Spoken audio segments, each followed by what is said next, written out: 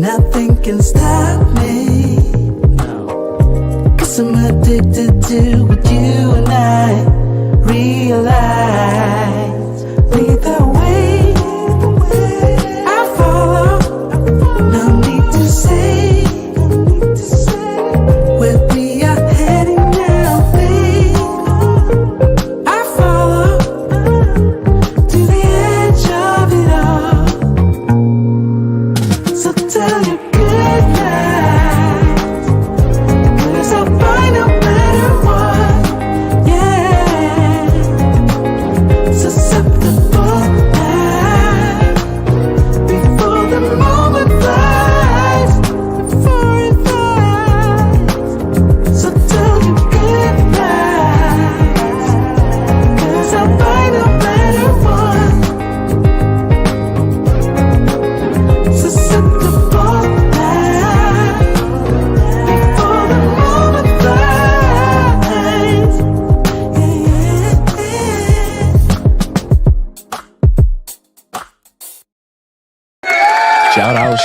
Shout out to all you gentlemen here on Love Crossing Borders with Andre and Andrea. Let's take a moment to get a little serious before we get started. Tonight's episode is centered around Dr. Umar and our beloved brother who passed on as well, Kevin Samuels. Now I say as well because Dr. Umar is one of our beloved brothers who we appreciate all that he's done for the Pan-African community and all that Kevin Samuels had done and continues to do for the community in the States. Both of them had tried to bring together and are trying to bring together Black love in their own way. Kevin with the high value man and woman, Dr. Umar with the blue collar man and woman. Either way, both of them are trying their best to bring together Black love. But tonight's episode is not dedicated to what Kevin tried to strive for and what Umar is adamant about. Because each one of them also gave their opinion on interracial relationships and how they stand on this particular topic. We're going to hear first from Dr. Umar regarding where he stands when it comes to any form of interracial relationship. Just like the Klansmen in the Aryan nation that believe that their blood should remain pure, well, there are Black people that speak just like the KKK and speak just like the Aryan nation and even like some of the Nazis, the modern day Nazis, when it comes to keeping the bloodline pure. Then you have others such as Kevin Samuels and many men who travel under the auspices of expats, passport bros, passport sisters.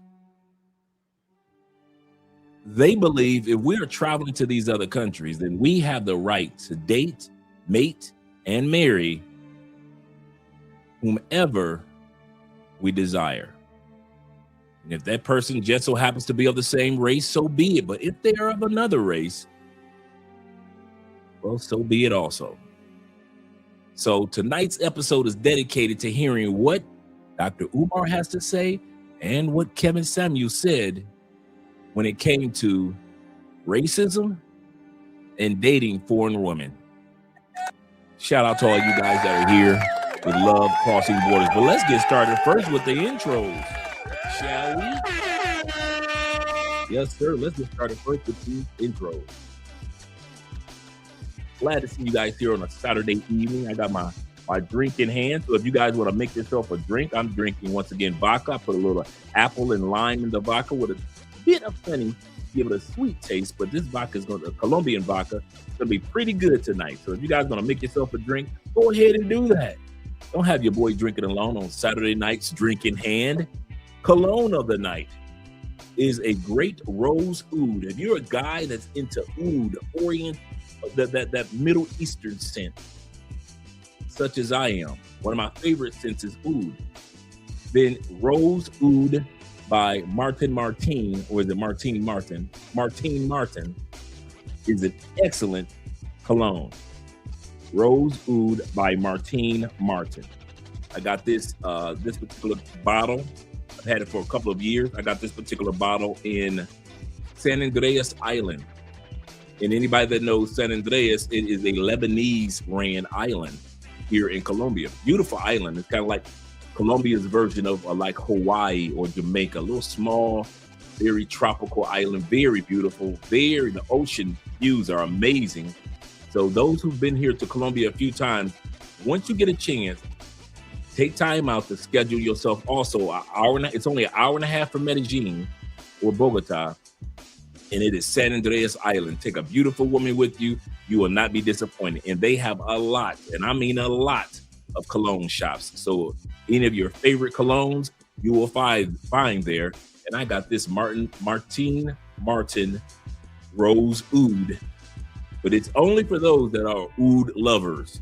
Shout out to all you guys that are out there that are cologne men. For all the guys that had reached out to me by way of email for that the Latin and Asian video, I hadn't forgotten about you. I just had a family emergency I had to take care of over the past few days. That's why I didn't get a chance to send it out to you. And I would send it out to you during this live stream, but I don't want to interrupt the Wi-Fi. So what I'm going to do after the show, I will be sending this out to you guys as soon as possible. Let's get ready to do the shout outs. Show some love to my brother Will. First of all, shout out to all you guys that support by way of PayPal, Super Chats, and Cash App tonight. Remember, I always remind you that if you pay by Super Chats, we appreciate that. But remember, YouTube takes 40% of all your hard-earned money when you just give a Super Chat. But if you do it by way of PayPal and Cash App, then you can support the channel immediately. And that's with all content creators. You can support them immediately and not lose 40% of your hard-earned money. But if you support by way of Super Chats, we appreciate that too. First of all, let's give some love and support for the support that we get from our brother Will, who sent $10 over on the PayPal earlier today. And also, shout out to Will for being the first Super Chat of $10 today. Shout out to you, Will. Salutations, Andre and Andres, and chat family. Will says this: please support the channel by way of PayPal, Cash App, or Super Chats. Absolutely correct. This is very controversial topic. He said, I'm going to just say one thing. Be Captain Kirk. Be Captain Kirk. Will always says that just to remind us that, remember, on the television show Star Trek, Captain Kirk would sleep with any woman on any planet. Didn't matter if she was green, purple, had a tail, she had fangs, didn't matter. Captain Kirk did not care about the race or the ethnicity of the women that he wanted. If he wanted her, he got her.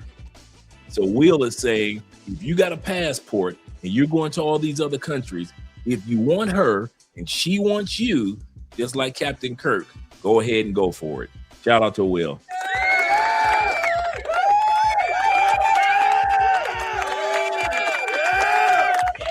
And shout out to Will again, who blessed one of you members with a new membership to our channel. Shout out to all you guys that are new members to the channel. There's some great videos out there for you guys to enjoy on the membership. So we appreciate you guys. We're going to actually set up the memberships on Andre's channel as well in the up and coming weeks. So you guys can join over there for some fresh content.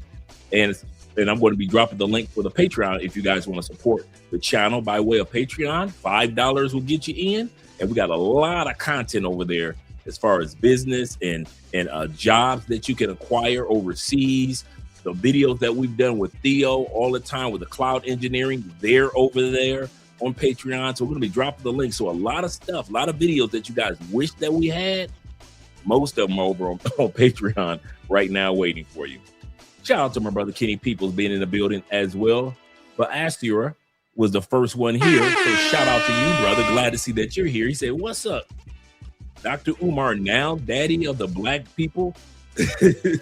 He He said he gets to tell who they can be with. Absolutely correct. This is the same Dr. Umar who has, but we're going to talk about what's going on with Umar. We're going to talk about how can a pot call the kettle black?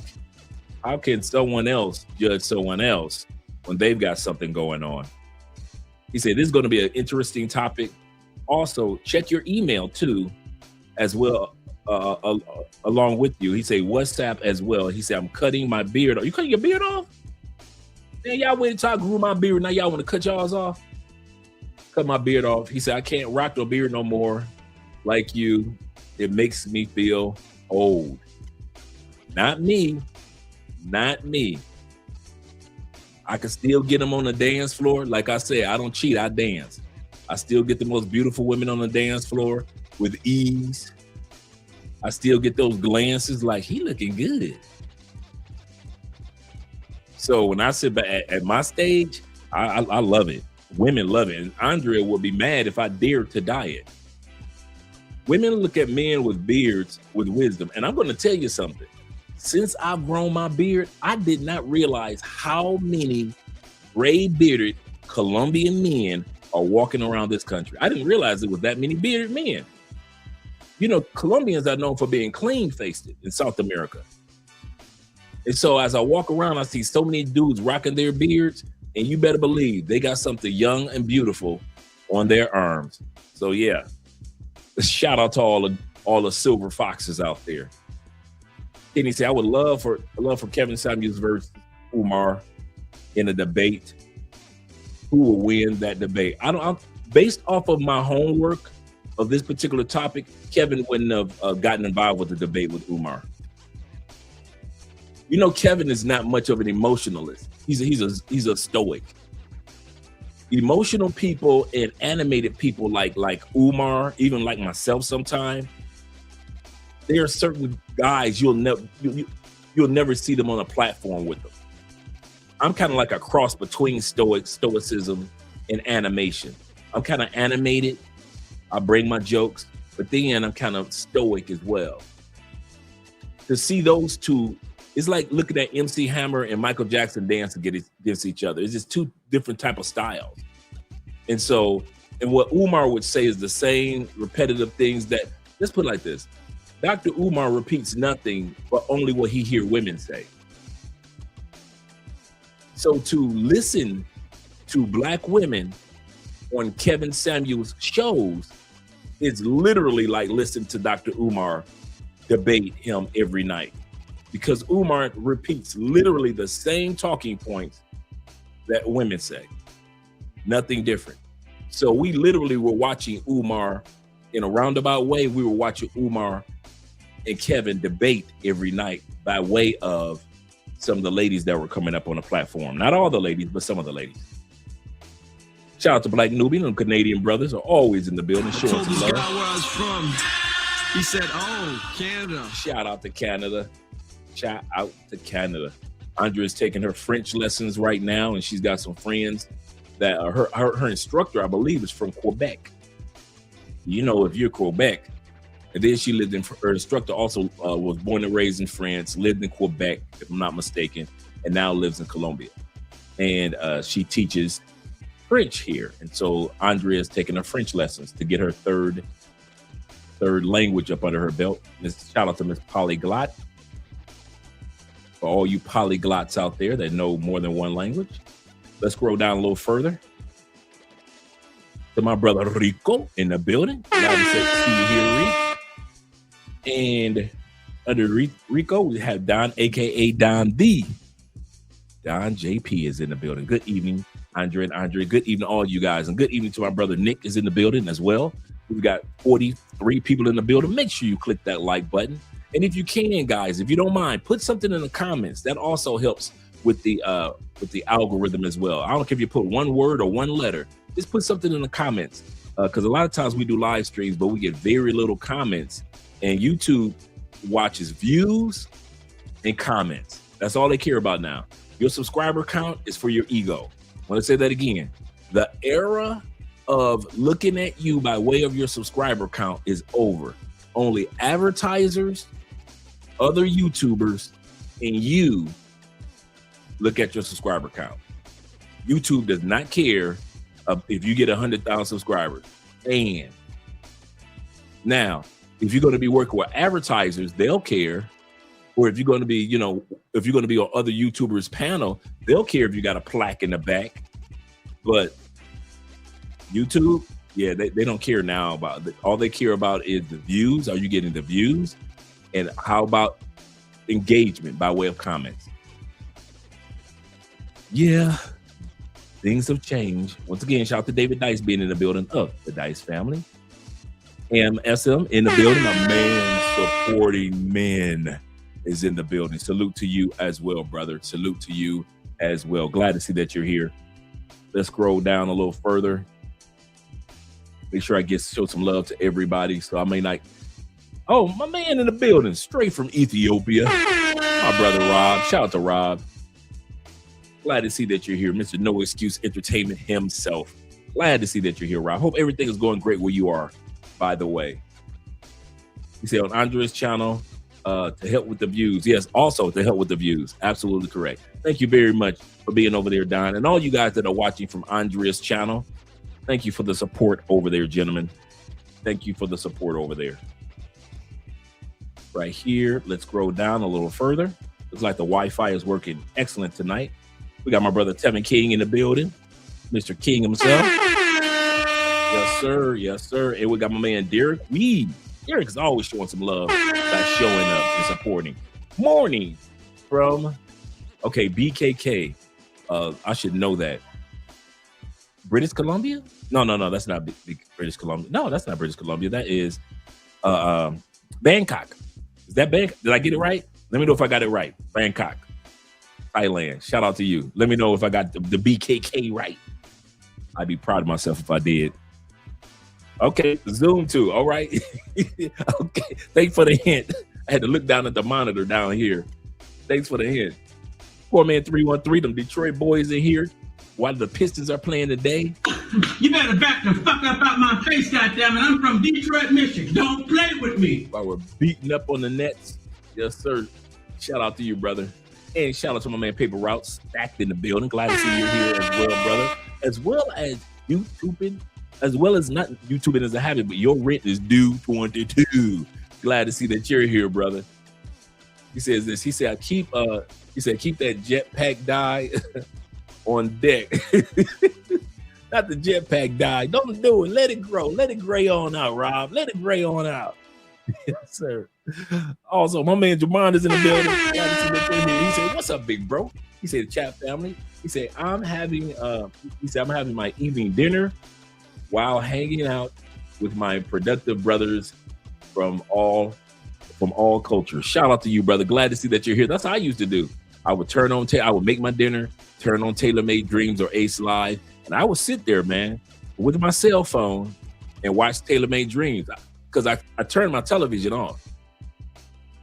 True story, guys. Some of you guys don't know this. The 2016 election taking place. Trump had just won the election. I knew America was crazy, not because of Trump. I'm going to say this again. I knew America was crazy, not because of Trump, but because they elected another entertainer as president. And the last time we elected an entertainer as president was Ronald Reagan. And all hell broke loose for the average person. But if you were rich or if you had any money during the Reagan administration, this is why we ended up with the mega rich. Not because of Trump. Trump is stabilizing and giving the mega rich more money by way of tax breaks. But the original culprit that created billionaires the way that we have today, what you see today, is President Ronald Reagan. When he took all the rights away, all the workers' rights away, all the unions away. And he and the economists created a trickle-down theory. And they believe in giving breaks to the mega rich and corporations. And they said that money will trickle down eventually to the poor or to the average person. And it never did. And that was the beginning of the demise of the middle class during the Reagan administration. Yep.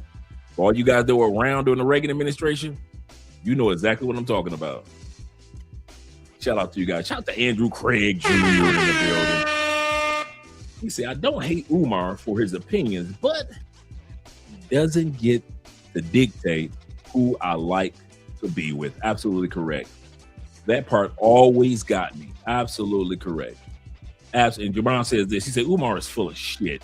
He said, a grifter times 10, as well as a poverty pimp. Absolutely correct. As long as we can keep, a lot of guys out there, man, I kid you not, as long as they can keep black people feeling like victims, they're going to make their money. Book sales, conferences, speaking engagements, as long as they can make black people feel like we're the victims, and we, no matter how successful we get, we always steady got to crawl out of the mud. Now, we know that everything's not perfect for us, but it's not as bad as they try to make it out to be. They try to make it seem like Chicken Little, the sky is falling every time you turn around. Shout out to David Dice once again with the $5 love. He say, Dre, what do Umar and Mr. Daniels have in common? They always telling black men who they can date or what they can do. Shaking my head. I couldn't have said it any better. I could not have said that any better. He's absolutely correct. They're either telling us what we can do, who we can be. We always talk about America as the land of the free. How? How is America the land of the free when somebody's always trying to tell you what to do or be? I never understood that one. Somebody's always trying to tell us what to do or what to be in the land of the free. Will says this. He said, yeah, he said Reagan's being the death of the unions. A lot of people don't realize that. That's how the unions died. Absolutely correct. He said when he fired the air traffic controller. I remember that. I remember that. Absolutely correct. Absolutely correct. He said Reagan was a few decades before my time. Everything that you're seeing now, Poor Man 313, all that happened was the foundation of it was the Reagan administration. Prior to that, you had presidents that allowed the creation of rights for workers. The unions were strong in the 60s, 70s, and 80s. They fought against letting people get too rich. The taxes on the rich, check it out. Taxes of the rich prior to the Reagan administration was over 40%. Now, what is it, 27%? Reagan dropped the tax rights. The average person's right to sue a company for this or sue for that. Reagan administration wiped all that away. The unions, that was the beginning of the, like he said, the air traffic controller union strike. That was the beginning of the demise and fall of the union. Now, you have a few unions out there here and there, but they are nowhere near as strong as the unions used to be. The police union, the Chrysler, Ford, GM, the auto industries union, the air traffic's union, the nurses union, the teachers unions used to be strong. Corporations used to fear the union. It's been that those days have been over a long time. You ever say gas pump in California is at $5 and woo and going up? Man, I'm glad I don't have to fill up my SUV in the United States. Goodness gracious. My brother Pete says this. Shout out to Pete being in the building. Pete says this. He says, supporting our favorite big brother. I appreciate that, brother. And while supporting, make sure you guys pour yourself a glass of whatever your favorite drink is. I don't care if it's bottled water. I don't care if it's milk. I don't care if it's warm milk. I don't care if you're drinking a beer or you're drinking some Colombian aguardiente, or if you're in DR drinking your Presidente beer. Don't have your boy drinking alone. Like tonight, I'm drinking vodka with a little bit of lime in it, and I've sliced up some apples, and I put a little bit of honey off in there for some sweetness. But yes, sir. Shout out to Chulupe being in the building as well. Glad that you're here. Paper Route says this. Shout out to you once again. He said that the Hetops did all that preaching, selling books. You say that's true. Just like preachers, while all the black areas got gentrified. Absolutely. I hope I pronounced that correctly. Absolutely correct. Absolutely correct. Let me write something down. Absolutely correct. Shout out to you. That's a great point. Let me scroll down. We got good morning to another brother over there in the area of Southeast Asia by way of the Philippines. Shout out to our brother Ronan.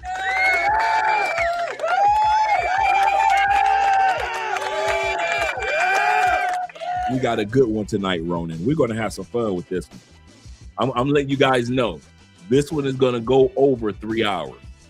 So all you second shifters, I got your back until it's time to get off work. This was going over 3 hours. It's going to be a good one. All you guys that are working on the listen by way of truck drivers, some of you truck drivers have sent me in photos of you guys watching the show while you're in the truck, or listening to the show while you're in the truck, not watching, but listening to the show while you're in the truck. Shout out to all you truck drivers. Shout out to all you guys that work on the railroads, all you engineers out there. Shout out to all you guys. Shout out to all you individuals that are working in the medical field, as well as the military, males and females, those who are currently and those who are retired. Shout out to all you dock workers out there. Every time a ship or a boat or some shipments come into the country, you guys make sure that we get what we need. Shout out to all you guys. I appreciate all that you do. Make sure that you guys stay safe on your flights, as well as working on your shifts. Here we go, guys. I appreciate you. We're going to have fun tonight. Oh, that is good. That is good and needed. And needed. Nordine is it? What? My boy. My boy is in the building. Nordine says this. Hey, Love Crossing Borders. I have a question. Come on, Kang. Yes, sir. Let's see. To the Kangs and Quangs. He say, Dr. Umar will never congratulate black men for that success, that succeed at good things. That's true. You notice that. But would go after black men for being with the snow bunnies. This is true. That's a great point that he just made. Let's not let that go over our heads. I rarely hear Dr. Umar celebrate the things that we as black men and women are accomplishing. They skim over it. A lot of these guys out here, Tariq Nasheed, Dr. Umar, and the like, and I have nothing against what these guys are accomplishing. They've accomplished some amazing things. I love what Tariq has done as far as giving us insight in regards to parts of history that we would have not known if it wasn't for his insight. However, I rarely hear these guys give a pat on the back to black men, and in many cases, black women, for what we have accomplished. Sometimes we got to toot our own horns because those who claim to be our leaders, they don't toot them with us or for us.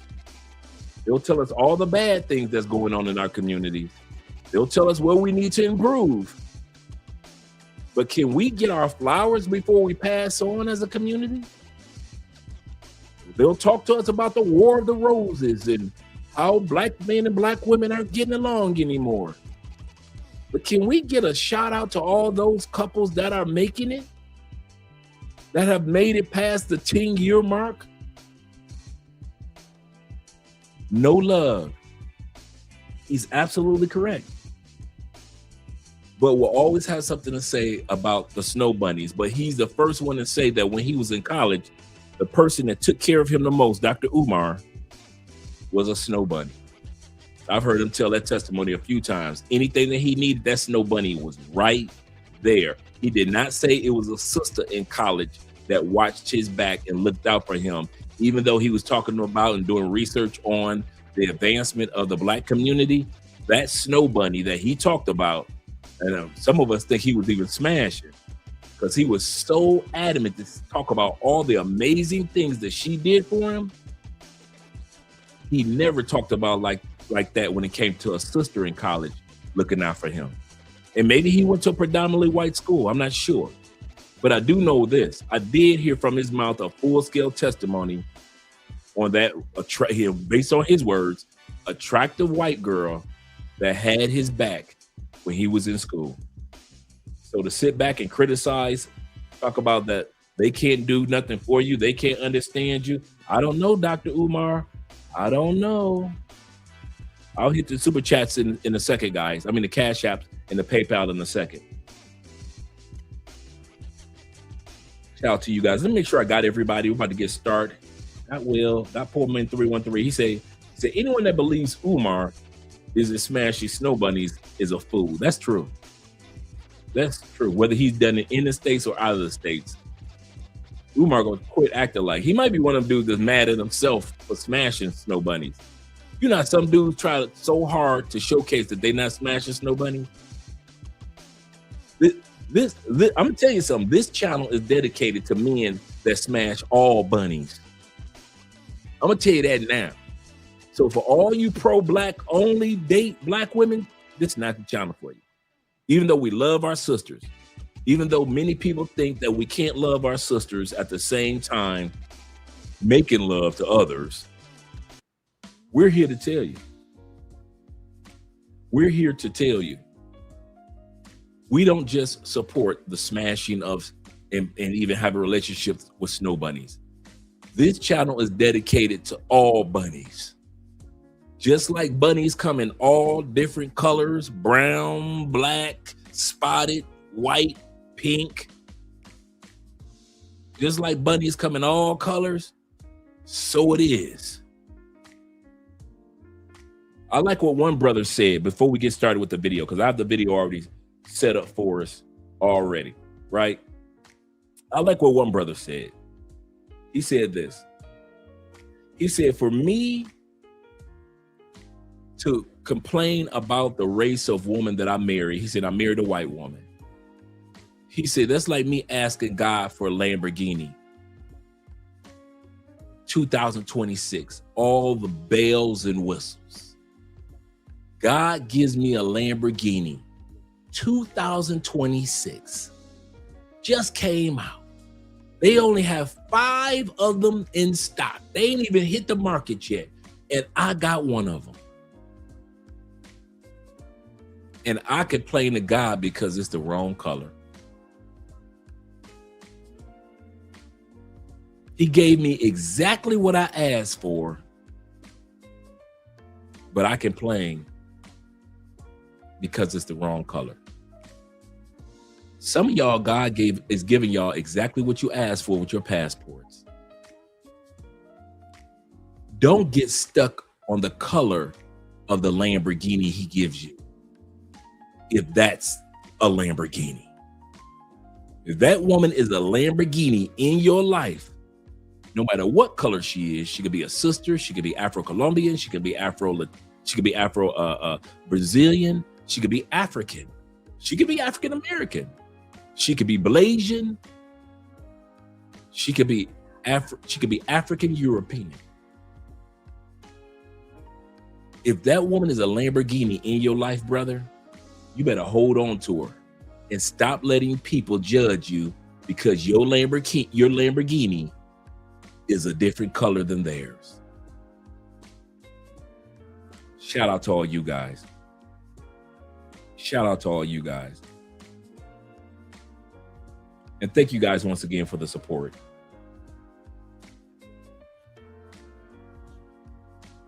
Will says, apparently you can only smash non-black women to be a Hotep hustler or Hotep hustler, but you can't do both, according to Umar.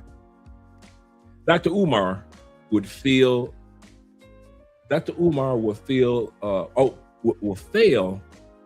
in the panhandle, especially on the beach. Yeah, in Florida, Umar is not made for Florida. There are too many cultures in ethnicities and races in Florida. You ain't got to go nowhere else if you're in. Shout out to Florida. Shout out to Florida. We in Tampa, 813, Trigger City. Let's get it. Yes, sir. Some go for black men only. Absolutely correct. I want to say this as well. I hope you can use that one, Rob. You can use that one.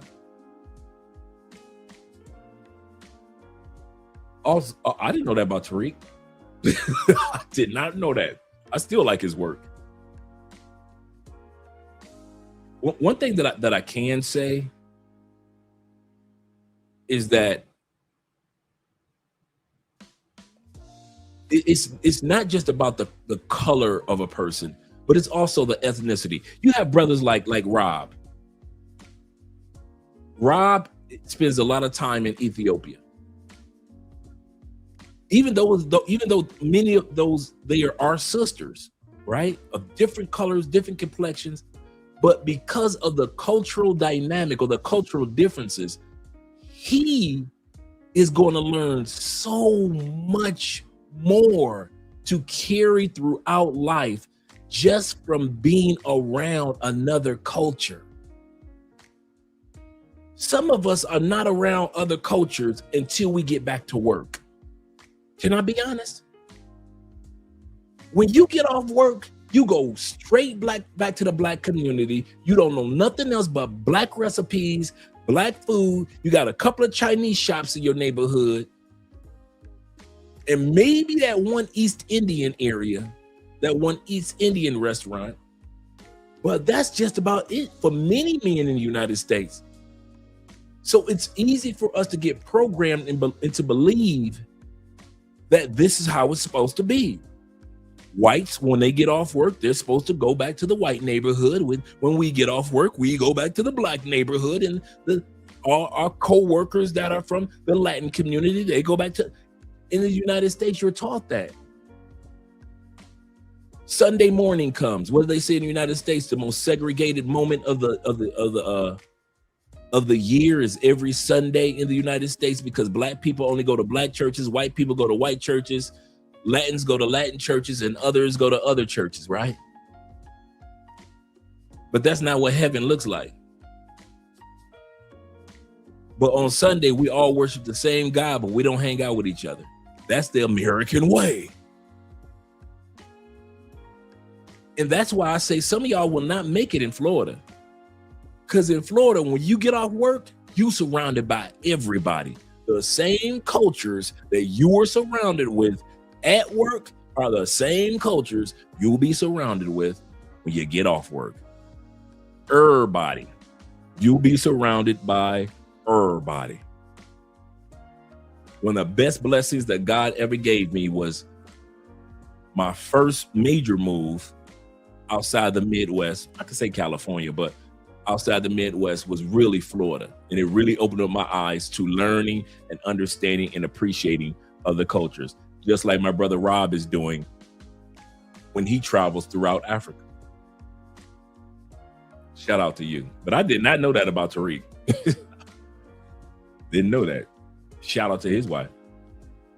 He said, honestly, I didn't know the Hotep hustlers like Umar can't split the baby down the middle. Just get African women like the beautiful Ethiopian women, absolutely gorgeous. But hey, whatever. Noradine says this. He say, well, I have to say, if it wasn't for those snow bunnies and Latinas, my niece and nephew would not be here. So I must say that. That's another thing.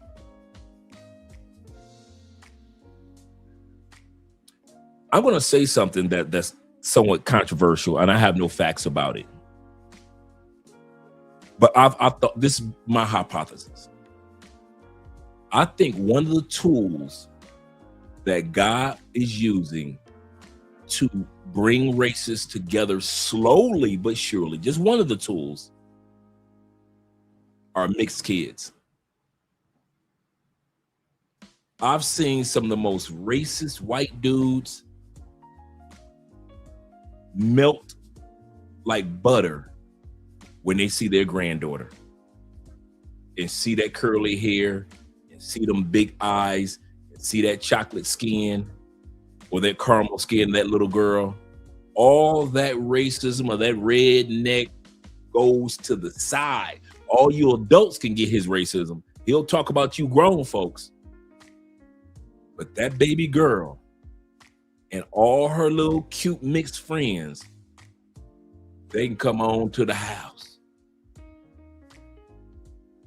And then as baby girl becomes a teenager and discovers walking in her black side, she introduces her granddad to why things happen in the black culture.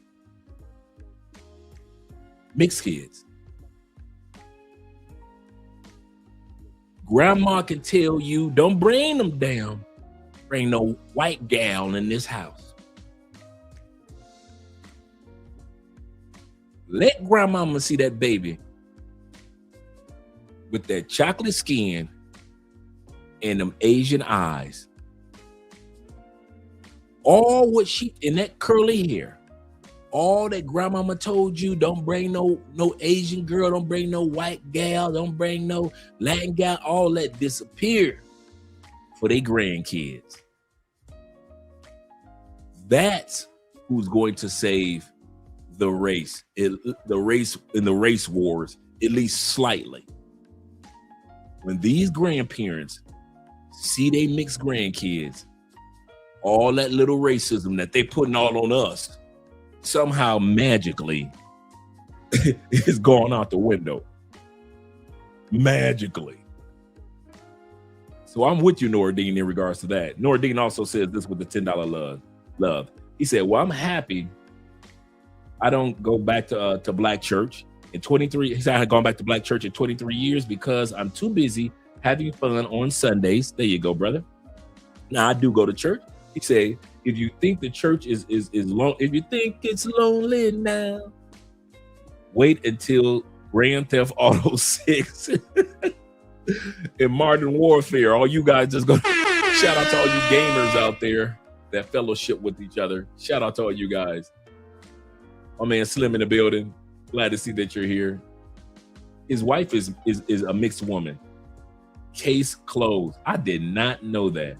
She's not Jewish. Jewish people are the let me see if I can pronounce this. I don't even want to pretend how to pronounce that one. The Khazarians? The Khazarians? Did I pronounce that correctly? Khazarians? Hope I pronounced that good. Shout out to Black Aladdin in the building as well, my brother being here. He said, for real. He said, Iowa is a lot more peaceful thanks to all of the mulatto babies. I kid you not. They'll talk, adults will talk greasy to adults. But they grandbabies, shh, all that is a rap. I was doing research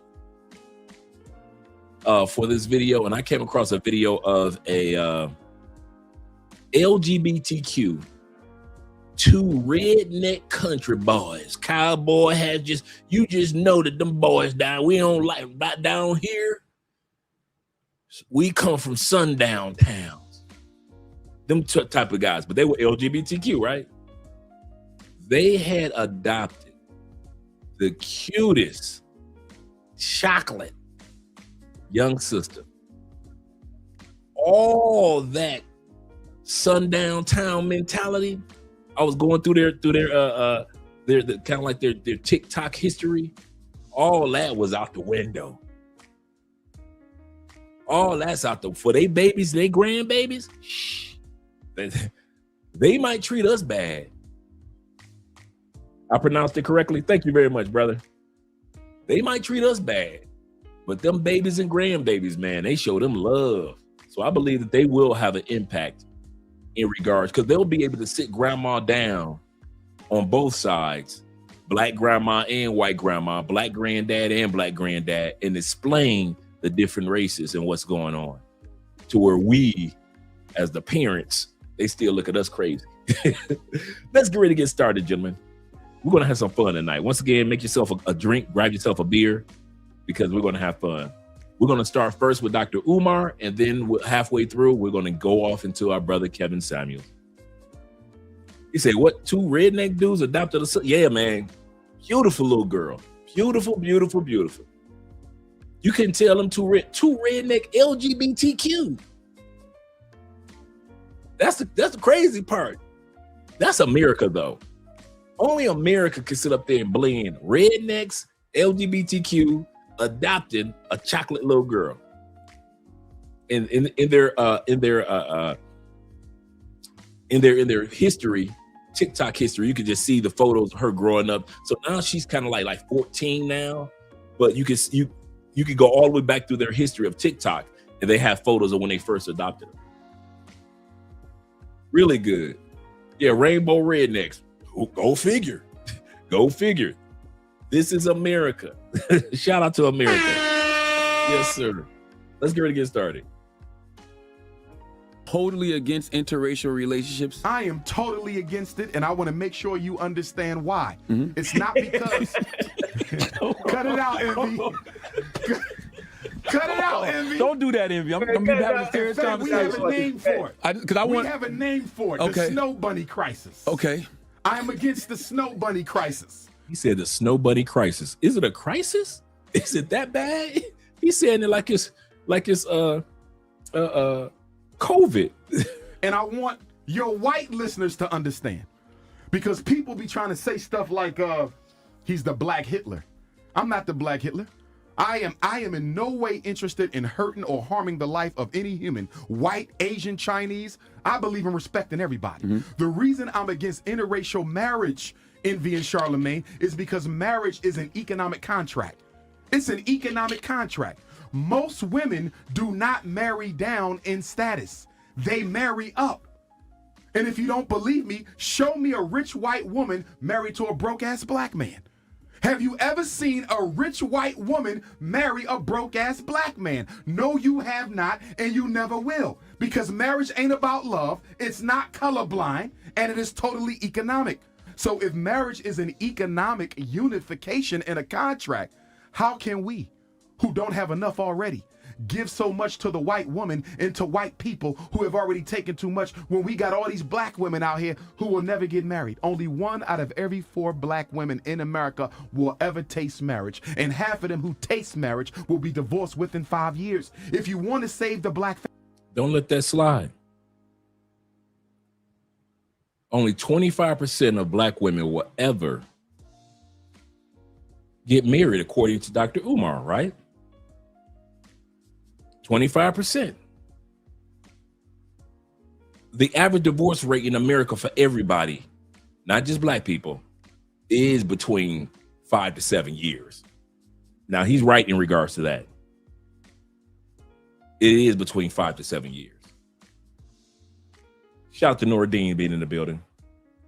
He said, you think the passport bros put a dent in the quangs and kangs when it comes to in the money that they're losing? Absolutely correct.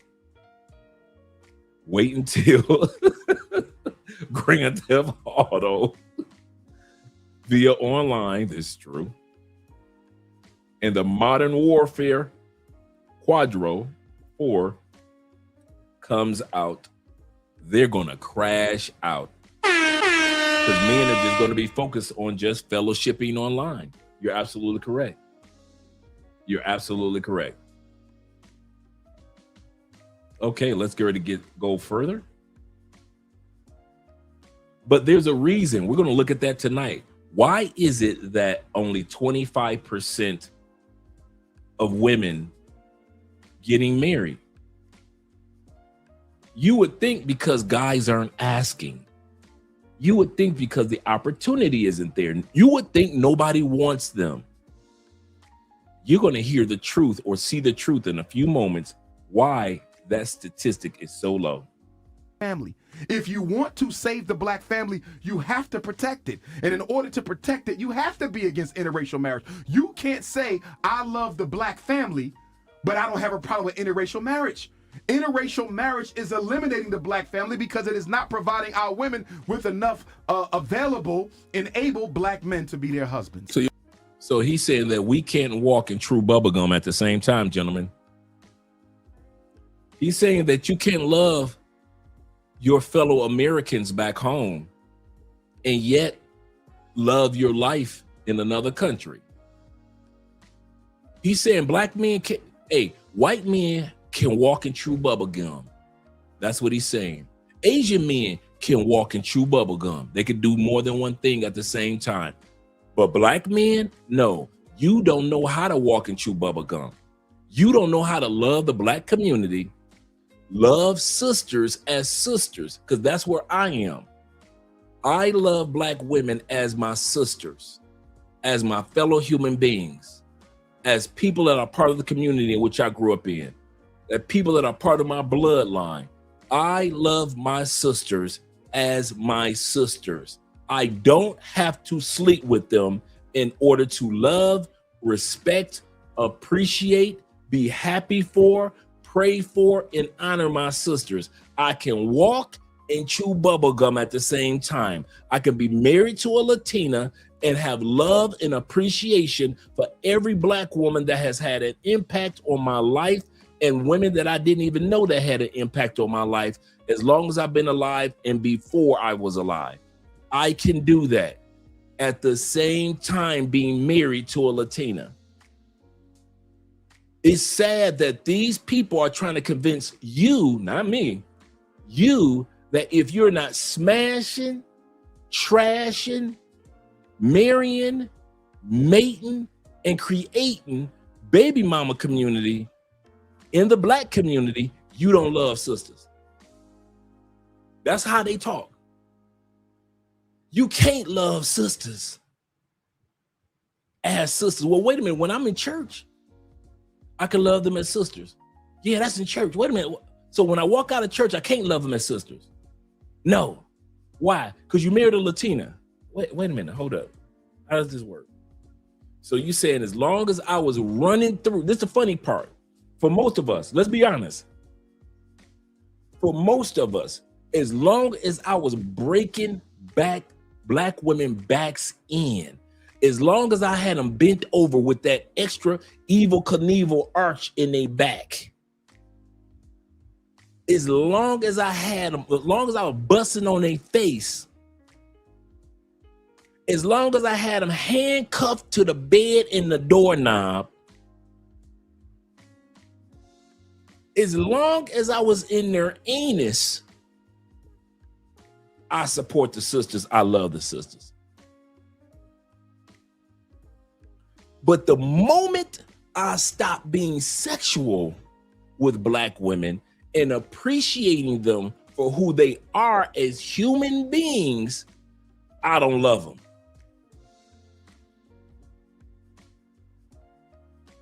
You can't win. So if I just smash y'all and I treat y'all like trash, I'm a brother. But the moment I'm not just smashing y'all and treating y'all like trash, well, you don't love the black queens. Bruh, the way I was doing y'all before, you better believe you could have said I didn't love the black queens. That had nothing to do with love back then. That was all lust. So as long as I lust after you, I'm your brother. But the moment I no longer lust after you, I ain't your brother. It doesn't make sense. It doesn't make sense.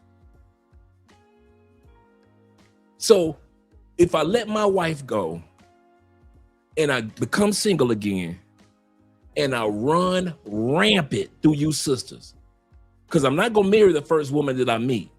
And if I'm only going to sleep with sisters, let's be honest, if we're only going to sleep with sisters and I'm not going to marry the first person that I meet that's black, or the next person that I meet after that that's black. So it's going to be a few sisters that's going to get ran through, okay? Let's be honest. They going to get ran through. So as long as I run through them first few and I find my black queen, that's cool. So forget about the other 50, 60 that I ran through because I left Andrea. In the first 50, 60, I know me, they ain't gonna get, I ain't marrying none of them. First 50, 60 got to get ran through. That's a given. Work with me, Lord. So the first 50, 60, they don't count. But when I married 61, now black love, togetherness. You see how asinine it sounds? But if a white dude do it, he can walk and chew bubble gum. He can run through all the white girls. And if he married a sister, sister's like, oh, she got him one. She got her white knight in shining armor. She got her a white king. But nobody criticizes him for all the white girls that he ran through. Nobody says he don't love the white community no more because he with a sister. When the last time you saw the TikTok video on that? That white boy must not love himself. He hate white women. He must be gay. Really, he only mess with black women to hide that he's gay. Yeah, when I was doing research for this video, I came across so many videos that said, if you date outside of the black race, you're hiding that you're gay. Didn't come across one, and I mean this, I didn't come across one when it came to our white brothers. When it came to our white brothers, they can run through hundreds of white women. Ain't no woman, black woman or white woman, gonna call him gay, call him a sellout, call him lame, call him sassy, zesty, none of that. But let your black tail marry somebody of another culture. You don't love your women no more. You might as well stop going to the black church because you don't love black women. What you bringing that white girl up in this black church for?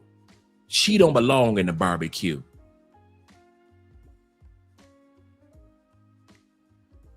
But white boys can do it.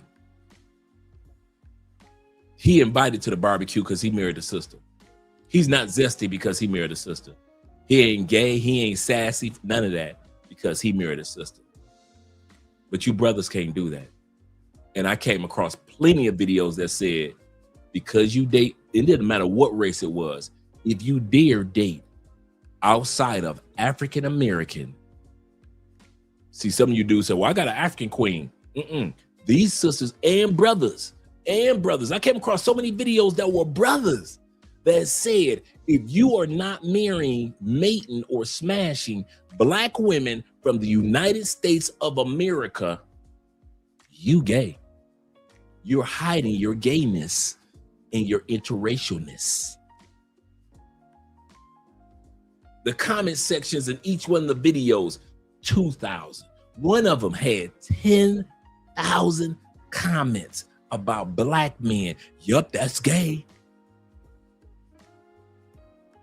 Black men were confirming it, and black sisters was confirming the video, that particular video, that if you mess with somebody outside of your race, you're hiding your homosexuality. But not the white man, not the Asian man, not the Latin man, just your black.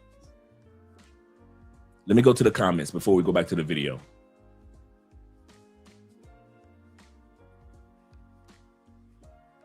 Nordine says, he said, whoop, I'm happy I don't have to go back to, oh, we looked at that one, Nordine. Shout out to you. Nordine also says right here, shout out to support tonight, Nordine. He said, you think that the passport bros put a dent, oh, read that one. Let's go down to the next one. David says this. David says, don't want to say this, but a brother named Medium Man, shout out to me. I got to get, man.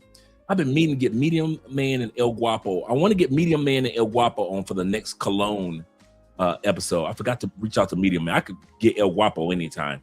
But I want to get Medium Man and El Guapo on for the next Cologne Wars that we have, as well as some of you guys. Medium Man, who discussed statistics that are taken, and the most recent is that the young black boys raised by black women have higher written. Wow. I did not. You know, I'm a stat type of guy. Young black boys raised by white women, whether it be through marriage or whether he, you know, sometimes you have a family, a white family, and the football coach says, hey, I know y'all don't live in this school district. We'll let your son stay in our house and he'll be able to play football in this particular school district to go to college and play college ball. And he'll move in with the coach and the coach's wife. And it says that young black boys raised by white women, you know, Medium Man always come with the receipts, have higher reading averages in 2025 and so far in 2026. Shout out to Medium Man. Shout out to Tevin King in the building. Glad to see you here, Tevin. He said Norwegian princess Martha Louise married a black man, Shaman Dirk, last year. I gotta look that up. So that debunks Umar's theory on rich white women marrying poor black men. That's a great point, brother.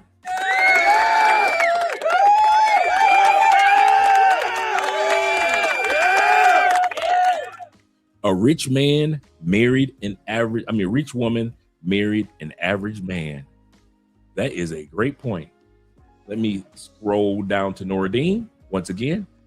He said, or you be like me, who was called a race traitor by black women. Welcome to my world. If you guys think that the Afro-Colombian sisters are any different when it comes to you not being with a black woman than the sisters in the States, they ain't no different. Me and Andre walk through the mall, sisters be staring at us too. Especially if you guys look like you're not Colombian. So they're really looking at you like you came to Colombia and you ain't married none of the sisters. You in Cali with all these sisters, 40% black people in this city, and you ain't married none of us. So that's the look that I get all the time. All the time. And he said that they didn't want me in the first place. He said, but saw me with a white woman after they rejected me on my 45th birthday in public. Man, live your life, bro. Happy 45th, belated 45th. Live your life. Let's head back to the video. Let me shut up for a minute. It's not just white. It's I'll bring not the just video. white women. You just Totally against interracial relationships. I am totally against it, and I want to make sure you understand why. It's not because cut it out, Envy. Cut it out, Envy. Don't do that, Envy. I'm gonna be having a serious In fact, we have conversation. a name for it. We have a name for it. The Okay. snow bunny crisis. Okay. I am against the snow bunny crisis. And I want your white listeners to understand. Because people be trying to say stuff like he's the black Hitler. I'm not the black Hitler. I am in no way interested in hurting or harming the life of any human, white, Asian, Chinese. I believe in respecting everybody. The reason I'm against interracial marriage, Envy and Charlemagne, is because marriage is an economic contract. It's an economic contract. Most women do not marry down in status. They marry up. And if you don't believe me, show me a rich white woman married to a broke-ass black man. Have you ever seen a rich white woman marry a broke-ass black man? No, you have not, and you never will. Because marriage ain't about love, it's not colorblind, and it is totally economic. So if marriage is an economic unification in a contract, how can we, who don't have enough already, give so much to the white woman and to white people who have already taken too much when we got all these black women out here who will never get married? Only 1 out of every 4 black women in America will ever taste marriage, and half of them who taste marriage will be divorced within 5 years. If you want to save the black family, you have to protect it. And in order to protect it, you have to be against interracial marriage. You can't say, I love the black family, but I don't have a problem with interracial marriage. Interracial marriage is eliminating the black family because it is not providing our women with enough available and able black men to be their husbands. So it's not just white. It's not just white women. You just feel white women, Asian, everybody. Nobody should be marrying out the race because there's political consequences, DJ Envy. I'll give you one right now. Naomi Osaka. Am I saying her name right? The tennis sister. Naomi Osaka, yes. Naomi, I love the sister, right? She knocked off the greatest of all time, the GOAT, in Serena. But guess what? Who is she representing in the upcoming Olympics? Is she representing Haiti? No, she representing Japan. So here you have a half African sister, an African sister with, because there's no such thing as half African, our genes are dominant. So you got an African sister with a Japanese mother, and instead of going back home to your father's blood, Haiti, to represent the Africans in Haiti, you're instead going to represent the Japanese who've never done anything for black folks and are part of the Trilateral Commission with the American white power structure. But who taught her to play tennis?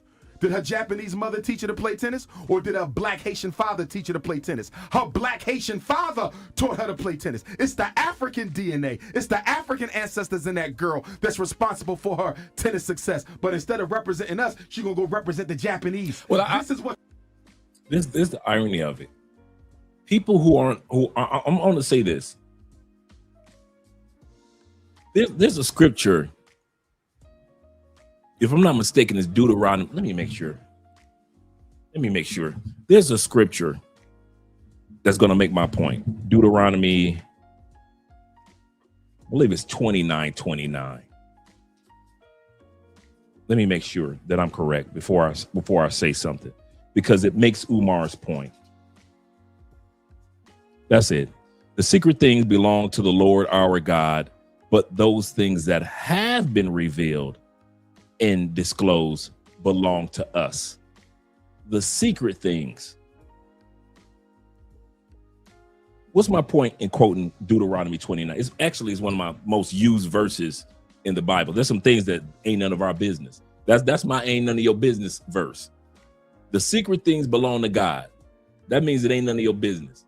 But the things that have been revealed and disclosed to us are for us. Well, why is this? Why is that? That's a secret. Ain't none of your business. Yes, even Paul said, we look through a glass with blur. Someday the glass will be clear. When he talks about in 1 Corinthians chapter 13, when he's talking about love. It amazes me how people who are not biracial don't understand the pressure of decisions of those that are biracial. Sometimes God has a black person born, like the young sister that's playing tennis, that's half black and half Japanese, and she focuses on Japan. We can't fuss about it. You know why? Because when it was our turn to have somebody that was half Asian and half black, they represented us. Tiger Woods. We had 20 years of Tiger Woods redefining the sport of golf on our behalf and made every culture look crazy. He did not focus as much in the game on his Asian side. We had our turn of somebody being black and Asian focusing on the black side. I would take that 20 years of Tiger Woods representing black folks, and now comes along a young lady who's killing the game of tennis, and she decided to represent her Asian side. I ain't gonna fuss. If God says, hey, I'm gonna give you a Tiger Woods in exchange, the next go round, that person gonna focus on their Asian side. I'll take that Tiger Woods. I will take that Tiger Woods who redefined golf for the planet. And all this young lady is doing is playing tennis in the Olympics. And we sitting up here as black people mad at this young lady because she want to represent her Japanese side.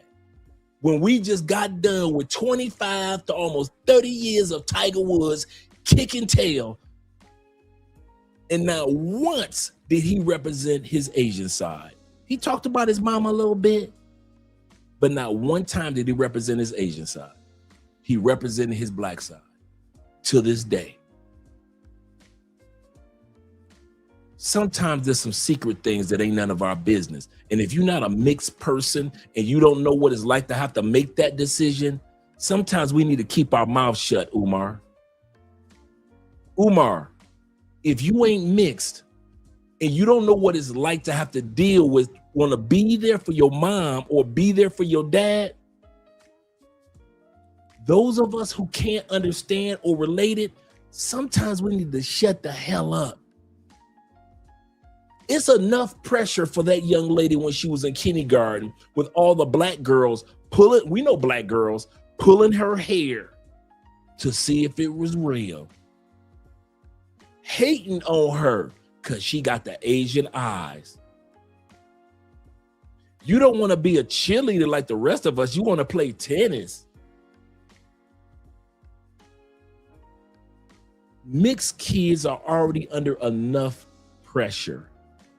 The last thing that young lady who's just coming into her true womanhood in her early 20s needs, our grown tails telling her, you doing the culture a disservice for not representing the black side after we just got done with almost 25 to 35 years of Tiger Woods representing us and ignoring his Asian side.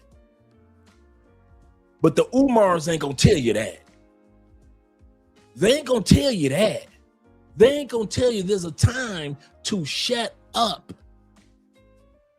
There's a time to open up your mouth, but there's a time to shut the hell up. Maybe it's God's telling the Asian side is your turn. The mixed child's gonna focus on you guys this go around. I gave you 30 years of Tiger Woods who trains the world. The least you can go ahead, I'm gonna let the young lady, she gonna represent the Asian side, her Japanese side. Everybody who's mixed is not going to always side on the dark side. Some gonna be Darth Vader, somebody gonna be Luke Skywalker. Sometimes a mixed person gonna go with the Luke Skywalker side of themselves, and sometimes they're gonna go with the Darth Vader side of themselves. And I don't mean good versus evil. I mean that they're mixed and that they have a choice. They have a choice. And we have to be ready to embrace that. Ever since I started focusing on interracial dating, I've been noticing Chili from TLC. You know, Don't Go Chasing Waterfalls. I never realized how much Chili dresses like, focuses on, and is in deep, deep expression of her East Indian side, because her family is from Guyana. We see Chili from TLC, we just think this beautiful chocolate sister with the good hair. And that's what we think. I've been watching this young lady for the last, well, this woman for the last 5 years from on TikTok and just kind of like following the blueprint. This woman represents East Indian side of her just as much as she represents her black side. But Umar would tell her she's doing something wrong because she's not representing the whole black side and ignoring the fact that her family's from Guyana, just like Rihanna's mother is from Guyana.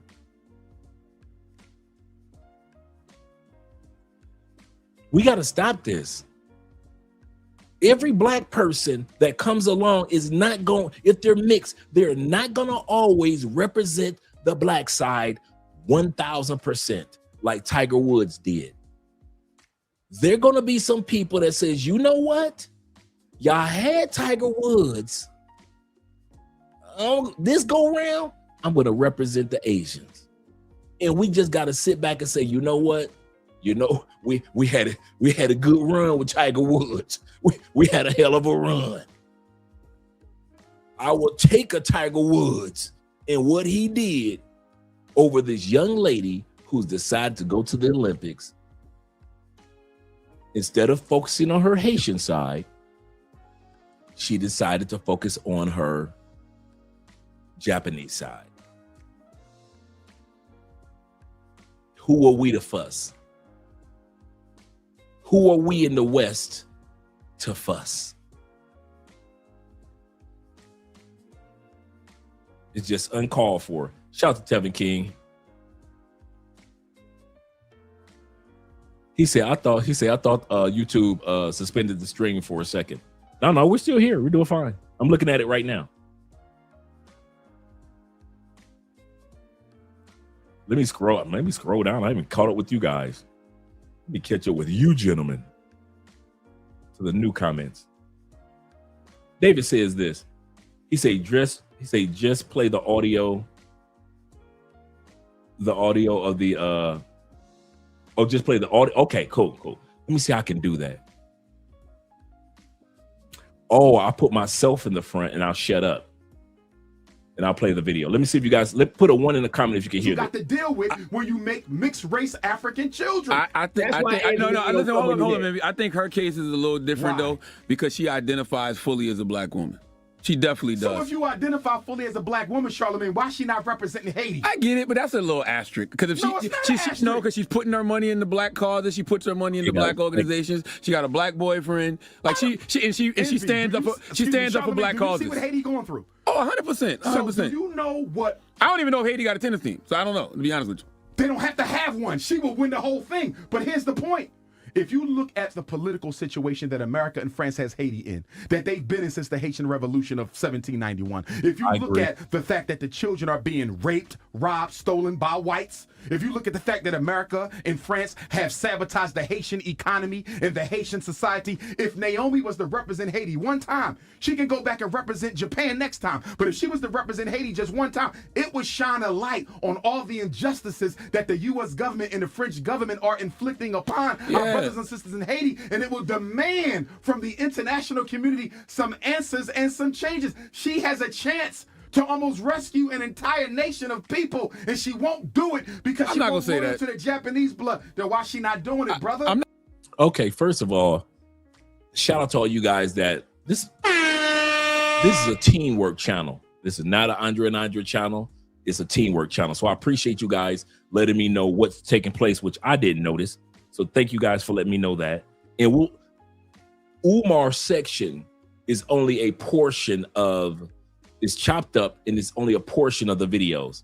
So every time we're done with the Umar section, I'll show the next portion. Then we're done with the Umar section. So he's only like off and on in like the first 20 minutes of the video.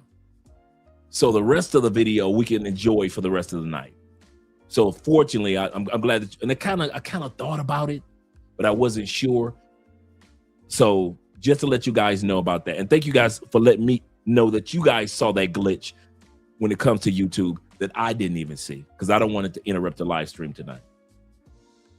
He said, yeah, just left a message, Dre. He said the Breakfast Club is sensitive about these videos. Okay, thanks very much, Growth. Shout out to Cole for being here.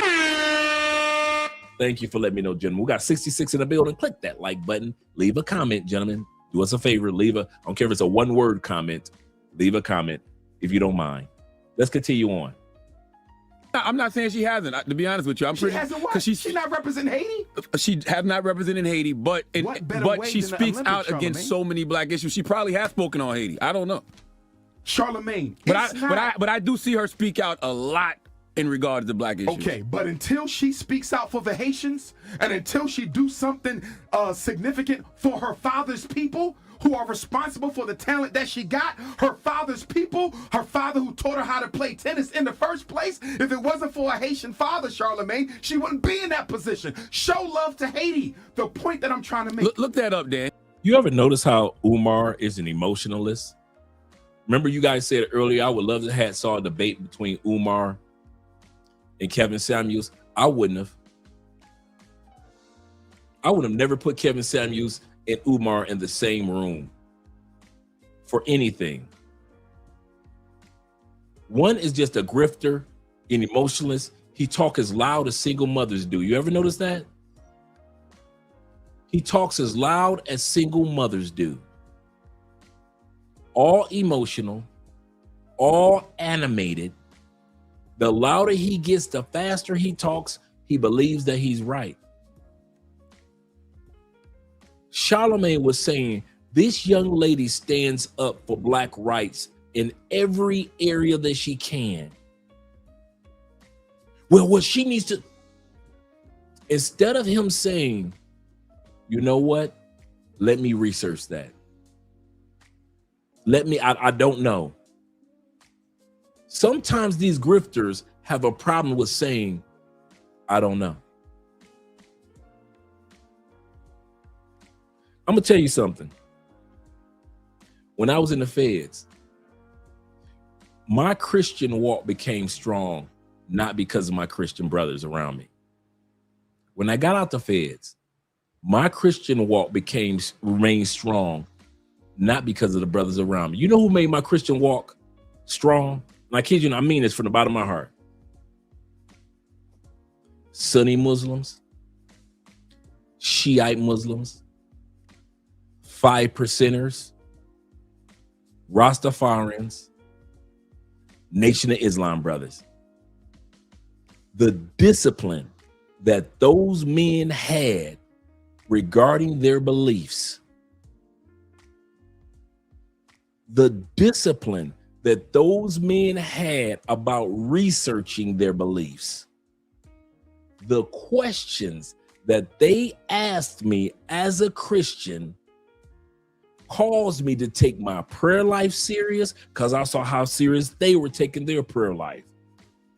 Understanding the languages, I began to study Aramaic, which Jesus spoke, the Hebrew and Greek languages, Greek in which the original Bibles were written in. Shout out to the Ethiopians as well. And Hebrew in which the Old Testament was. Hanging out with them brothers, I started to take the definitions of words in the Bible serious. In other words, I had enough sense in my head to say, I don't know. Those brothers taught me because I didn't know even as a Christian. So it forced me to, when they asked me a question with Dre, well, what about this? I don't know. I would go do my homework and I would come back with an answer. So by the time year 5 came, they knew, don't ask Andre. Don't ask Andre those questions, because he knows so much church history, Bible history, translations, the lexicon, the concordance. I knew so much that they were like, it was almost like, he's ready. He's ready to answer our questions. But if it wasn't for my Islamic brothers, I wouldn't have known. And shout out to all my Islamic brothers out there. I would not have known to shut up, realize I didn't know yet, do some homework, and then come back. There are too many of us that are like Umar. We talk, and when somebody else is making a good point, we don't even hear it because we're so busy talking. Sometimes there's nothing wrong, black men, I'm gonna tell y'all this, and I mean this. There is nothing wrong with learning by way of saying, I don't know. I don't know. Let me research that. I don't know. Don't white men always say in the press conference, well, what about this? When Mr. President, may we ask you a question? Yes. Well, how are things going in the war that's going on between China and Taiwan? Could you answer that one? You know, that's a good, this is how white people do. You know, that's a good question, and I'll get back to you on that one. They rarely do, but they don't answer as if they know everything, don't they? They will sit up there, you know, that's a good question, and I'll get back with you on that one. Thank you for asking. Black folks, we'll keep on talking as if we don't know, as if we know everything. I'm so glad that those Islamic brothers taught me, Andre, there's nothing wrong with saying, I don't know. If I ask you a question about the Bible and you don't know the answer, there's nothing wrong. Don't be like the rest of them Christians that's like, well, the answer is this, that. Don't be like them, Andre. Be one of those Christians that say, I don't know yet. Let me do some homework. And that's when I started studying Arabic. And that's when I started studying Greek. And that's when I started studying Hebrew. That just hit me. I was studying languages long, but I need to get my Spanish on track. I've been studying them other languages for the longest too. That's when I started putting on my concordance and my lexicon and the pseudepigraphers, all these other books that's out there. And that's what made my Christian walk stronger. Not because of other Christians, but because and disciplined. Not because of the discipline of my other Christian brothers, but because the Islamic brothers, like I say, Shiite, Sunni Muslim, 5%ers. Shout out to the Rastafarian brothers. Shout out to all the brothers that follow Noble Jew Ali, those brothers. Can't forget my Moor brothers. Can't forget the Moors, as well as the Nation of Islam brothers. Now you got the brothers that's coming out, that's out there, the brothers with the purple on that's out there preaching in the States now out there. I forget the brother's name, but shout out to them brothers, man. Because they cause you to say, I don't know. Let me do some homework before I just run off at the mouth like guys like Umar. I thank God I wasn't like Umar, just saying stuff to say it. The Hebrew, thank you very much, brother. Hebrew Israelite. Shout out to them brothers. You know, they weren't really as big when I left, but now they're larger. Shout out to the Hebrew Israelite brothers. Yes, sir. Shout out to them, because if I was out there, if they asked a question, I would be like, you know what? I don't know. But being a researcher by nature, homework, I'm the type of dude to write it down and go do my homework. So the next time I come across one of those brothers and they ask me, hey, Dre, did you know about this or did you know about that? I have studied it, researched it, could tell you the date when it happened, the history of it, and the translation of the original version of it. But when I was just talking to Christians, they didn't know all that. They didn't know the answer to ask me all those important questions to strengthen my faith. Sometimes in life, Umar, God is sending questions to you to see if you're going to talk or shut the hell up. Sometimes God just want to see if you're going to shut up. Not speak. Some of my greatest blessings were when I shut up and I listened to some of you dudes. Andre, do this, don't do that. Andre, take care of this. Don't do that over there. Listen to Theo is the art. You want the greatest art that you can succeed when it comes to getting your cloud engineering with Theo. Shutting up and listening. That's it. Once I got out of my head and stopped talking to myself about what is this, is that, was that, and I started listening to Theo and my tutors, all of a sudden, all the puzzle pieces of cloud engineering, AWS, and even part of AI security start coming together once I got out of my own way.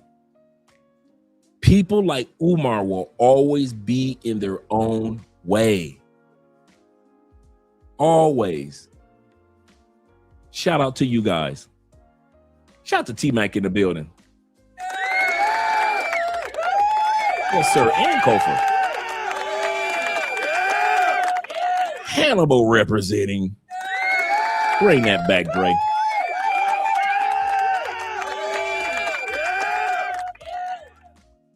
He say, where in the Bible does God forbid interracial marriage? From what I heard, Moses' wife may have been African. She actually was. And the people got mad.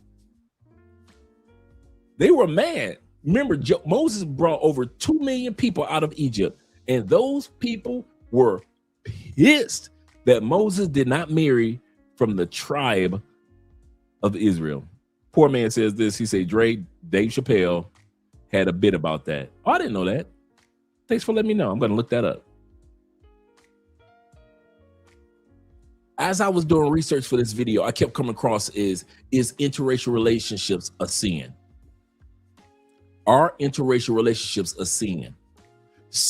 Then I came across interracial relationships are a sin. Some people use a verse in Nehemiah. Some people use verses throughout the other parts of the Bible.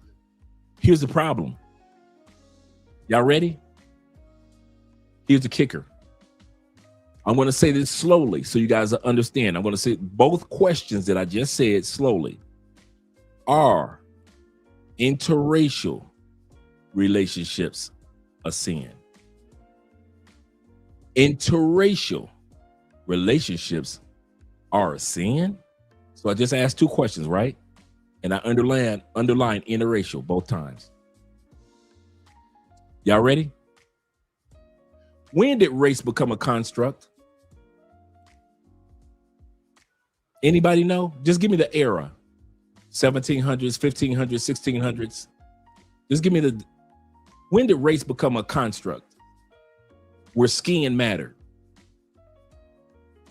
When did race become a construct? Could you guys tell me that? Just give me the era. 1500s, 1400s. Correct, T-Max, 1600s.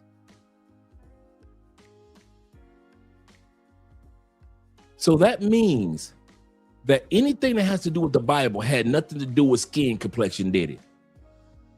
Even though the Bible tells about a person being from Ethiopia, like when Paul baptized no, it wasn't Paul, but one of the disciples in the book of Acts. I don't think it was, no, Paul wasn't at that part of Acts yet. In the book of Acts, one of the disciples baptized the Ethiopian, right? Doesn't tell his color, but when you do your homework of Ethiopia, 9 times out of 10 it was black. What was that? It was telling about what culture he came from. The Ethiopian woman that went to King David, King Solomon, who he fell in love with and wrote the book of Solomon about, Songs of Solomon. It talked about her skin being darkened by the sun, but it had nothing to do with race. So Nehemiah, God was not telling you should not marry people of the blah, blah, blah, blah because of interrace, because interrace did not exist until the 1600s. So how the hell you using a Bible trying to tell me white men and black men like Umar and others who I came across on TikTok saying interracial relationships are a sin if race did not exist? The construct of race did not exist at all. Judging a person by their skin color did not exist at all until the 1600s. Was this written before the 1600s? That's the only question I got. Was this written before the 1600s?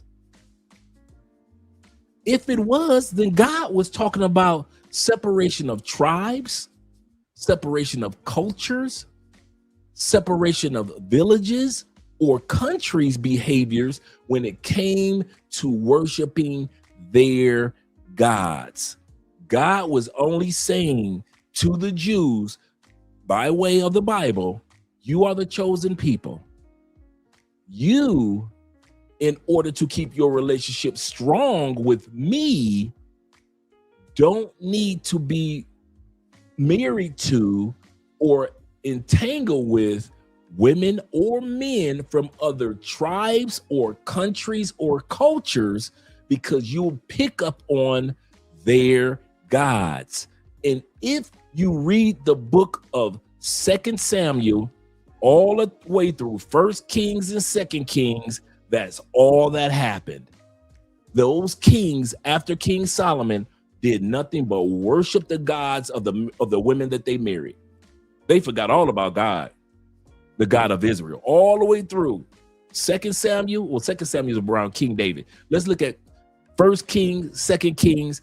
Chronicles was nothing but a bunch of kings and a bunch of people who had married outside of their culture in their country, not their color. All the people in that region of the Middle East were basically the same color.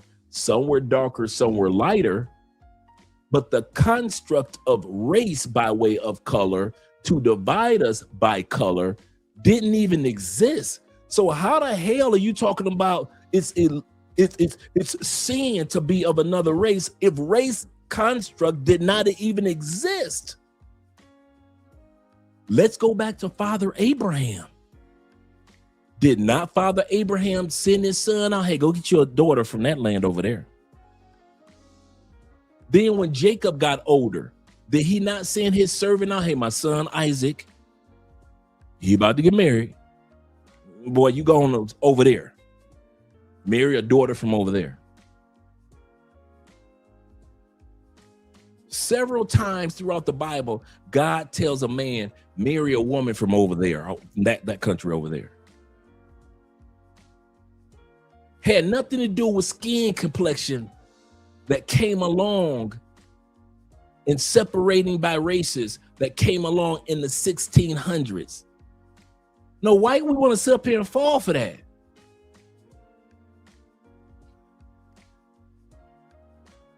Yep. He said the Greeks and the Romans took Egyptian gods. Absolutely true, because the Romans ruled Egypt at that time period. From African, and the oracle was located there. Absolutely correct. 1000% correct. And you can do some homework on that one. Abraham was before Jacob. Yeah, that's what I meant. Yeah. Jacob was Abraham's son, if I'm not mistaken. And Isaac was Jacob's son. But at that time period, my point is, those fathers sent out their sons to find a wife, or they sent the servants out to find a wife for their sons from other regions. Another thing, Ruth, the book of Ruth is nothing. It's a 4-chapter book. The book of Ruth and Esther is nothing but foreign women that married local men. Ruth was a foreign woman who married a Jewish man, and her sister-in-law married the brother. Both brothers died, and the father died of the young man. The mother said, I'm going back to my Jewish family. My husband died, both my sons died. She said, you ladies, Ruth and the other young lady, you can go ahead and stay in your land and find you a new husband. Y'all young, y'all pretty, y'all gonna find a new husband. Ruth says, She said, my sister-in-law, she wants to stay and find a man in this country. She said, but wherever you go, mama, I'm going. So if you going back to live with the Jews, I'm going with you to live with the Jews for the first time. My husband died, your husband died. It's just me and you, girl, and we gonna make it, mama. That's what the book of Ruth is about. A whole book dedicated to a foreign woman from another country. So if God was so against interracial marriages, God dedicated what? A whole book dedicated to a woman who was not even from there, who ended up getting pregnant by Boaz. Boaz has Jesse. Jesse has King David. David has King Solomon, so forth and so forth to the Messiah.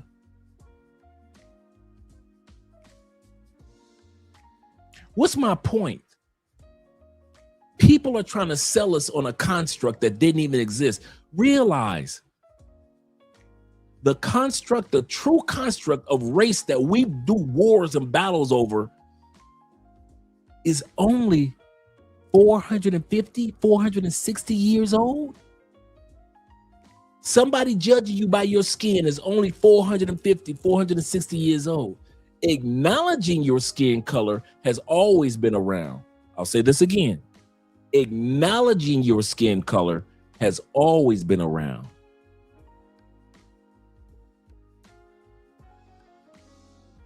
But the construct of race that we live under today is only about 450 years old. That's the crazy part. Even when Japan had the Japanese come to, the Japanese that we know today, the ones that were originally on that island were as black as the same people on the island, the Aborigines that were on the island of Australia. I'll say this again.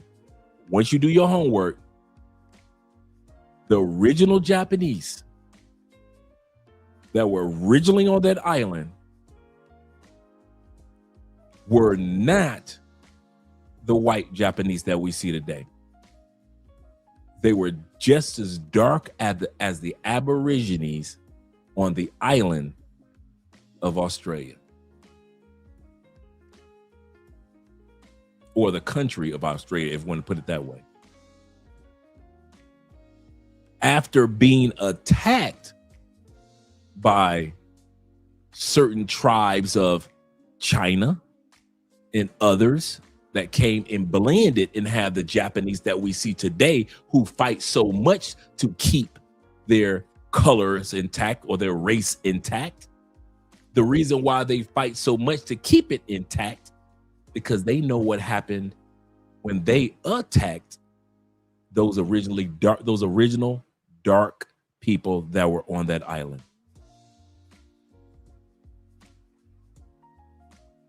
Black people have always been everywhere, always.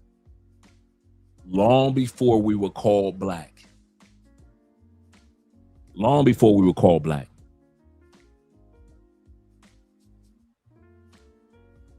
Yeah, let me share that link with you guys to Andrea's channel.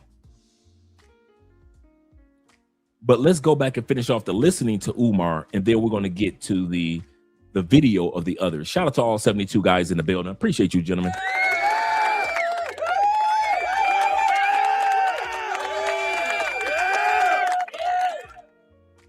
Yep.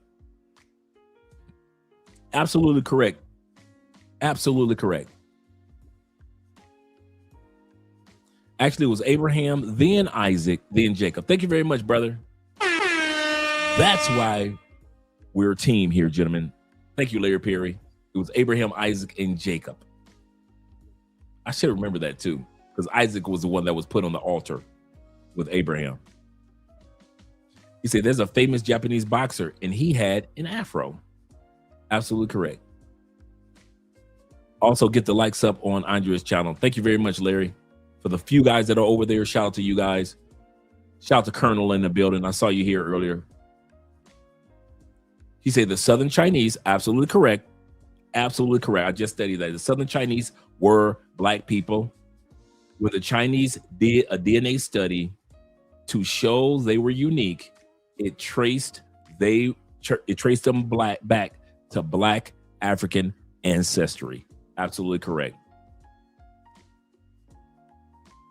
Absolutely correct.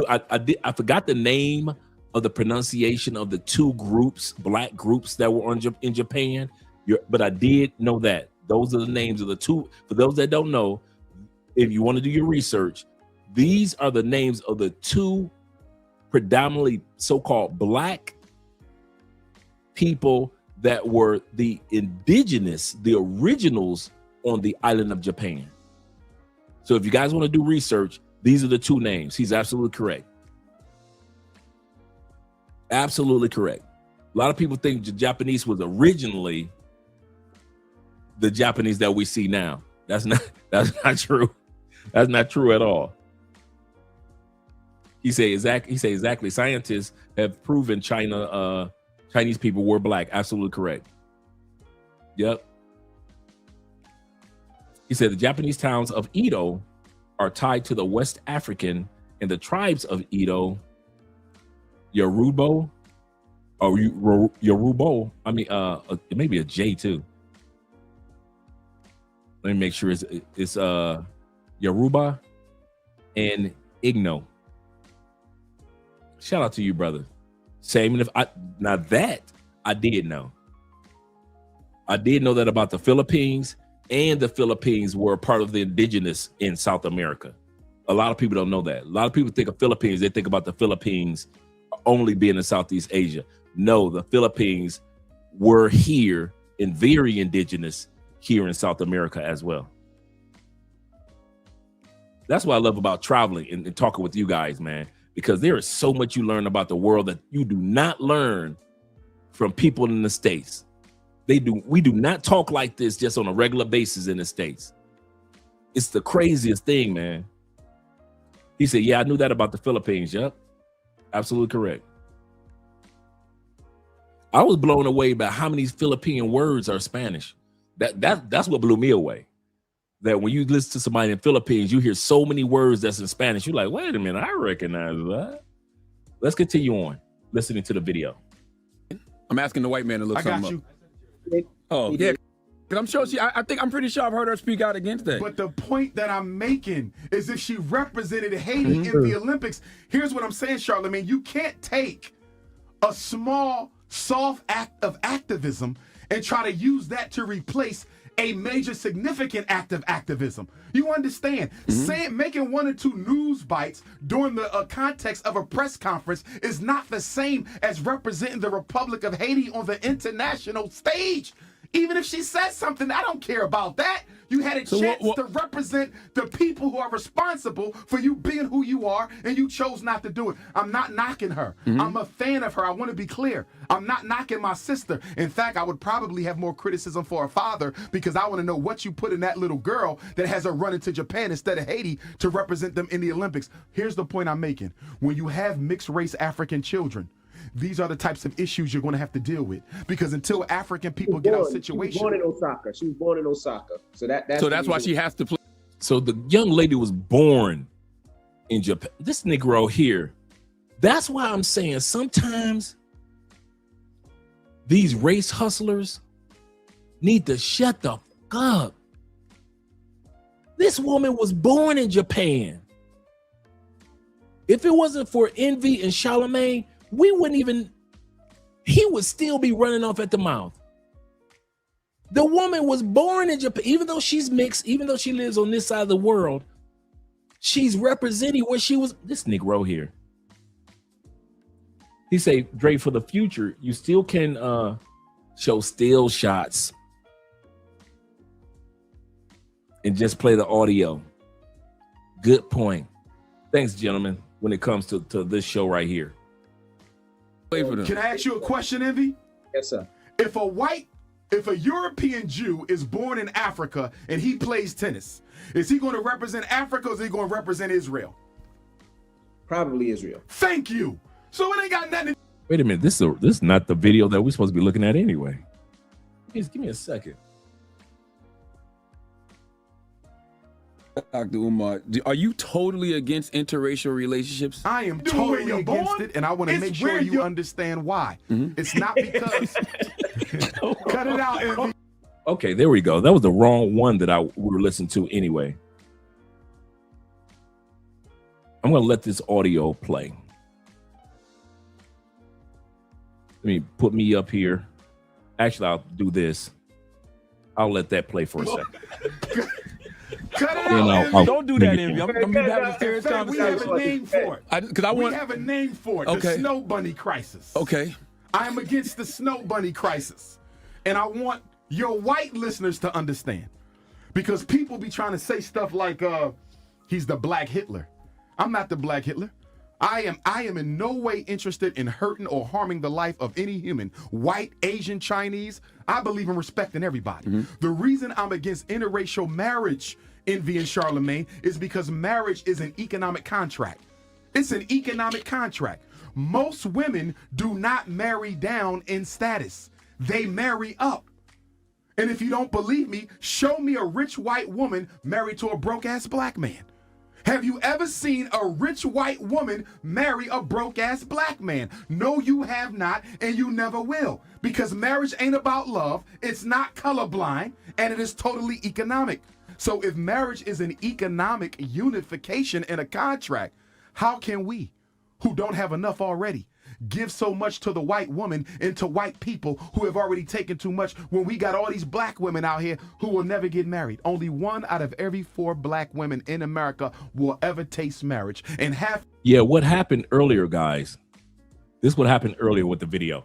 I had the original video. Wait a minute. Is this a... Oh, man, I brought... Let me bring this down. This was the original video. Let me take this one down. And the one that I created, let me go to that one.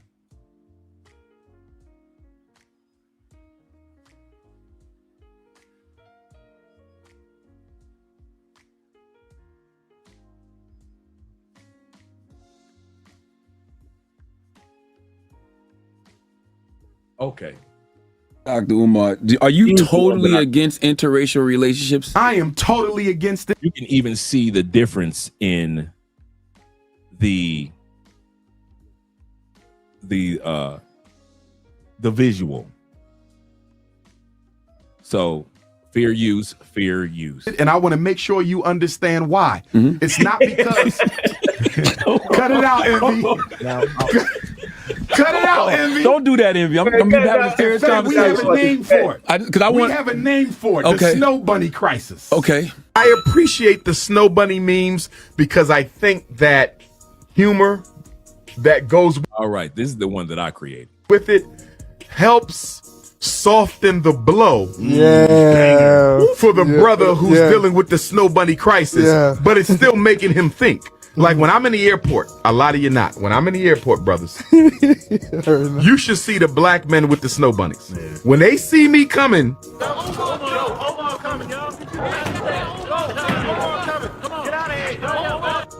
all the way down the other end, they try to act like they're not with the white girl. But I already saw you. I saw your already. Is this indeed a Snow Bunny crisis? Absolutely, this is the Snow Bunny crisis on steroids. Okay. Because it's adult. Can you be pro-black and you date white? Absolutely not. Because when you marry a white woman, you're marrying into her community. You don't just marry a woman. You marry the family and you marry the community.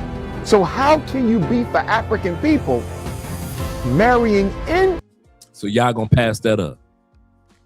All you pro-black brothers, Ngawa Black Power brothers, y'all gonna pass that up.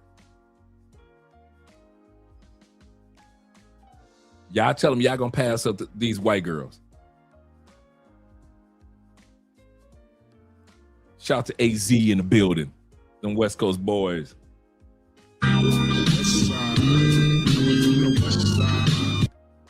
Yes, sir. You tell me y'all gonna pass these white girls up. Umar pro-tether, but he does some good things. If we just get him to do one good thing and build that school. Shout out to Cortez in the building as well. He said, I'm still waiting on the black community to criticize black women when they marry white men for 100 years. Let's continue on. To the group that has historically and systemically oppressed your people. That doesn't make any sense. I play for this team, but I'm over here practicing with this team. This is the team I belong to, but I'm over there trying to help them win. That doesn't make any sense. You cannot marry a white woman and not be loyal to the white agenda against African people. It's no way around it. It's like when I see black men who say, I only date white women. You are making a political decision. Why are so many black men not wanting to commit to a woman? I don't think that's true. Umar said earlier that only 25% or 1 out of 4 black women will ever taste marriage or the opportunity for marriage. I'm about to show you the reason why. Why black women, only 25%, I'm bringing receipts tonight, will ever taste marriage. Because Umar is right, but there's a reason for it. they want to fuck around. Why is there so many men who choose to just have so many baby mamas, but not even one of those baby mamas was marriage material? There used to be the statistic that 42% of black women do not get married. It's probably even higher now. But one thing I think women don't talk about is this one thing. Sometimes we're the problem and we don't take the time to look at ourselves. One of the reasons, she's correct. One of the reasons is 1 in 4 will not get married because a lot of sisters do not take the time out to put themselves in check. But nobody wants to talk about that. We idolize people like Sierra for the prayer that she prayed to get her husband. But we don't talk about, did Sierra actually put in the work to work on herself first? Do you think that a person like her could attract somebody if she was broken? I think you attract who you are. A lot of us don't want to put in the work to work on ourselves first. We dread the thought of healing because it seems like a task. Instead of like looking at it like, okay, you know what? Let me get to know myself. Let me find out the things that I actually like about me. And I think until we start to actually work on ourselves, that statistic is going to remain. And I'm not saying that it's all because of being unhealed, but I am saying be accountable because everything ain't these men. Some of it is us. And we need to say that. Of a group of white girls who are sitting at their graduation engaged. And the question came up, well, why is there not the reality for black women? I know y'all not gonna like what I gotta say, but you know me, I'm gonna say it anyways. First and foremost, black women are above reproach. If it don't validate us or excuse our bad behavior, we don't want to hear it. Instead, we'll say, well, men do it too. Secondly, we'll find every excuse in the world to validate why we don't want to be married or why we don't want to be in a relationship. Well, they get cheated on. Well, they do this. Well, they do that. But then we have all these standards for men, and we're still actively seeking for men in the midst of our hurt while inadvertently telling them to go to therapy. We do not practice what we preach. Thirdly, the independent woman is a myth. Actually cared about being independent and it was something that made you happy, you would not have all these standards to negate your independence. Nobody wants to relinquish power. Find every excuse in the world to not be submissive and wonder why white women can get away with their bad behavior. We take everything bad from white women except for the fact using marriage to our own benefit. But you'll run to the child support office though. We should. Dr. Umar also creates broken homes. I was just gonna say that. This is gonna sound radical. He ain't married none of the women he got pregnant. But look, that's true. Dr. Umar has not married a single woman he's gotten pregnant. He's a baby mama creator. He's got 2. I'm just saying, Dr. Umar creates that nigga's personal life to know that. Like, that's crazy. You didn't know that? He had 2 baby mamas? 2? He still ain't built that tool. 2 black baby mamas. He still ain't built that tool. Oh, what wasn't FDMG? Yeah. Frederick Douglass? Nah. And they don't even claim him. FD, look, man. That shit stands for folks, the money's gone. Like that shit, you ain't get that back. You ain't touching that shit. The money's gone, FDMG, folks. That money is gone. See, the only issue I have is when we get a lot of the black intellectuals like Dr. Umar who say a lot of shit that sound good, but they don't do or live by what they preach. Right. He real quick to tell you how to live your life, but he doing the opposite. Right. He telling you to get that black woman, hold her down, be the root for your family, but he can't even do that. Oh, his newest thing is talking about he wants 2 wives. Now the nigga want 2 wives. Mind you, he can't even have 1 wife, but now he want 2 wives. He has 2 baby mamas, but let's bring that. To be honest, back. Dr. Umar should have raised red flags when he was defending Nick. Back.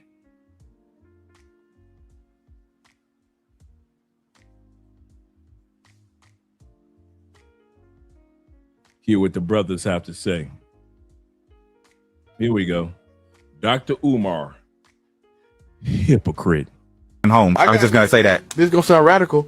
He ain't married none of the women he got pregnant. But look, that's true. Dr. Umar has not married a single woman he's gotten pregnant. He's a baby mama creator. He's got 2. I'm just saying, Dr. Umar creates that nigga's personal life to know that. Like, that's crazy. You didn't know that? He had 2 baby mamas? 2? He still ain't built that tool. 2 black baby mamas. He still ain't built that tool. Oh, what wasn't FDMG? Yeah. Frederick Douglass? Nah. And they don't even claim him. FD, look, man. That shit stands for folks, the money's gone. Like that shit, you ain't get that back. You ain't touching. He said that stands for folks, the money's gone. He said that stands for folks, the money's gone. That is facts. Man, I was living in the States when Umar was raising that money.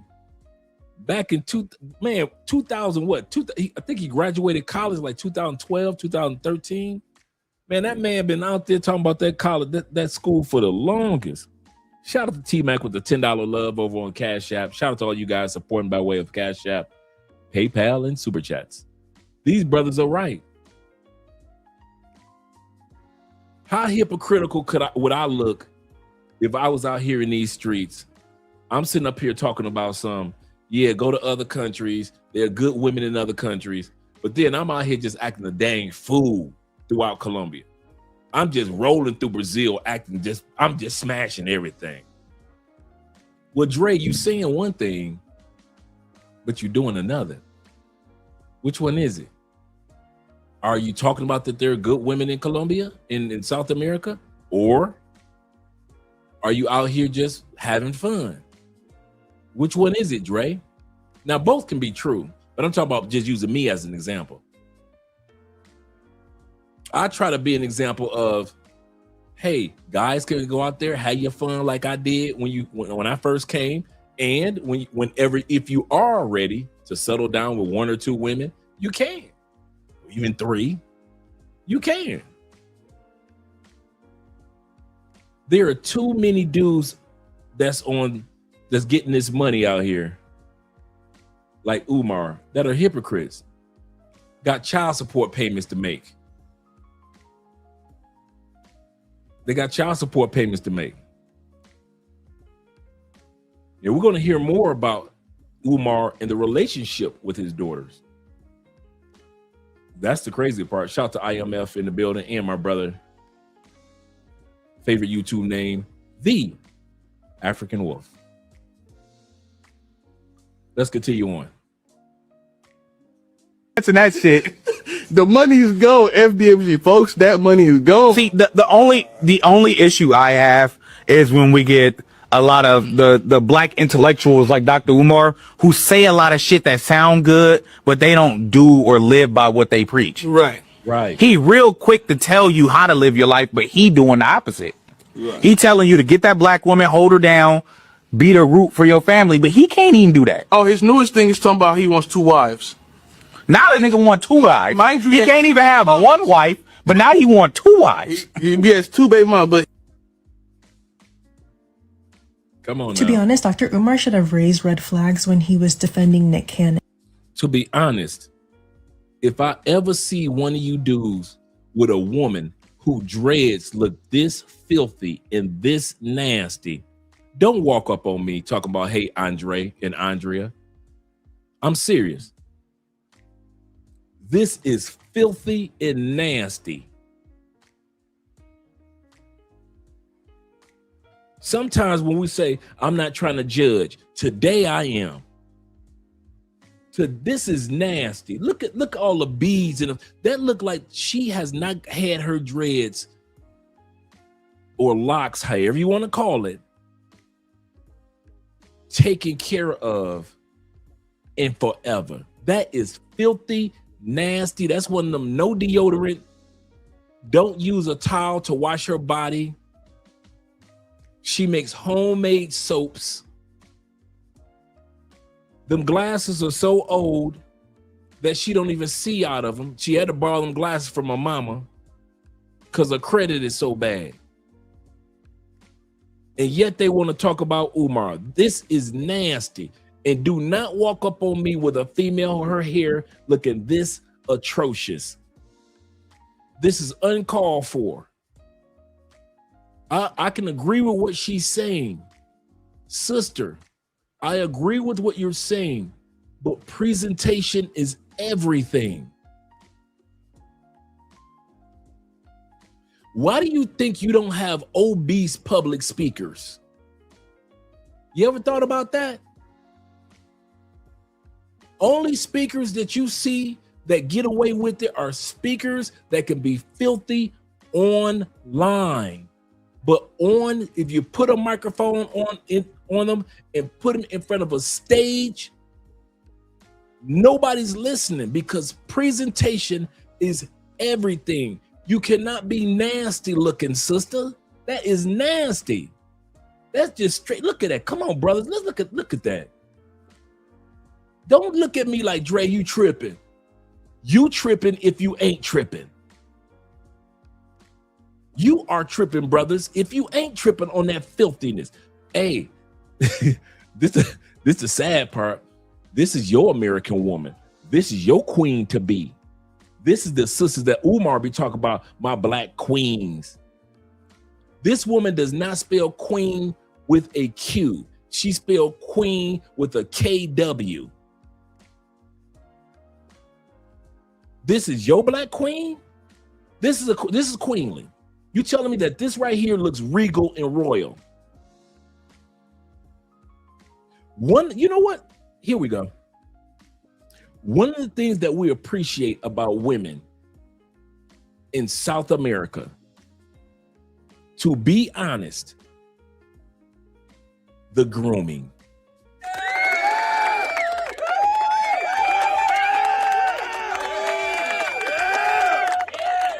Oh my God.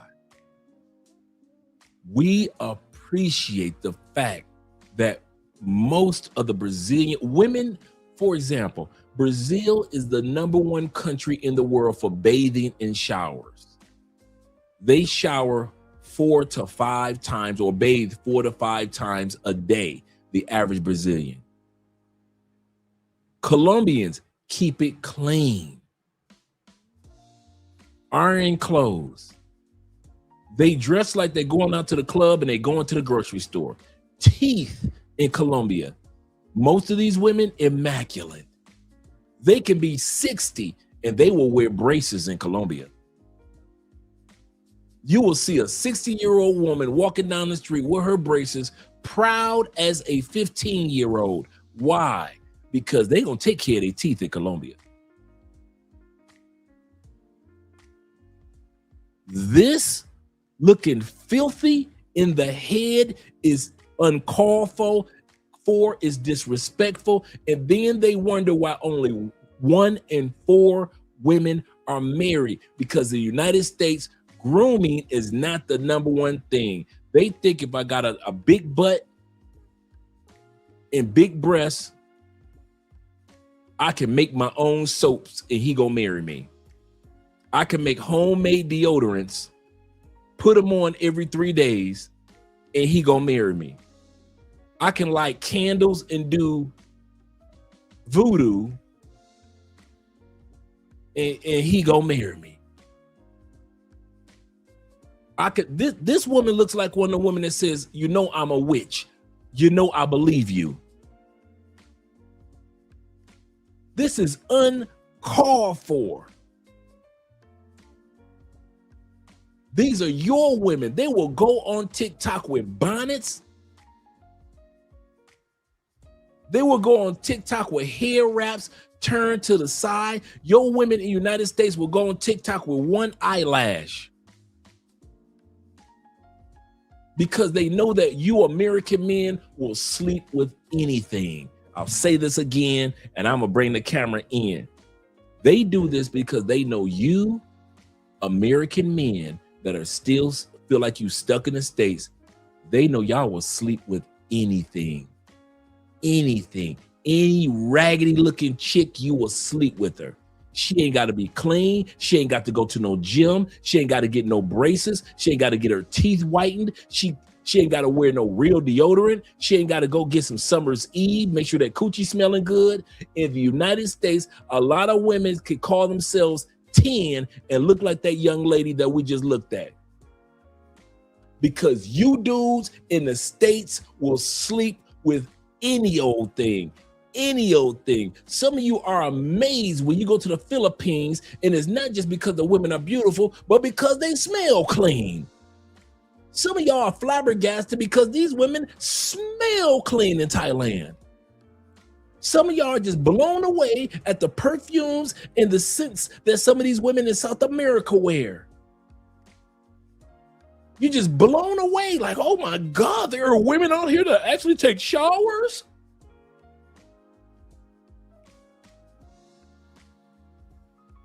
Goodness gracious, dude, that is uncalled for. And here's the sad part. This is the sad part. Y'all ready? Let's go back.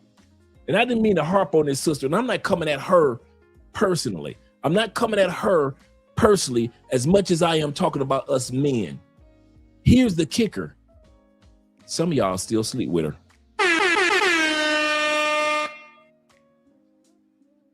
Some of y'all, if this live stream was not going on and this nasty looking woman was laying in the bed next to you in her grandmama's gown, you would still pull that gown up and you would hit it. I wouldn't be surprised if this young lady has 1 or 2 kids, because y'all will sleep with anything. And that's why women in the United States don't have respect for us, because we don't know how to say no to even the filthiest looking woman. This is uncalled for. Uncalled for.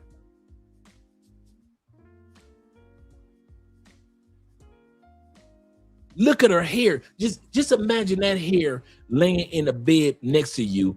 It looks like bed bugs crawl out of her hair and not into her hair. It looks like lice crawls out of her hair and not into her hair. It looks like this woman got ticks as well as leeches in her hair.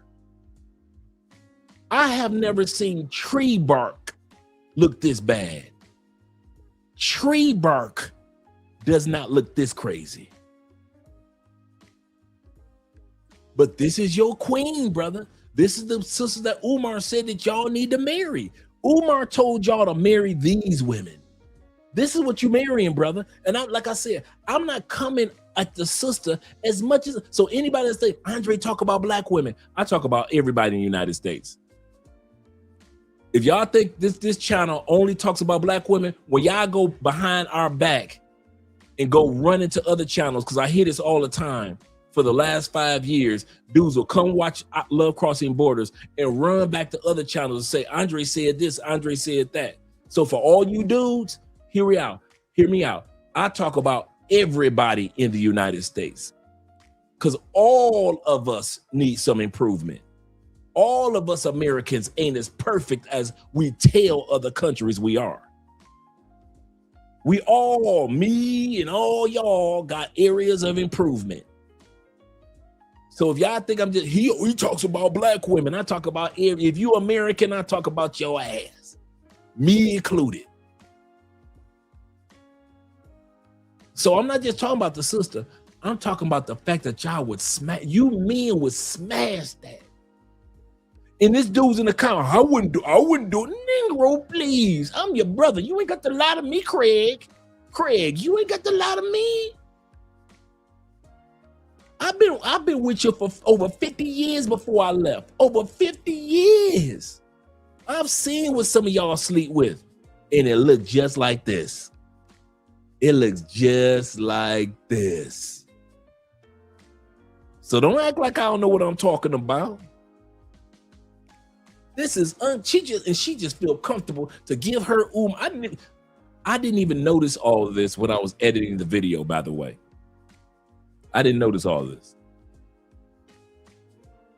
I'm looking at them cuckoo bugs at the top of her, then I'm looking at the whole baby. If you love who you are, shave that head. I have seen women with dreads and locks that look so sexy, so beautiful. Am I lying? There are women that rock they dreads and locks and you be looking like, damn girl, you look good in them dreads and them locks. This ain't it.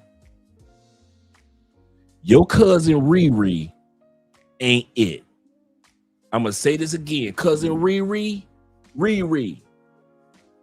cut that shit off your head.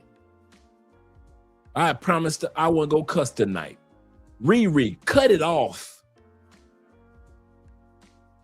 Looking like Methuselah. You looking like, girl, no. Cut it off. Start from scratch. Because it look like it itches.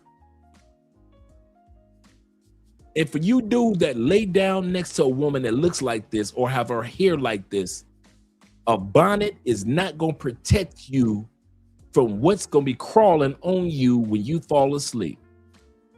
I'm going to say this again. Because she put a bonnet on at night, that is not going to protect you from what's going to crawl on you while you sleeping next to her, or women like this. You know that. Tell me I'm lying that her hair don't do it look like it stank. It doesn't stink. It doesn't smell. It stank. It looked like it stank. Her hair looked like it ain't seen water since God invented water. God said, let there be water, and that was the last time her head saw water. No moisturizer, no conditioner. Sister, black men do want your spidey senses tingling and her hair is tingling. Your spidey senses tingling because her hair is tingling with dandruff and soot and mud and piss and filth and trash and dog hair and cat hair and feathers from birds flying by. That woman hair looks like it's got all, if this woman's head was in Noah's Ark, every animal that had hair is in her head right now. Does her hair not look like buffalo hair, buffalo fur? It looks like koala fur. It looks like panda fur, black bear fur, lion fur. Stop me when I'm lying. Buffalo fur. It looks like sloth fur. Every animal that had fur on the ark, her head looks like it right now. That's a damn shame in America.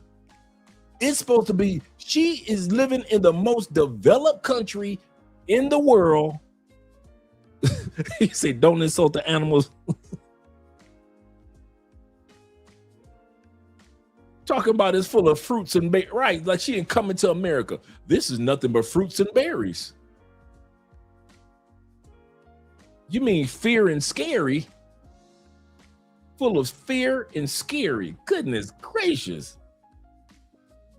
I didn't, brothers, I swear, I did not mean to do that little montage. I did not see this when I was, I'm gonna tell y'all something.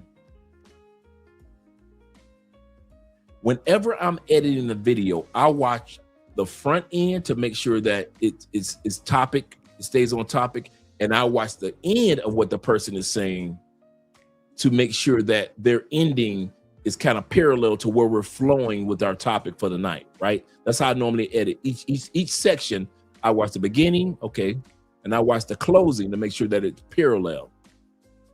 So whenever you guys are watching the middle part, I'm watching it for the first time with y'all.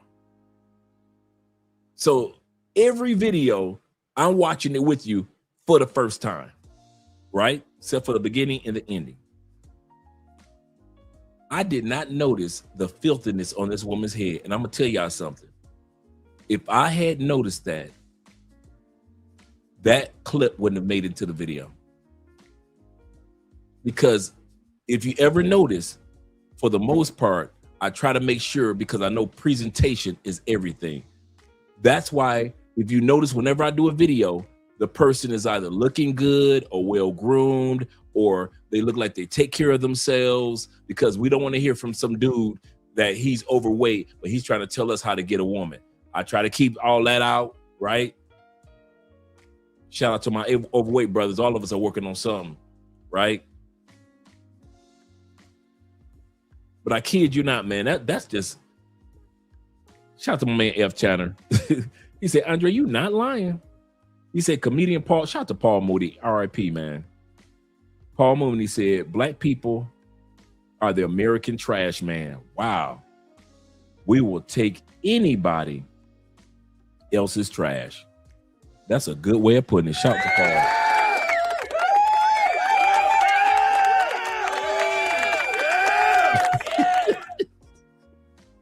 You know what?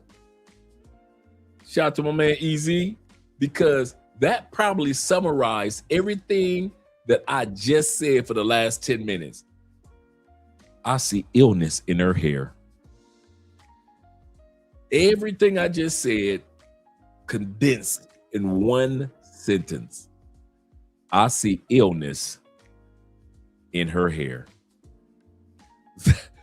That is so true. That is so true.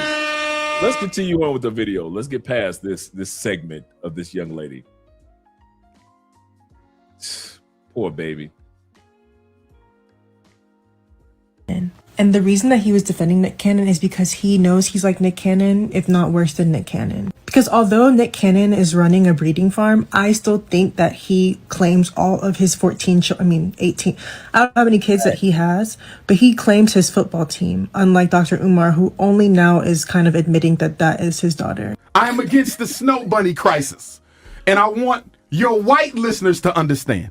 Because people be trying to say stuff like, he's the black Hitler. I'm not the black Hitler. I am in no way interested in hurting or harming the life of any human, white, Asian, Chinese. I believe in respecting everybody. The reason I'm against interracial marriage, Envy and Charlemagne, is because marriage is an economic contract. It's an economic contract. Most women do not marry down in status. They marry up. And if you don't believe me, show me a rich white woman married to a broke-ass black man. Have you ever seen a rich white woman marry a broke-ass black man? No, you have not, and you never will. Because marriage ain't about love, it's not colorblind, and it is totally economic.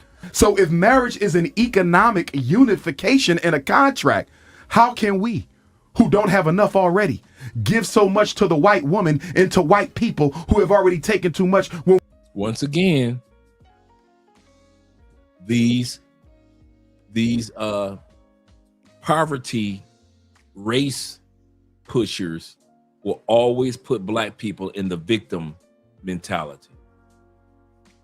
You right, Umar. They're taking money from the black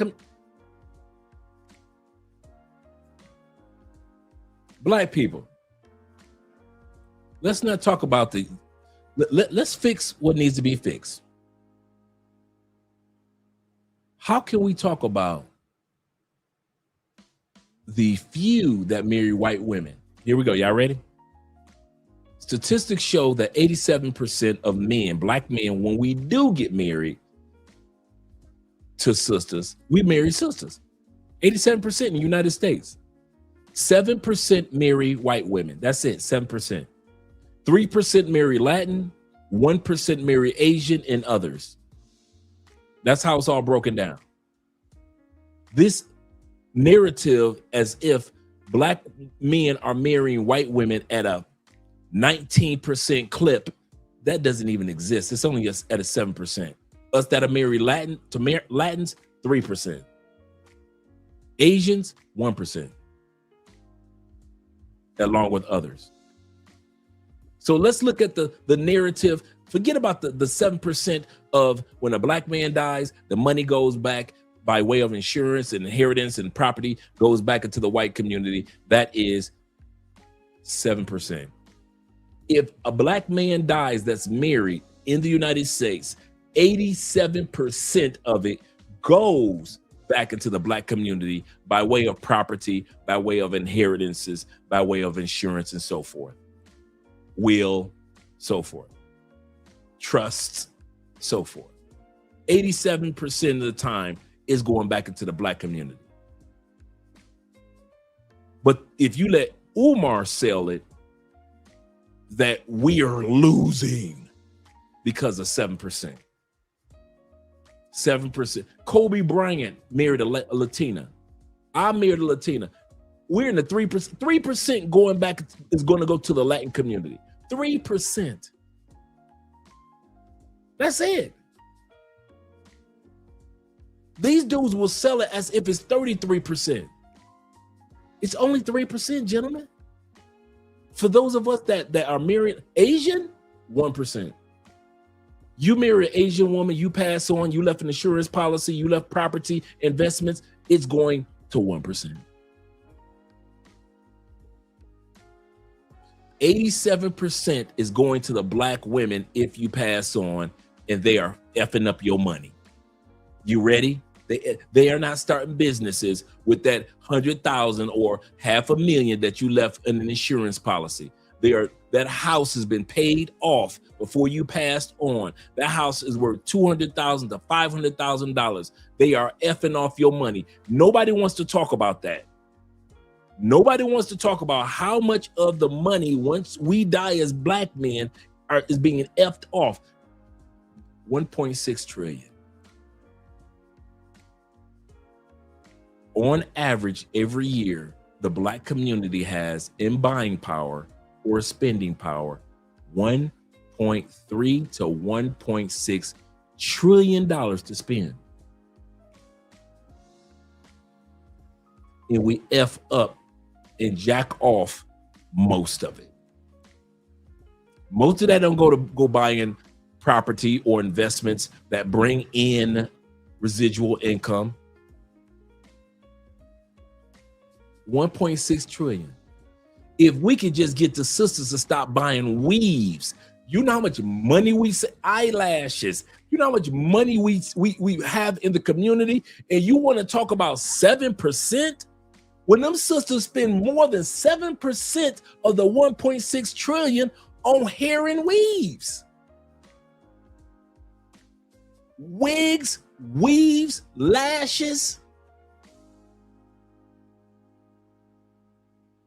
All of that. There's way more money that gets wasted in the black community because whatever magazine they're reading, Essence magazine is telling them that's not the style, girl. You need to take this Ozempic and lose all your weight and your butt and your hips and your breasts. You're going to lose weight in your lips, girl. Take this Ozempic. This measly 7%. You want to criticize people that marry Latin women, and it's only a measly 3%, and way more black women are wasting money and black men are wasting money in our community of the 1+ trillion that we get every year from working and businesses and everything, and we blow it every year. And you want to blame it on interracial relations? Y'all Negroes funny back in the States. Y'all funny. We want to blame everybody but where the fingers needs to be pointed sometime. I didn't say every time. I said sometime. Because we know that systematic racism still exists in the United States. We know that redlining of communities still exists in the United States.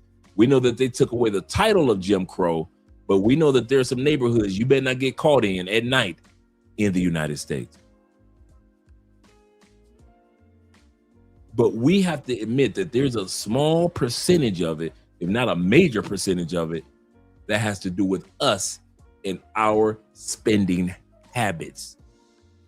Not the fact that Kobe Bryant left money to his wife.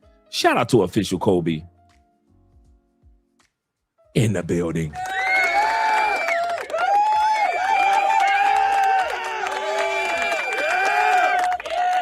And that's another point. The reason why 3/4 aren't married, because I said I wasn't gonna cuss tonight. I've said this in the past. He said it's down to 78%. 1 out of 5 billion are married, or 5 black women. Wow, 1 in 5 now. Woo, that's harsh. 98% are not marriage material. You guys are saying it the nice way. Y'all know how Andre said. Let me take a sip of my drink. I need it.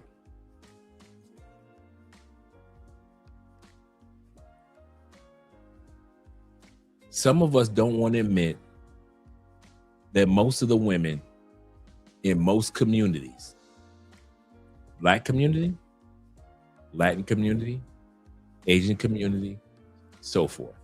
Y'all ready? Most women, now I'm going to say that you guys can attest to this who are travelers too, because it's a global thing. Most women carry themselves as fuckable only.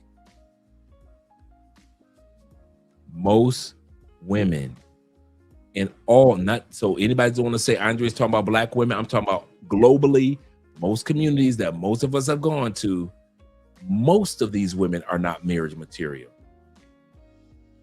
Even in the Bible, it says, bruh, if you find a wife, bruh, you have found a good thing and favor with the Lord.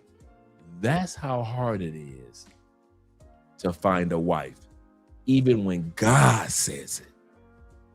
Remember, God also said through King Solomon, it's better to live on a rooftop eating soup than to live in a mansion with a cantankerous, nagging wife. And it talks about that 3 times in Proverbs.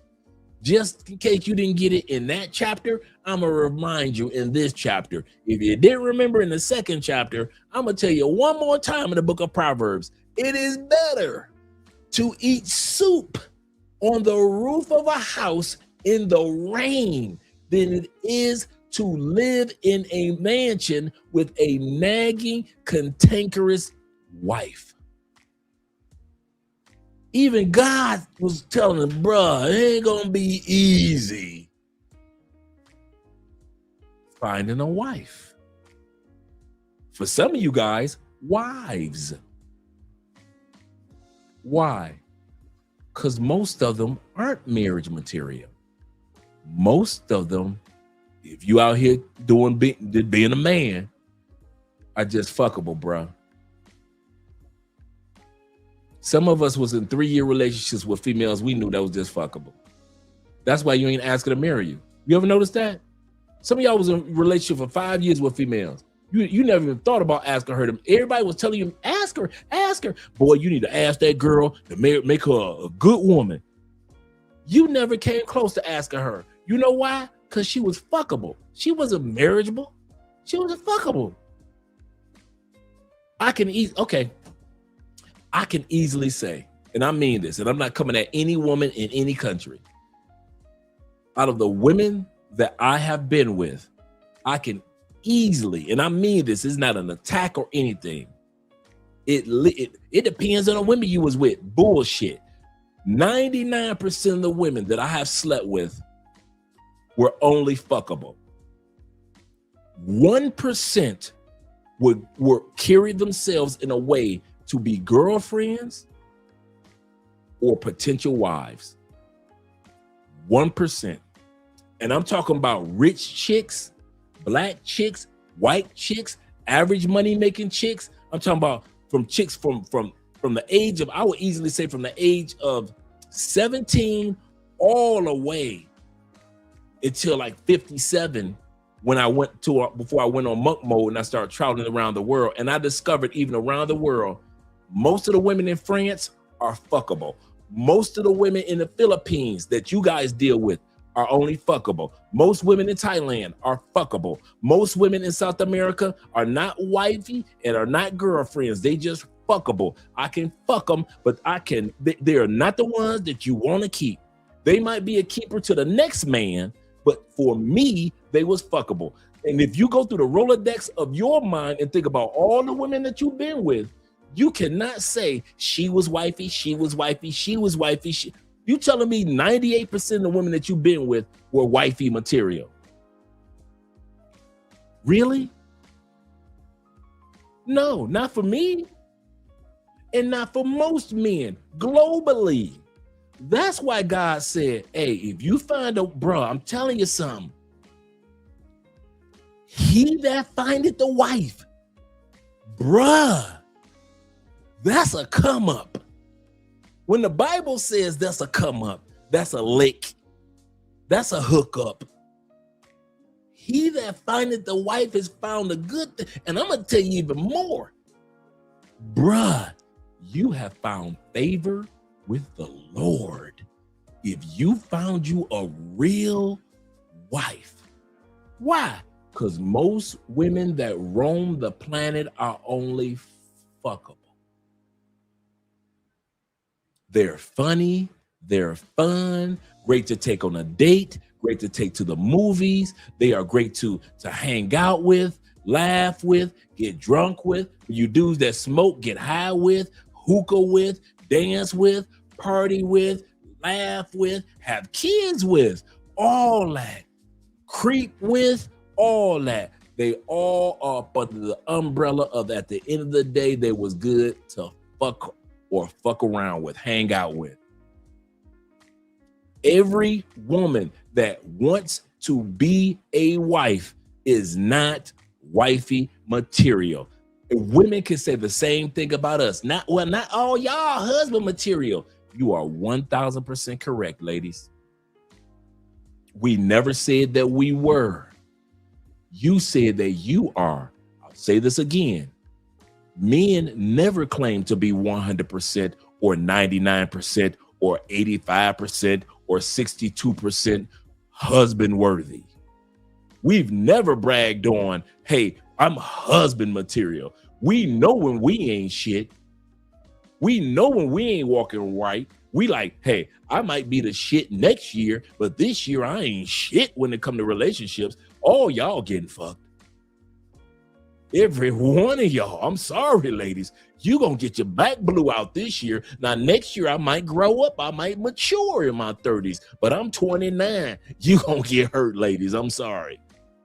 I'm 39. I might mature at 40, but I'm 39. This year I ain't shit. Men never had a problem with admitting that we still have growth to do. It's you ladies that try to act like at 23, I'm ready for the assignment of marriage and family, sir. Y'all try to act like every single one of y'all, almost all of y'all, are marriage material. And we're here to tell you, most of y'all, even all the way up to the age of 60, are just fuckable. We know we fuck around, we hang out, we have some drinks, we listen to some old school music, we party, we have some fun, we might have a baby or two. I pay child support, but hey, you ain't wifey. No, I don't want to be with you for the rest of my life. But we've been together 10 years. Life is not 10 years. Life is beyond that, girl. It might be 10 years one day. I don't want to be with you on my last day. I might fuck around with you for 10 years, but if I got one day left on this planet, it ain't with you. I'm sorry. But we got 3 kids. Baby, just because you fuckable and I got you pregnant doesn't mean that you stop from being fuckable. Kids don't make you unfuckable. It just validates that you just fuckable. I done gave you 3 kids, girl. Now 1 ring. These kids validate that you were only fuckable. That's it. And like I said, men, well, you guys are like that too. Yes, we are. We just don't run around bragging as if we aren't. We just don't run around bragging as if I'm ready for marriage. I'm 12 years old and I'm ready for marriage. I was dreaming about being married one day. Men don't do that. Men don't do that. Men have no, ladies, hear me out. Men have no problem with admitting that we still got growth to do. Yes, y'all do. No, you don't hear us. You hear what you want to hear. That's why you think or assume men don't acknowledge that we have growth to do. You have growth to do, and you will still say, I'm a 10. Patting your weave with them long eyelashes, Botox, all up in here, and you still try to say I'm a 10. You are 5'3", 222. How the hell you a 10? Men, We will not say nothing like that. If I'm a man and I'm 390, if I'm 292 at 6'2", which I'm 6'3", I ain't got no problem with saying I'm a big ass dude, girl. You sure you want to fuck around with this? Men have no problem with men. I'm a big boy. Are you sure you want to mess with? I'm a big boy. You sure you want to mess with a big boy, girl? You ain't ready for this. I'm a big boy. We are not talking about something. I'm a 10. I'm a supermodel. I'm what's that magazine? People magazine sexiest man of the year. Men don't be doing no shit like that. Men acknowledge I ain't right, but you gonna still fuck me. I got some money. That's men. Women, y'all keep these lies going. Ladies, I ask you to do two things. Stop listening to other ladies that's lying to you, and stop listening to the LGBTQ males that's lying to you. Get you some gay female friends that don't want to sleep with you.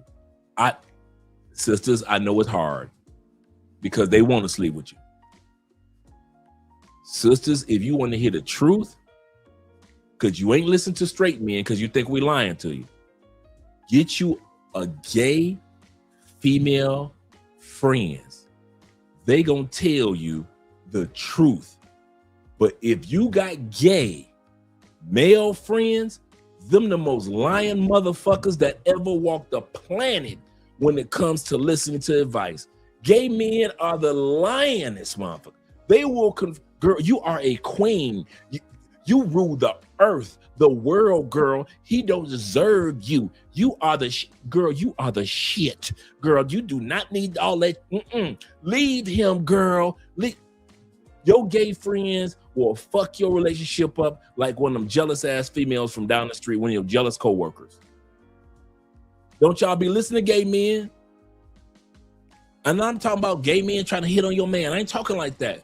I'm talking about gay men will lie to look you right in your face while he doing your hair and tell you a bare-faced lie about men. That's the part. I have yet to hear a gay man tap into his man's side and say, well, you know, men think like, I'm gay, but the reason why your man did this because men think like blah, blah, blah, blah. That's why he did that, girlfriend. You don't never hear gay men tap into their male side. They always want to tap into their girlfriend side. And girl, you are the queen of the earth. You need to leave him. You deserve better, girl. And you hear all that bullshit. And you believe that bullshit. And now your ass lonely. But guess who got a man? Here's the funny part, black women. Guess who don't get divorced? Guess who stay married the most? Them damn gay men that's giving you that fucked up advice. They married. You lonely than a motherfucker right now from taking his advice, but that motherfucker married and they don't never get divorced. You ever notice that, ladies? He gonna give you this fucked up advice to have you leave your man, but yet gay men are the number one motherfuckers that'll never get divorced. Them motherfuckers stay together like goddamn Elmer's glue. They sticking to everything. When they stick together, them motherfuckers, they staying together like they got welded.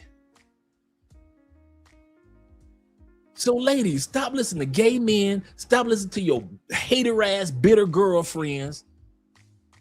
I promise you, if you listen to a gay female give you real advice, your gay females will tell you, girl, if you don't sit your ass down and keep your man and shut the fuck up, that's why he about to leave you. Why? Because gay women hang out with men and they just sit back and listen. They be like, damn, I ain't know that.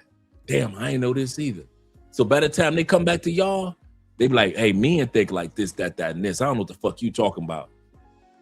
Gay women would tell you, girl, sit your ass down somewhere. You lost your damn mind. With a cigar in her hand, you don't sit your ass down. You got you a good man, you fucking it up, girl. That's what your problem is. Gay female will tell your ass the truth. That's why y'all don't hang out with gay females. Cause you want to fuck me. No, you don't want to hang out with gay females because gay females will tell your black ass, your white ass, and your Latin ass the truth. And you don't want nobody to tell a woman the truth. That's why y'all don't hang out with gay. She trying to fuck me. No, not every gay woman want to fuck your ugly ass. Some of y'all asses is ugly and don't nobody want to fuck you. Your gay female friends saw that you finally got a man and try to make sure you keep your relationship going with your ugly ass. But since you think every gay female want to fuck you, you don't hang out with them. You hang out with them goddamn gay LGBTQ co-signing ass men that co-sign every motherfucking thing. Everything. You can't do no wrong in the eyes of them gay motherfucking men. I have yet to see gay men check women ever on TikTok, YouTube, Instagram, church, in public. I'll never see at work. I'll never see y'all check them motherfuckers. You know that sister was wrong. And your gay ass will sit up there. You a queen. You a queen. Queen. The fuck is wrong with y'all? And then you wonder why only now the brothers will let me know less than 1 in 5 of y'all are even marriage material. 1 in 5 of y'all marriage material. Listening to them goddamn gay dudes that's married. That's the fucked up part that gets me. That's what makes me laugh the most at you white women, black women, Asian women, Latin women that listen to your gay friend. You ain't got no goddamn body, but they ass married to the motherfucker. They booed the fuck up. How the hell you gonna listen to somebody that's booed up give you bad advice? That's some hateful shit right there, boy. That's some hateful shit. Let me catch up with you guys with the super chats. We're gonna go back to the video. Because we got some good content tonight.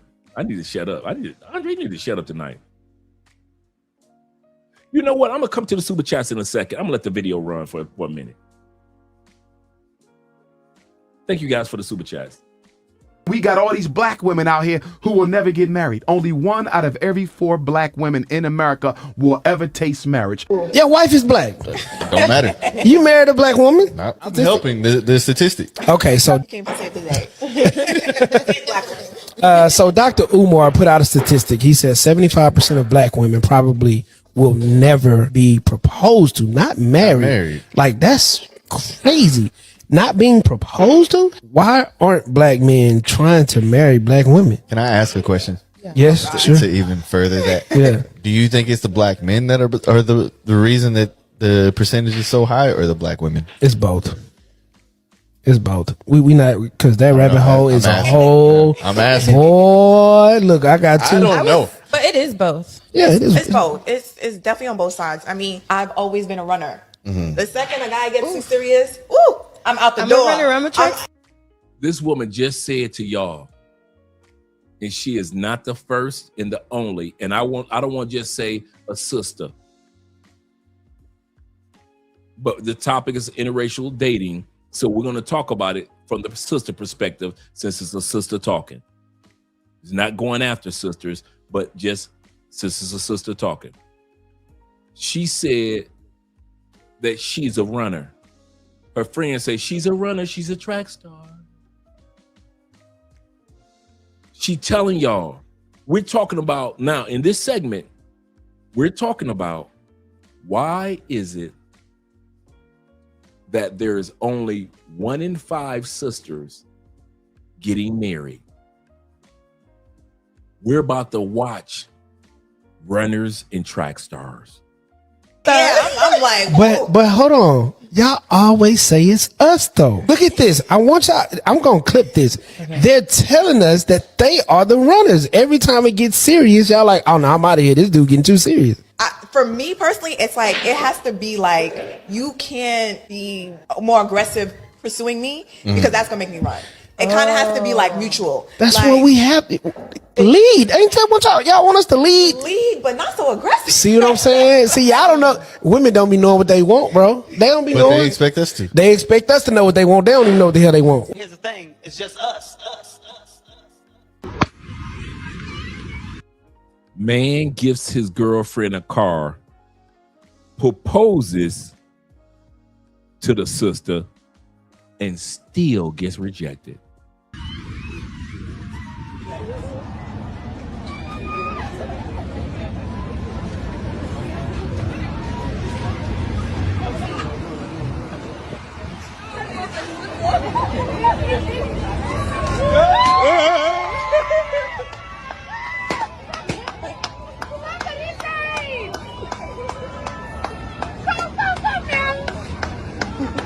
Yes. Say yes. Say big yes. Say yes.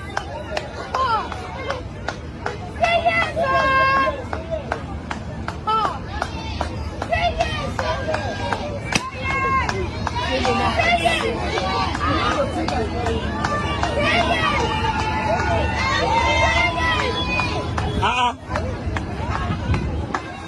Una vez negociamos.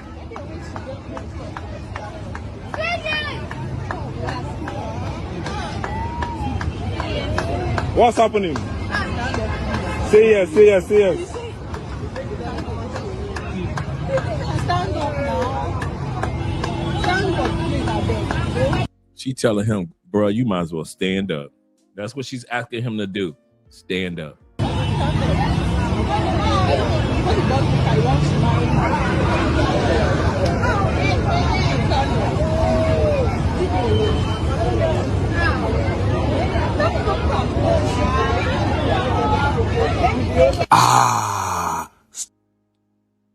Damn.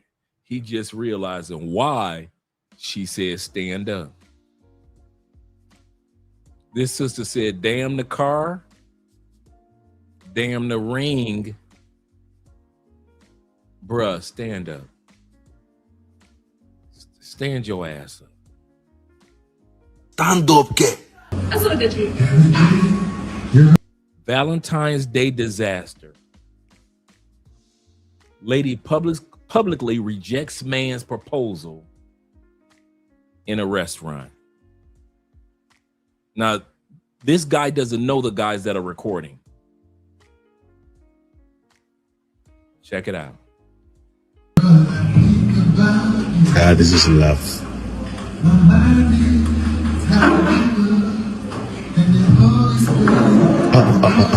You it. Bye-bye.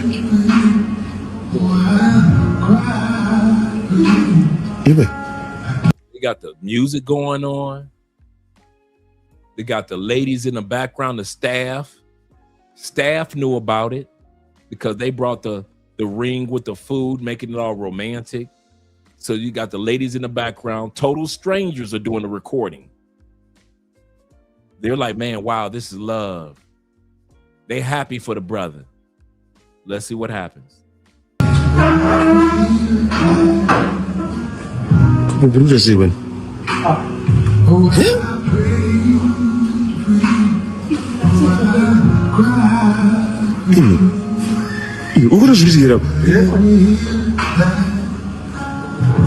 One in four.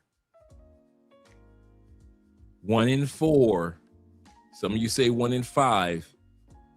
Black women will taste marriage. That doesn't mean that 1 in 4 have been asked. That means that most of them that are asked are comfortable with being in the streets in the United States.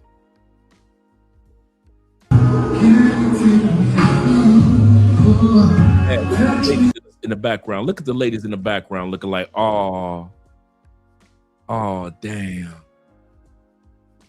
Let me bring that one back. Come on, let's bring it back.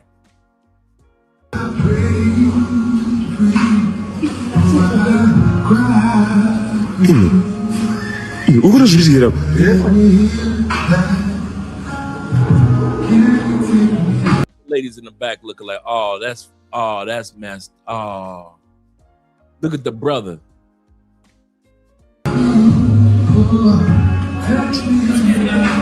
Brother hurt. Taking a sip of beer to play it off. You got a whole row of sisters, at least 4, standing there watching you do what men should do, what the sisters request for you men to do. They request that you men get on bended knee, but when you do, you Negroes are rejected. And that's why there's only 1 in 4 that are ever married.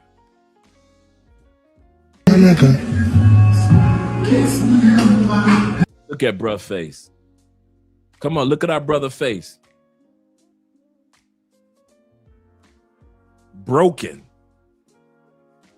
He might as well had just ran and slammed his face into the ground. That's how broken his face looks.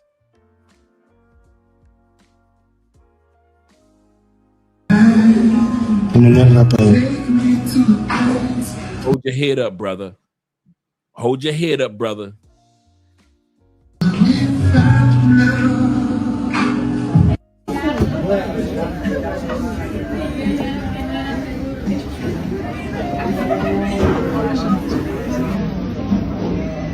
I'm gonna let you guys know something. We're gonna come to the super chats after this. Shout out to Jay Carson in the building. Yeah, the brother looked like he wanted to cry, man. I felt his pain for real. Yeah, he's all right. Yep. He'll be all right. He tough, right? Yep, absolutely correct. Shout out to Big Brother in life. You know what the sad part was? When I was researching this section for when Umar was saying 1 in 4 sisters, I said, wait a minute, there's a catch to this. I said, if it's only 1 in, and some of you guys said 1 in 5 sisters, whatever taste marriage in life. I'm like, wait, is a reason behind this. It is not just the black men. I don't believe that 75 to 78% of black women aren't getting married because of us. I could have did, and I mean this, a 4-hour montage of these clips just from TikTok alone. There's over 4 hours of footage of black women rejecting the proposals of black men. Okay, we look at it in this moment of proposal. Let's talk about the buildup. And I've always thought about it like this. Whenever a black man proposes to a woman, no matter what race she is, it had to be a buildup for us men to go get a ring and get on a knee to get engaged. This is normally somebody we're physically intimate with. This goes back to my hypothesis of fuckable. So you're telling me you will sleep with me for years. I fall in love with you. I thought you fell in love with me. I go to Kay's Jewelers, get a ring, get on one knee, and you say no? So technically, you were just fuckable. I should have treated you for who you played yourself as. Fuckable. You were fuckable. I fucked you to the point I fell in love. I kept fucking you while I'm in love. I went to Kay's Jewelers, got a ring, came back while I was still fucking you and in love, got on one knee. You let me fuck you in love, and yet you say no. So if I wouldn't have went to Kay's Jeweler, you would have still let me fuck you and maybe even put kids in you. That's the United States. They will fuck you, but if you dare get on one knee,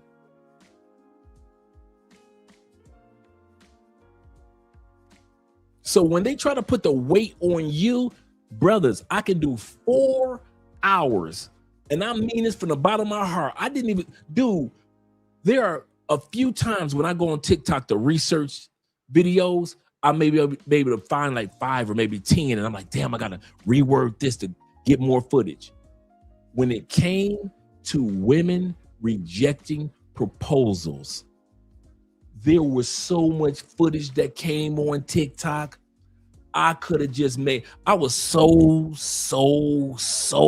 tempted to just make a montage video of just women rejecting men. Why would I do something creepy like that?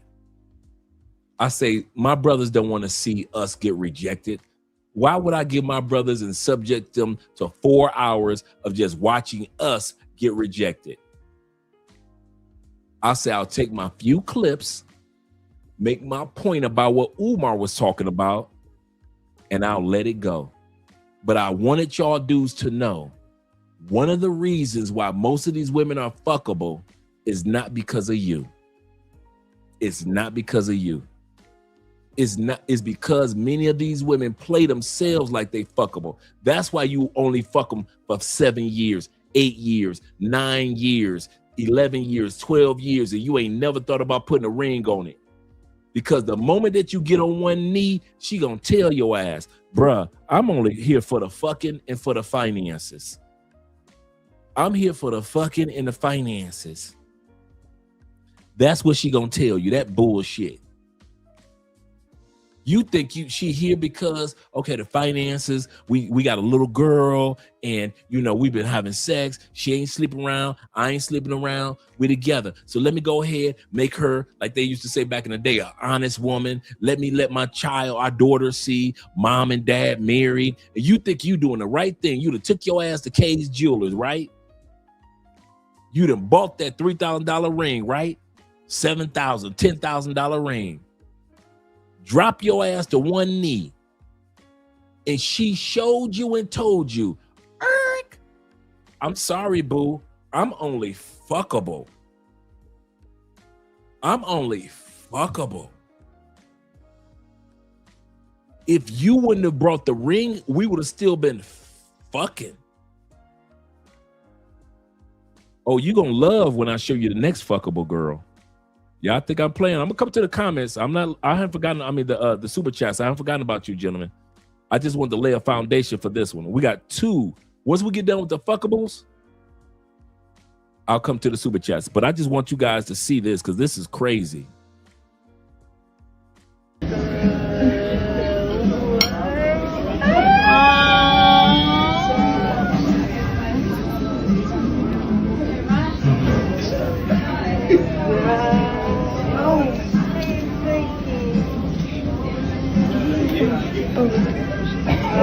She straight said, no, my man went and got his braids done, went to a nice restaurant, got his button-down shirt, felt that he was doing the right thing.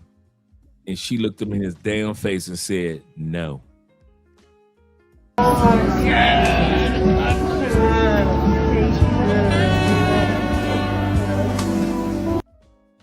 And look how y'all Negroes will get engaged to anything. Look how filthy and nasty and sloppy this fit. She looked like she got on pajamas. Oh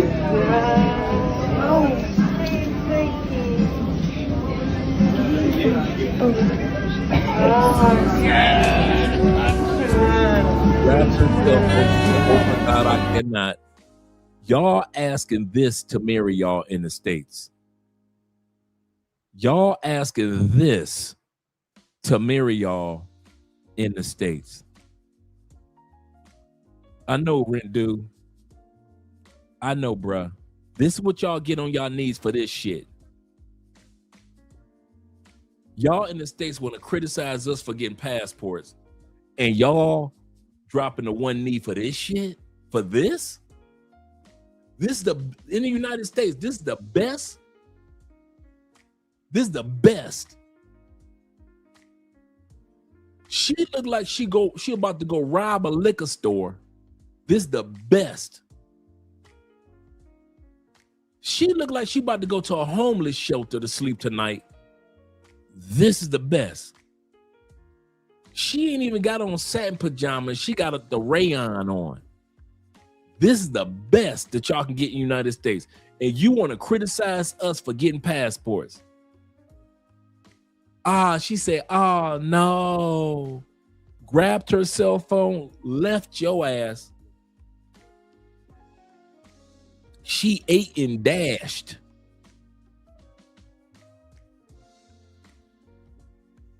Slim says, Dre, you know in America, black men love them some pre-diabetic. This is true.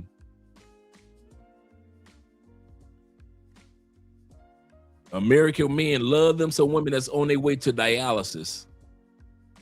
If she ain't got kidney failures, if she ain't bloated, it ain't you. I understand American men. I'm serious. If she ain't bloated, it ain't you.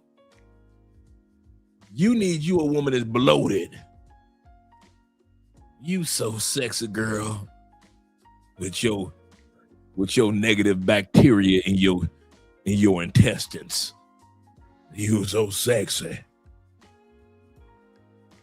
Instead of telling her ass to get to the gym, you like, I like a woman with a little fupa. Fucking finances and food. But do not make them a fiance. As long as you give them fucking finances and food, they happy. But if you dare try to make their ass a fiance, they gonna run off in pajamas on y'all ass. And you wonder why 1 in 4. That's what my point. Fuck what Umar was trying to tell y'all. And I mean that. Some of y'all dudes, because y'all, when this live stream is over, you will go back to regularly scheduled programs. You'll go right back to regularly scheduled programming and let that pajama chick F your life up. Have some balls about manhood. We only on this planet one go round. God said this: you, before entering the earth, are good enough to be a man. It wasn't just because of mom's DNA or mom XY chromosome, dad's XY chromosomes and mom Y chromosomes. It's because God said, if can't nobody be a man, you can. You can do it.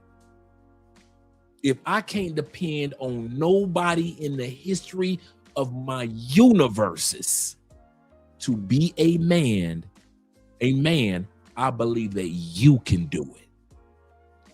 Act like it. Your good days, your bad days, the days where you got money, the days you won't feel like you got the money. Be a fucking man about yours. If you know that the woman that you're dealing with is only fuckable, why are you taking your ass to K's Jewelers? We men know, let's be honest. We men know this, if we don't know nothing else. We know who to get on one knee to, even if it only lasts 7 to 10 years. Most of us men know who we supposed to get on our knee to and who is only fuckable. What do I always say? There's only 2 reasons every man is with a woman. I'll say this to my grave. 2 reasons why every man is with every woman in the history of this planet. From the cavemen, white boys up in the caves of Europe, to us brothers that were in the Garden of Eden. Y'all ready? Number 1 reason, because you want her in your life. Whether it be as a friend, whether it be she's your sister, your mom, relative, or whether it's somebody that you're interested in. Whether it be for marriage or girlfriend or jump off or fuckable, you want her in your life for whatever reason. That's the number 1 reason. Here's the number 2 reason that men don't want to admit why you still have women in your life. Men are territorial creatures. All of us are territorial creatures. Every one of you that want to tell yourself a lie right now, I'm not territorial. Negro, you the main one that's territorial. I will be damned. Number 2, if Keith down the street get this pussy. The number 2 reason why you are still with that woman is no longer because of number 1, you want her in your life. Is because of number 2, I am not letting nobody else get this pussy. She is not. I wish she would suck another nigga the way she suck my. I ain't no ain't. I will stay in this relationship forever in a day, ever in a day. Before I let another motherfucker get it. Men are territorial lions, male lions, birds. You see, male birds will beat the ass of another bird twice his size. Nobody encroaches on another man's territory. We are all of us, not me, all of us are territorial by nature. And you be damned if Keith down the street get to fuck her and she start nutting in your imagination harder than she did when she was with you. And that's why a lot of y'all are still with your woman today, because you do not know how to let go, so God can bless you with the woman or the women that you really are supposed to be with. You will be with that same raggedy ass female when these lights go off. You will be with that same raggedy ass female running out of restaurants and shit with pajamas on, because we're territorial and we don't know how to let go. That's why women file divorces more than men. You know why? Because men don't know how to let go, because we be thinking in our mind, if I let her ass go, she gonna be fucking and sucking all type of gigantic dicks all over the country, which might be true or might not be true. But if I let her go, that ain't none of my business. That's none of my business.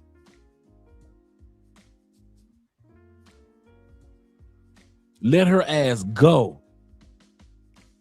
She thinks she got the matching outfit on.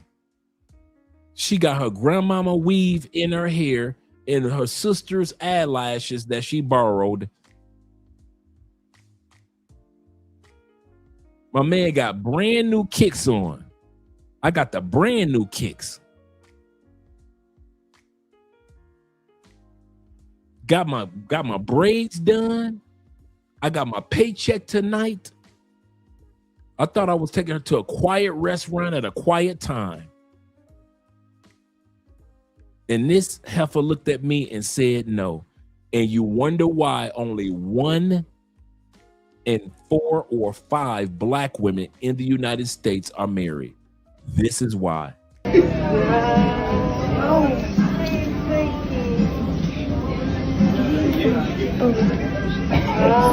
Yes!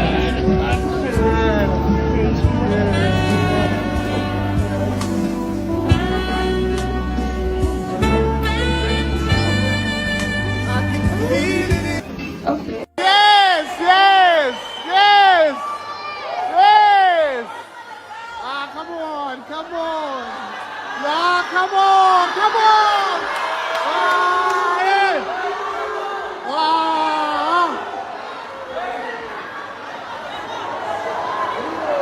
The same chick that even in your car that drove to the mall with you told you fuck you. She ain't even got a ride home.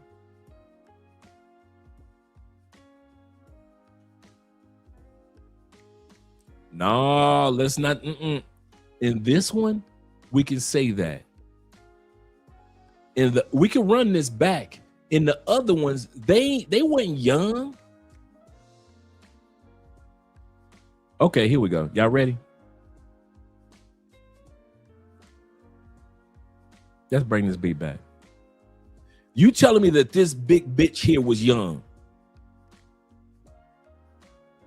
Y'all telling me that this chick here was young? Okay, here we go. Let's go on back.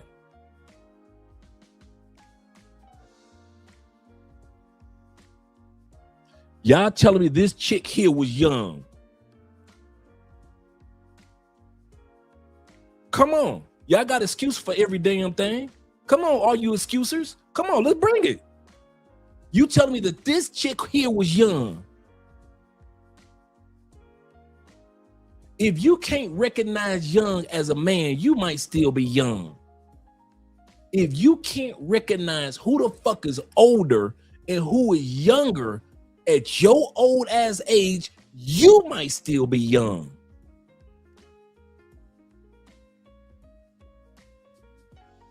The only one that we can say that's a baby girl is the one that we just watched in the mall. Now we can say that about her. She looked like she a baby girl. The rest of these bitches, oh, wait a minute. Let's bring it back. Come on, here we go. I'm bringing receipts. Y'all say they look young. You telling me that this bitch here is young?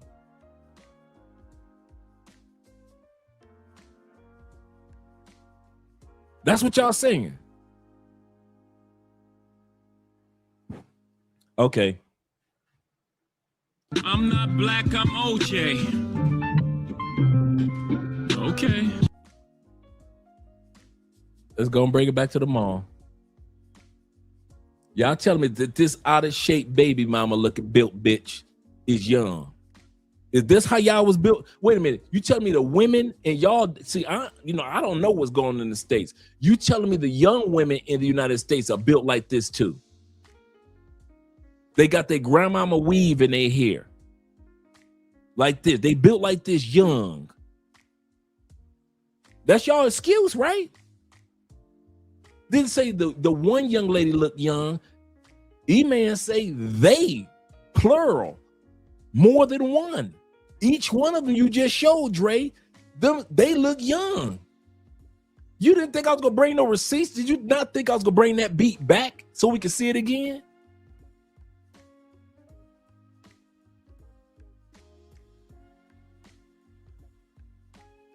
This bitch got an outfit on from motherfucking whatever mall spot.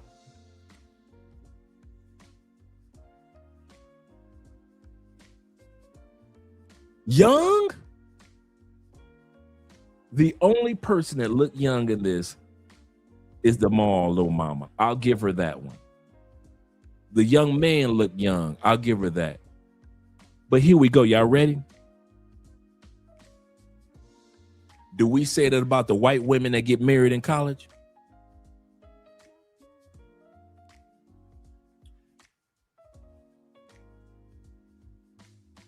I'll wait.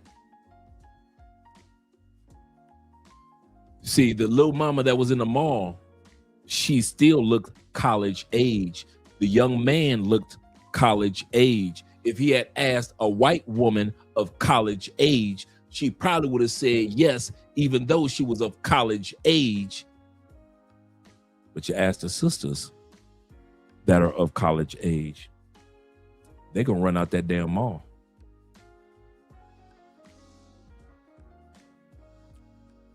I agree with you, Andrew.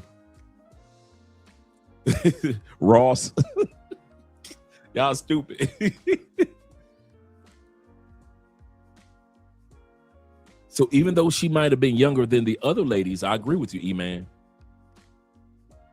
But if that was a white woman that he had built a sexual and an honest relationship with of college age. So yes, but that young lady with the braids wasn't too old, at least for college. I bet your fucking white girl would have said yes. Bet that. Bet your white girl would have said yes at 22, 23. Bet that. Let's bet that one. White girls be at college graduation. Fuck you hoes. Fuck you damn black girls. Y'all don't know shit. Y'all dumbasses sitting up there. acting like y'all the shit, but well, I got a ring and I'm about to graduate and I got a degree. Fuck you goddamn black girls. And I'm not just we just marrying white men. We marrying black men. My man going to the NFL anyway. You gonna see next time you goddamn black girls see me, it's gonna be the draft, bitches. It's gonna be the NBA and the fucking NFL draft. And black men are driving NASCAR, so you bitches might see me at the goddamn NASCAR pit. White girls ain't got no problem with saying, fuck yeah. If you about something as a brother, not every brother, but the brothers that are about something, them goddamn white girls say, fuck yeah, I'm marrying you. What the fuck? I don't care if you're an offensive lineman. I'ma marry you. Hell yeah, I'm gonna marry you. You the best offensive lineman in goddamn college football. And the white girls know you get paid now in college football now. And the white girls know you get endorsements now in college football. So now you can get commercial money and shit and advertisement money. Them damn sisters still ain't caught on. Them white girls was like, wait a minute. We were saying yes to the ring when none of you in NCAA brothers was getting money. When y'all was coming out of college flat broke, we were still saying yes to you. Now y'all can get paid by the NCAA and they allow you to have endorsements in the NCAA.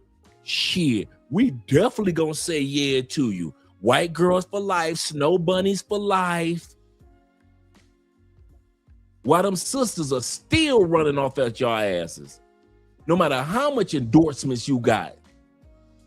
Because they ain't used to the fact that you supposed to get married, get your degree, and get your man in college. They ain't ready for that. So even though them young boys getting endorsements and shit, them sisters still saying no. And them goddamn white girls still saying yeah. That's why you see them sisters next to their ass on the draft day. I mean, the white girls next to their ass, them snow bunnies next to them on draft day. And you don't be seeing them sisters like that. You'll see a sister every once in a while, you be like, oh, damn, that's a sister. Most of the time, he either with his mom or dad or with his mom, dad, and a motherfucking white girl. And I ain't mad at him. I'm going to tell y'all this. I am not mad at him. Whether he with a white girl, Asian girl, this is not an anti-sister because I know how black people like to take shit and make it seem like it's always anti-them because we love being fucking victims of every goddamn thing. I'm saying this because the brother sat back and said, hey, white girls were with us when we wasn't getting a goddamn dime from the NCAA. Nothing. We was eating Roman noodle soups and running for 2,000 motherfucking yards. And them white girls still said yeah. Now that we finally getting endorsement checks and part of those billions that the NCAA get, and we getting sponsors, shit, white girls are the only ones that have enough sense to say to this day, yes to the ring. Because you brothers could be getting millions of dollars in endorsements. And them sisters will think, well, I haven't graduated college. I want to be like Steph Curry's wife. In other words, I don't want to be stuck having your kids. I got my own thing going on.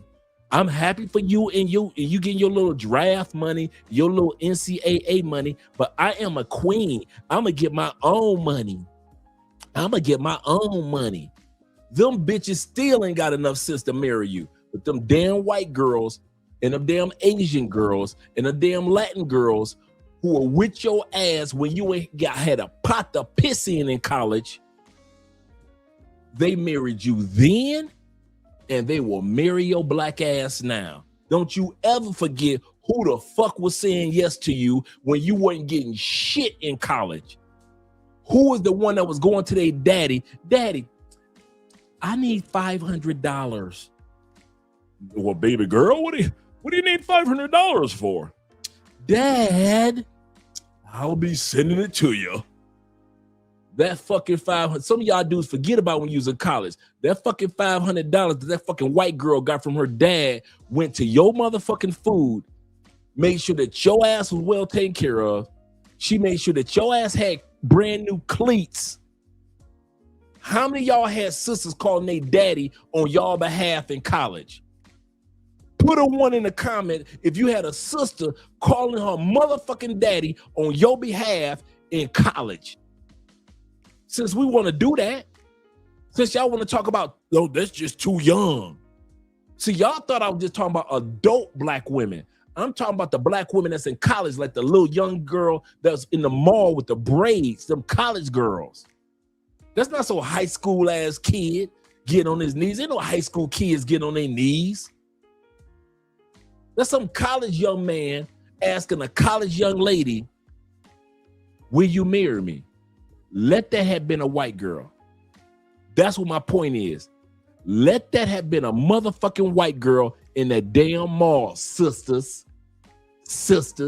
Let that have been a young ass white girl from goddamn Iowa, Indiana, fucking the cornfields of Ohio, Kansas City.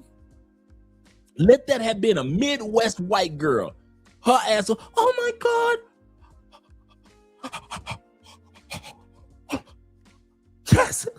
Yes, Anthony, yes.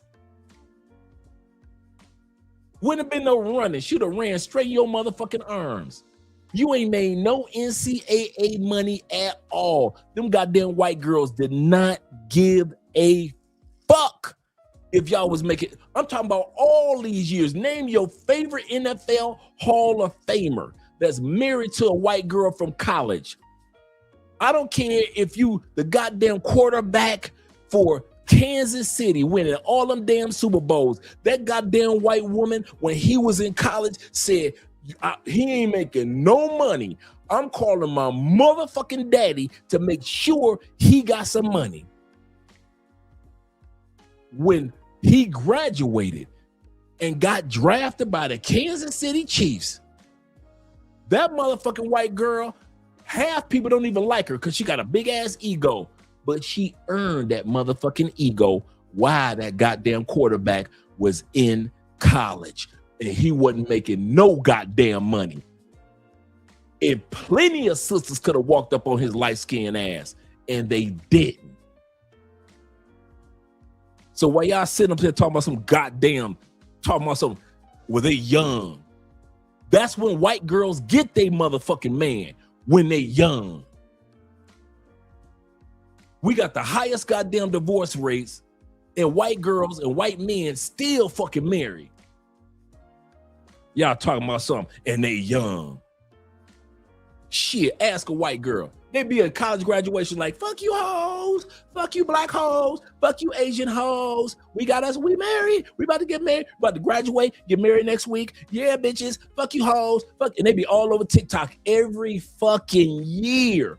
Nothing but goddamn white girls that's young with motherfucking rings on their fingers. And don't be no expensive ass ring. They be like, baby, why buy an expensive ring when you can buy me a $300 to $500 ring right now, and we can take that $12,000 and buy a house? Not sisters. Give me a $12,000 ring in an apartment. They would rather you take $12,000, put it on their finger, and y'all move into an apartment.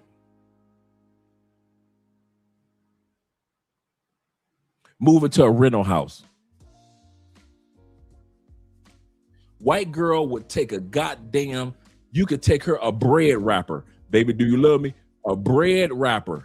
A goddamn 25 cents ring with the gigantic candy ring on the tip. I love you, baby. And she'll think it's just the cutest thing. 3 years later, your ass, Mr. Corporate Black Man, this corporate black man, that, and you done bought your white girl the biggest goddamn diamond, emerald, white diamond, white gold ass motherfucking ring there is. $25,000. You know why? Because your black ass realized that white girl was willing to take that little cheap ass candy ring the day that you asked her to marry you. And I'm not co-signing white women, but we have grown up seeing what I just described. So all that bullshit y'all trying to sell, you can sell that to somebody else. And I'm ready.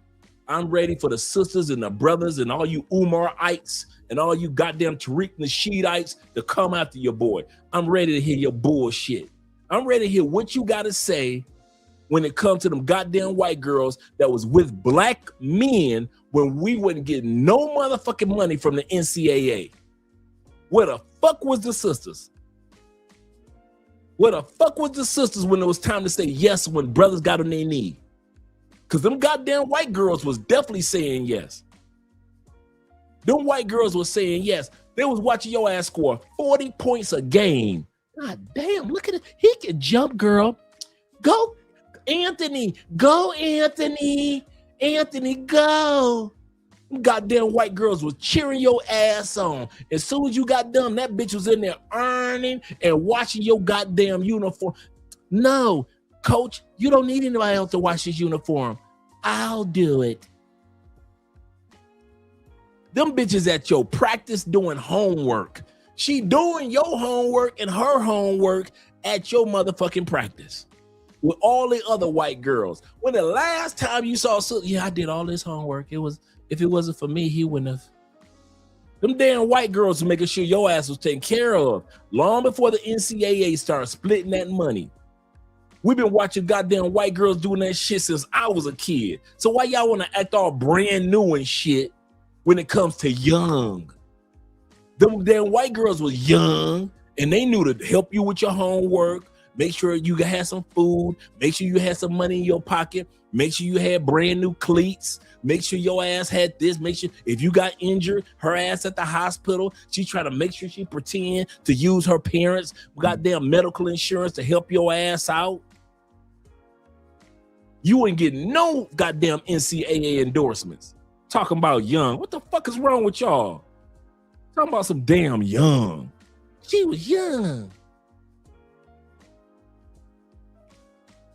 Montrez, shout out to Montrez in the building. Montrez said, he said, them white girls are right there with them at the NFL every motherfucking time. You think them white girls gonna give up their rings? Brothers, I'm serious. Do you think them white girls are about to fade to black because now, over the last few years, the NCAA has allowed you, or your sons, in other words, to get a part of the billions, so you get a percentage of the money, and or you get sponsors and commercials and endorsements?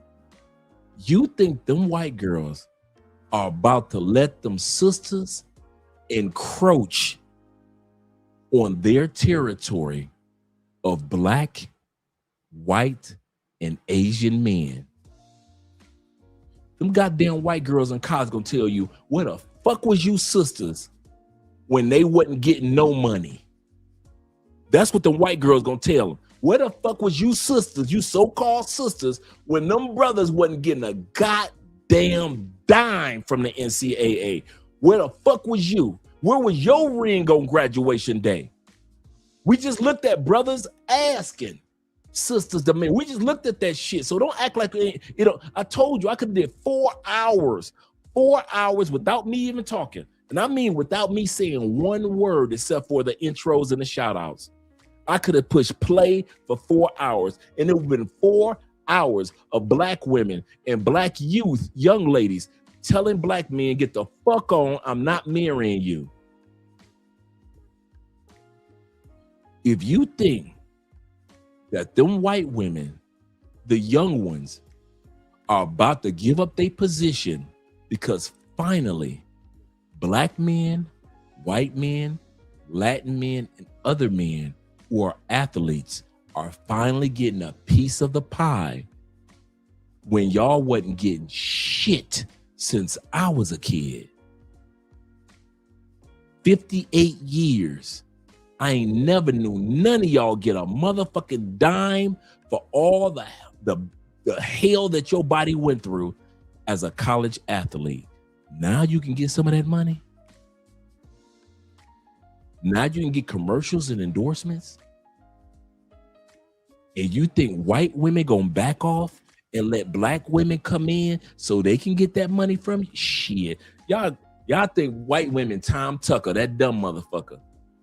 That's who y'all think white women are. Y'all think white women, Latin women, and all the other women that was on our teams when we wasn't getting shit. You think they Tom Tucker, that dumb motherfucker.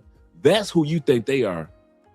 That's literally who you think they are. If you think that white women about to sit back and when y'all get on one knee and y'all ask them to marry them, that they gonna say no. Fuck no, they ain't gonna say no. They gonna be, oh my God, Mom, Keith just asked me to marry him. That's white women. Black women are showing you the reason why they aren't married is because they keep telling y'all black asses no. And that hurts y'all heart that your sister told somebody no. And once upon a time, your mama told somebody no. And once upon a time, your aunties told somebody no. And I'm talking about somebody that they was fucking. Somebody, I'm not talking about somebody that was a total stranger that popped up out of nowhere with a ring. I'm talking about somebody that they fucked long enough to where that man fell in love, trust your mama, trust your grandmama, trust your auntie, trusted my auntie, trusted my grandmama, trusted all of our female co-workers, and they got on their knee, gave him a ring, and what did my mama, your grandmama, your co-workers, my aunties, what did they say to him? No. No. That's why 78% will never touch marriage. Not because we're not asking. Now it's at the point where black men don't ask them anymore. Notice black men are getting married more than black women, meaning we're asking. We just ain't asking they ass. Oh, yeah, we got 87% of black men married to black women. Didn't say 87% of black men ask black women. Says 87% of black men are married to black women. Didn't say 87% of us are asking black women. What's your point, Dre? My point is that at the end of the day, one of the reasons, just one, I don't know all of them, but one of the reasons why sisters aren't married, because they ass is telling y'all no. And the other reason why interracial couples are married, because that goddamn white girl told you yes. And you can take that one to the bank. Old school. Let's go to the super chats. I don't want to look out. I don't want to miss out on you, brothers. Show some respect to you, man. And I'll start right here. Shout out to Hannibal once again. He said, tell me where in the Bible does God forbid interracial marriages? And that's where we started off with the rant. He said, from what I heard, Moses' wife may have been African. And this is 100% correct. And that is in the Bible. That's in the Bible in regards to Moses' wife being from a different, now mind you, because the racial construct didn't exist at that time period, it wasn't because she was black, it was because she was not a part of the Israelites that is, and I don't know, they weren't even Israelites at the time, they were Hebrews at that time period. Israel didn't exist. Because of being a Hebrew, and she wasn't, that's what the problem was. How you gonna be with this woman from the desert and she just so happened to be black? Well, how you gonna be with this woman from the desert? We don't mess with them desert folks. Not realizing, this is the funny part, they are in the desert in which they've never been in. This woman was born and raised with desert folks. Abraham, when he ran, Moses, when he ran off to the desert folks and hung out with them. If anybody knew how to live in a desert with no problem, was Moses' wife. And they were pissed at Moses' wife for being a person or a woman from those people over there. That's the crazy part. Like, wait a minute, this is the main person you need to be listening to. She know all this shit. And y'all looking at Moses like, why you marry her? You couldn't find one Hebrew to marry? Bitch, God hadn't talked to me before I married my wife. I married my wife, and then God talked to me about saving y'all asses. I married her first. God talked to me, and then I came to y'all. It wasn't the other way around. And that's why I said the racial construct that we grew up in today didn't even exist at that time period. But that's absolutely true. She was of African descent. Shout out to Moses. Rose says, he said, travel history is so dope. Absolutely correct. He said, the truth is that we just updated versions of what has always been. Yes, we are. We're just the updated versions of what has always been. F. Tanner says, this is Andre. He said, bro, you are not lying. He said, Paul Mooney said black men black men are the American trash man. Ooh. We will take anybody else's trash. That's so true. Yeah, we will date any old thing. Kobe says this. Shout out to Kobe and the rest of you guys. He said, hey, Umar, 3/4 of the sisters are not marriage material. And that's what our point was. Nordine says this. Nordine says, well, these kangs and quangs are upset with the passport bros because they are losing a lot of money. Now wait until Grand Theft Auto 6 comes out this year. They will lose their minds. Absolutely correct. And Nordine says this. He said the church, kangs and queens, will flip out because Modern Warfare 4 and Grand Theft Auto 6 is winning the men and losing a lot of money. This is true. And they are going to crash out hard. Be prepared for it, gentlemen. Be prepared. Nordine also says this. He said, watch out, fellas, for your kings. Dr. Omar, for your king, Dr. Omar will start coming after Modern Warfare and Grand Theft Auto 6. Advertisement, that is. He says, because we're going to lose a lot of, because he's going to lose a lot of money, Umar, and he's going to crash out even harder. You will see. You will see. And Nordine, shout out to Nordine once again with a $10 love. He said, golf course in Borders. He said, I can attest to that because I tried to get married to one of my long-term girlfriends who was a sister. And she left me at the altar on Christmas. Damn, no, I did not know about that, Nordine. Left me at the altar on Christmas Day. Dirty. That dirty.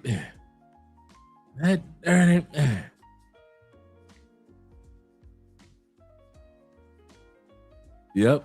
You will see who Miles Garrett is with. Absolutely correct. Chloe Kim, Olympic gold medalist, snowboarder. I know, right? D. Smith. Man, I ain't got nothing but love for you, Nordine. Corporal says this. He said, yes, sir. He said Moses fled Egypt to the land of Midian. Thank you. The land of Midian. He said an area located in the desert east of the Gulf of Aqaba and to the north of the Arabian Peninsula, which is modern day Saudi Arabia. Thank you very much, brother. Yeah, I know, right? Christmas, that dirty. Oh, I got another one for y'all. Let's go. If y'all think that one was dirty, I got one for y'all where a dude asked a female to marry him that y'all never saw this coming.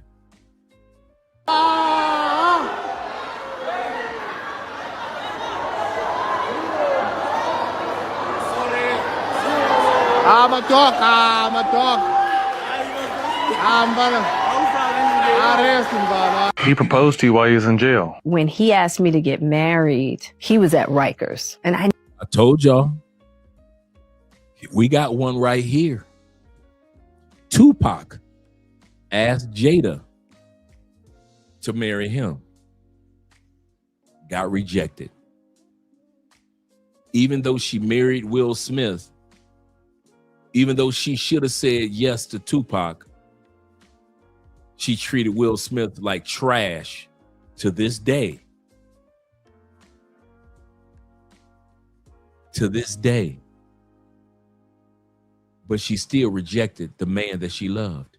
Knew at that time, he needed somebody to do time with him, which I was going to do anyway. He didn't have to marry me to do time with him, right? I'm here. But he needed a rock. He needed, because of our friendship and because of everything we had been through together, he just wanted to feel that solidified foundation. Because I promise you, he would have married me and divorced me as soon as his ass left down.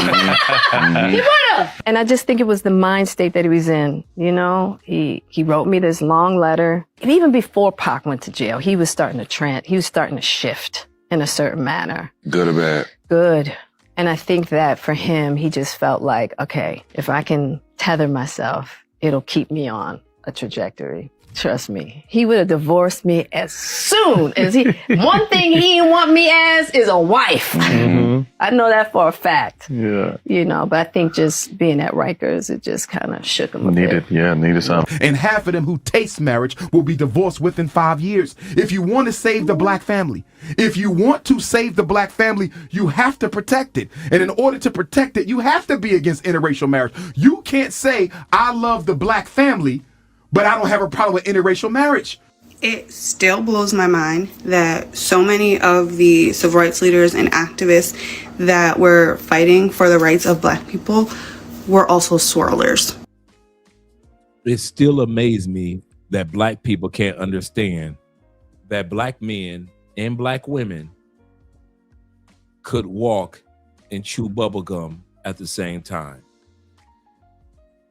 It amazes me how limited the intelligence of modern day black men and women are, to where you actually believe, whether it's this young lady, Dr. Umar, or others, that literally believe in their minds that black men and black women could not fight for the rights of their own people and the future of their own people, and yet be in love with whomever they fell in love with. If you really study the civil rights movement, there was an era for like, I say for about a good 3 years. I mean, I was heavy into studying the civil rights movement. I mean, I'm talking about Mr. Eye on the Prize himself, right? Heavy into studying the civil rights movement. It will amaze you how many interracial couples and LGBTQ couples had major impact on us receiving the rights that we have today. Whether it be helping to write the speech of the March on Washington, or whether behind the scenes giving finances. There has always been in the civil rights behind the scenes, y'all ready? White people that could not come to the forefront, but they gave money. And I'm not talking about the government and all these other entities. I'm talking about just some regular white people that had some money. They were like, hey, we ain't on that BS. We'll support you financially, even though y'all don't want to see us ever on camera. The LGBTQ and the swirler community. We think that the only people were the Malcolm X's and Shuttlesworths and the Abernathys and Martin Luther Kings and Stokely Carmichaels and the Black Panthers, the Medgar Evers. I'm telling you, there were a lot of swirlers, a lot of LGBTQ, and behind the scenes with the freedom riders and all that were white people. just like the white abolitionists. That hasn't died. That hasn't died. So when you do your homework, I'm telling you guys, some of you guys talk about the civil rights movement. If you ever want to study this, the true from like I'm talking about from 1930 all the way to 1980, don't stop. Don't stop in the 60s.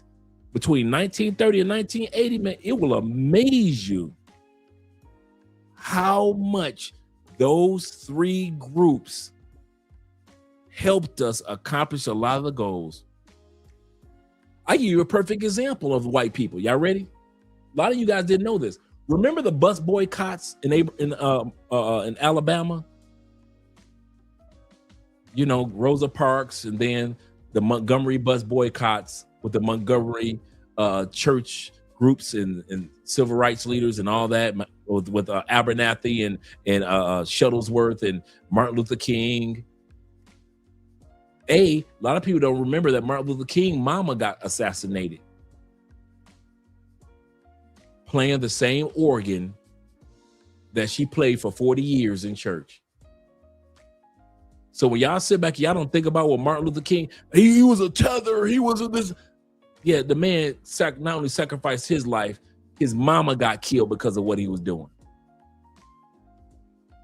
His mama.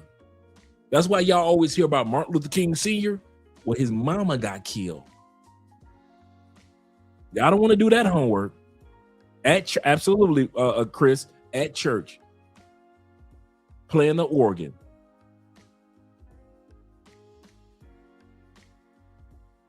When you do your study on Black history of the civil rights movement, I promise you, there are some things that will come out that you like, I never even knew about that, or I never thought about that.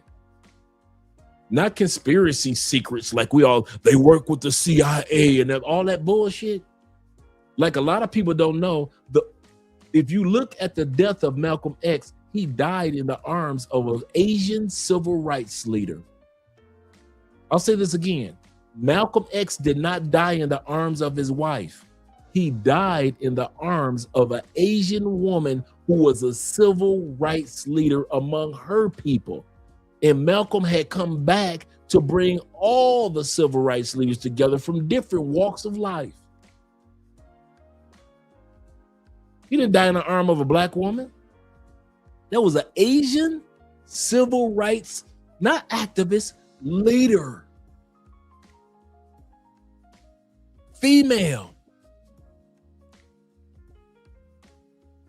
But y'all don't want to do your homework. You want to do your homework. That's why when Umar be talking, I'm like, man, can somebody please shut this dude up? The same energy, dude, we do realize, Umar, check it out. From the day that you got your first dollar for that school to afford one brick, and I mean this, and I'm not being facetious, Umar, to 2026, if you personally had built that school one brick at a time, personally, that school would have been done 5-6 years ago. If your Black ass would have built it. Just one brick at a time. Like a little house on a prairie house. Umar just don't want to tell y'all I fucked over y'all money. Y'all was sending me thousands upon thousands, millions upon millions, and I fucked over it all. All the grant money, I fucked it all up, Black people. I did just like Black Lives Matter. I came in, I pretended like I was with y'all, and I told y'all fuck y'all when it came to the money. So now Umar is getting paid to do speaking engagements at different colleges and at different events. But at the end of the day, Umar paying child support for 2 kids, and Umar, your pro-Black brother, ain't nothing but another broke-ass brother that's sitting around hustling y'all. That is it. That dude had ample opportunity to buy one brick at a time Here's the fucked up part. There's a brother that got hurt. I heard about this story a few years ago. There's a brother that got hurt in the NFL. He was an NFL player. He got hurt. Do you know this regular everyday brother, I forget his name, has built 3 schools? I'm talking about a brother that wasn't rich. He wasn't famous. He was like 3rd string, 2nd string player. You'll never heard of him. I forget what position he played. He got hurt in the NFL. This brother has built 3 schools. Literally, what Umar is talking about, 3 schools in the black community. 3. I heard about this story like a year and a half, almost 2 years ago. Because somebody was comparing him to Umar, like, how the fuck do a 2nd string injured NFL player build 3 fucking schools? And Umar had millions and didn't lay a brick.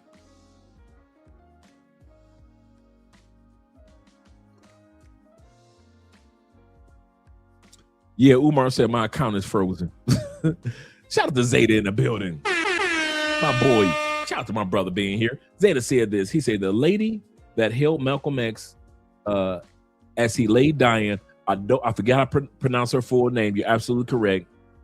She was for Yellow Peril. You're right, Dre. These pro-blacks don't research history.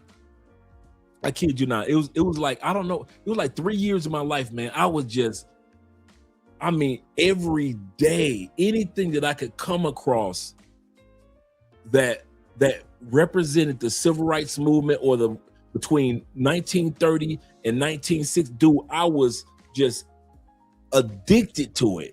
Just that was my addiction. Just that movement, right? That moment in time. And like a lot of people don't know, Ebony magazine, Jet magazine would have been done if it wasn't for Playboy. It will amaze you how much money Hugh Hefner put into black magazines and the civil rights movement. It will amaze you. This dude was putting millions into the civil rights movement and black. It would not have the Ebony that you know. That shit wouldn't have. Jet magazine, Beauty of the Week. That shit wouldn't have never happened if it wasn't for Hugh Hefner quietly putting his money in. I got one for you. That's the one I was trying to remember.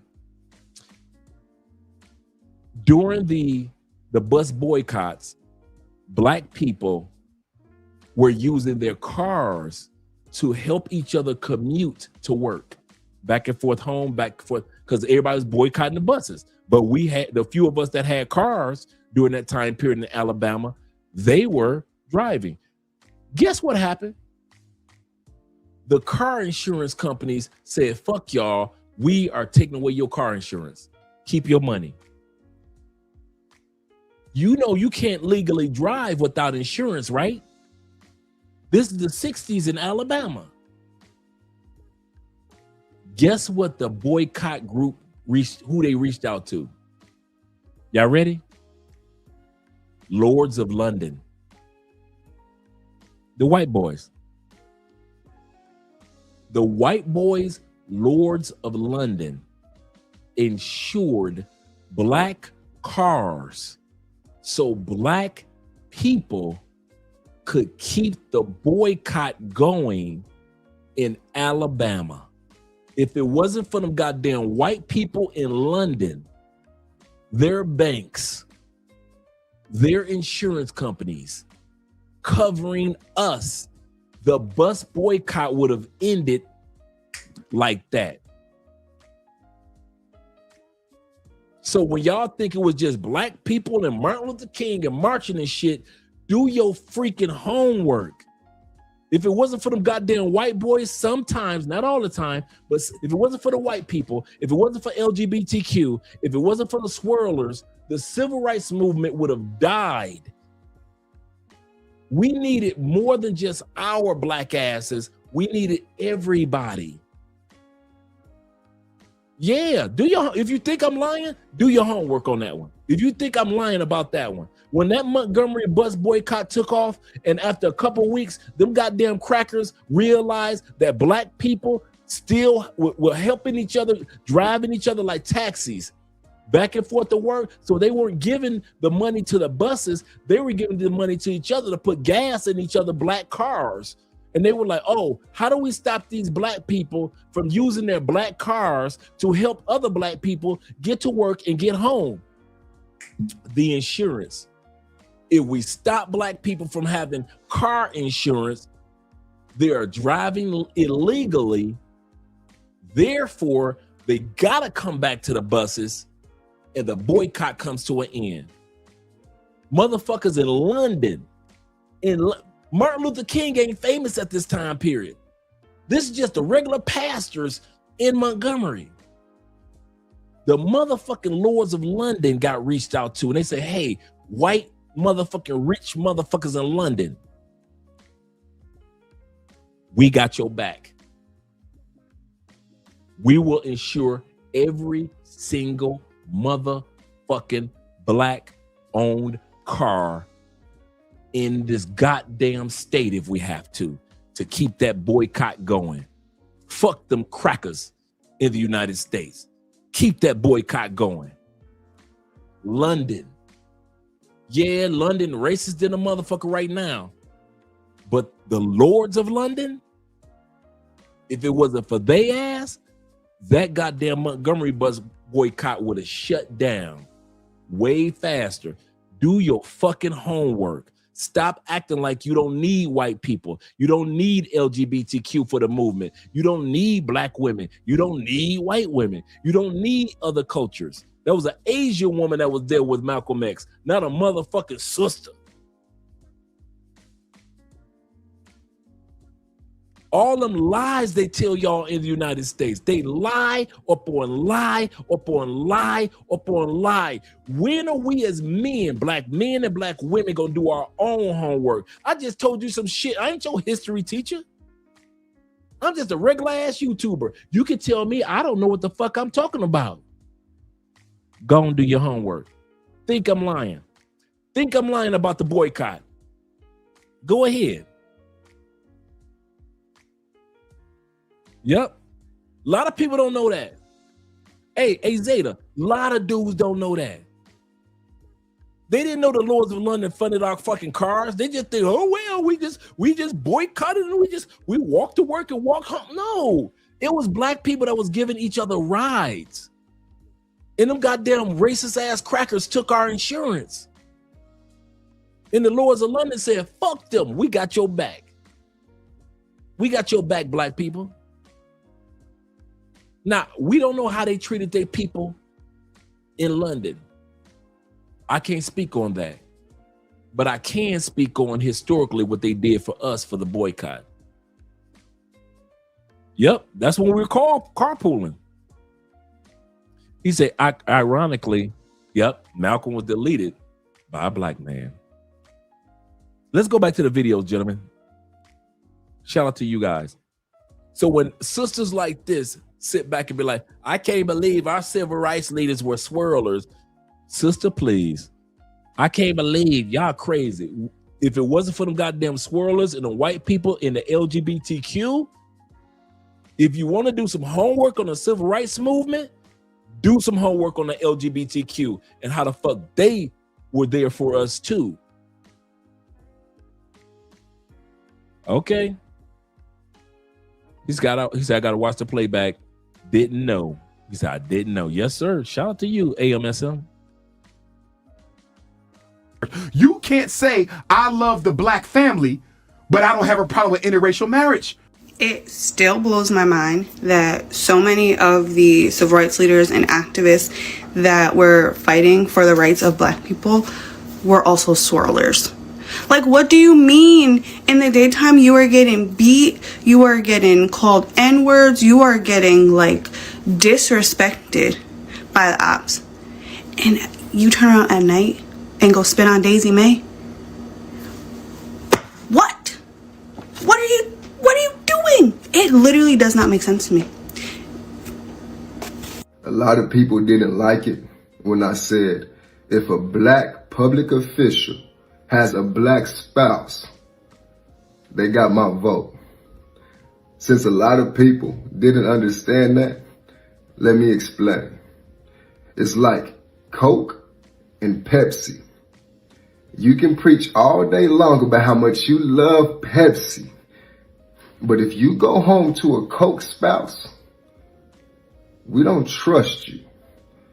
Not because of hatred, but because of alignment.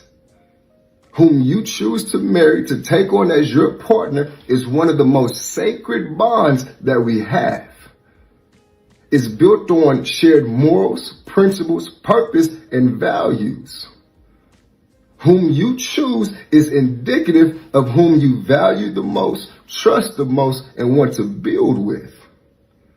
So for you to proclaim to be for the people while simultaneously making a lifetime allegiance to a group of people whom have historically subjugated, excluded, and dehumanized your people are going to look at you differently. So that's why I'm more inclined to support and trust a public official of color whom is committed to their community both publicly and privately. You let me know, does a public official of color being married to a white person make you look at them differently? Before this next brother speaks, I want to share something with you guys. Let me do a screen share real quick. I told you guys we're going to be on this live stream for a while tonight. So shout out to the second and third shifters. Let me go right here on the screen share. Y'all know I'm a receipts type of dude. And I'm dropping the link. Let me make sure we got everything on the screen. My bad, gentlemen.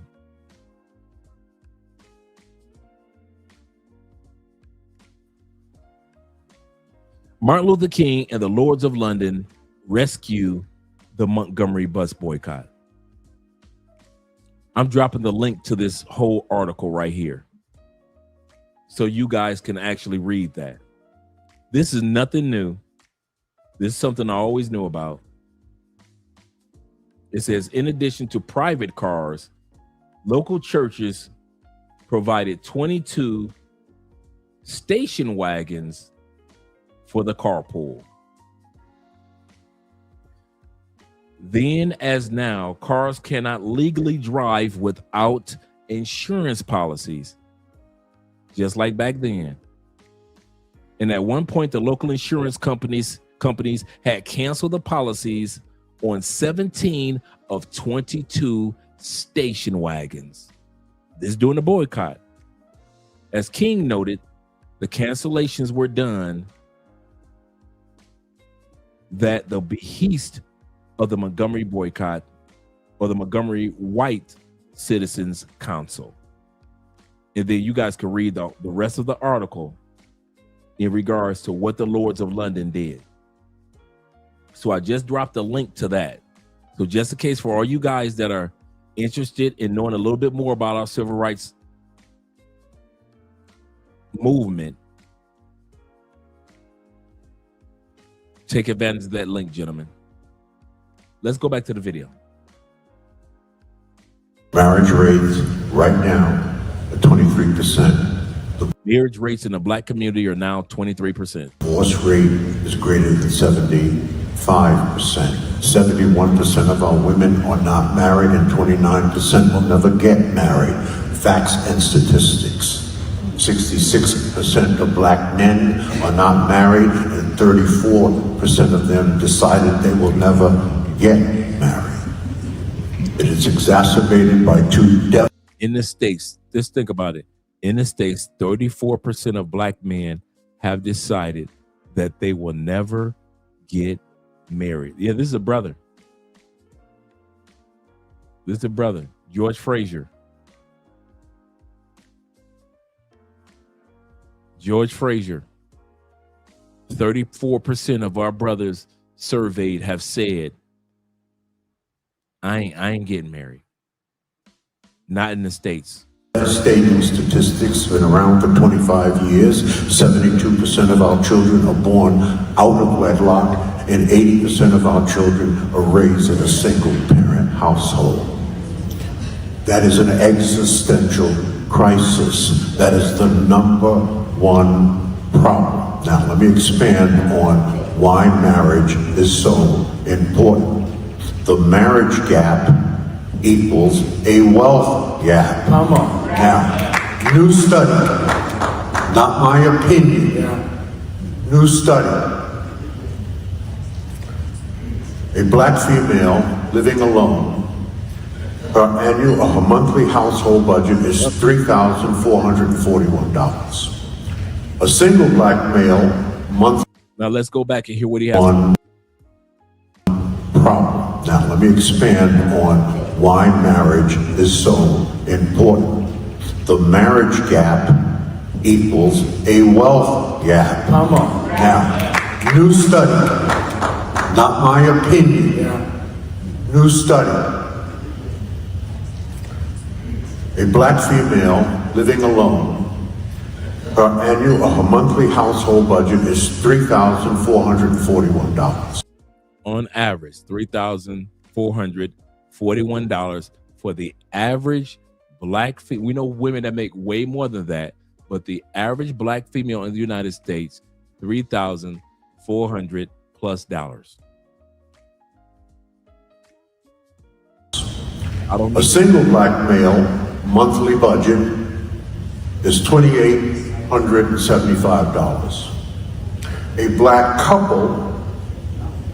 Let's go back. New study.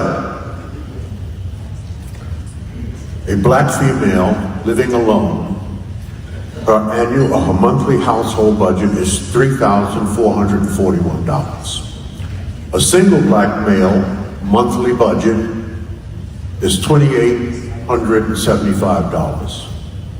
A black couple monthly budget is $3,666. That means there is a monthly gap between a brother living alone, a woman living alone, and a couple living together on a monthly basis. It is a $2,650 gap per month. Now, let's look at that long term. Marriage for 10 years will save you or earn you an extra $318,000 if you're just married and you close that gap between you living alone and your man living alone. And he's proven the point that when women say we don't need no man, we're doing better than the man. He's proven the point that even if you living alone, ladies, you are not doing better. Notice this. Women can say all day long on TikTok, YouTube, Instagram, we're doing better than the man. Have you ever seen a video in which women say they're doing better than couples? When was the last time you saw a video of a woman saying that she's doing better than white couples, Asian couples, Samoan couples, black couples? You will never, ever see women who are bragging all over the social media about how they're doing ever do a video saying they are doing better than couples. For all these women that's talking about, I don't need no man, we're doing better than men.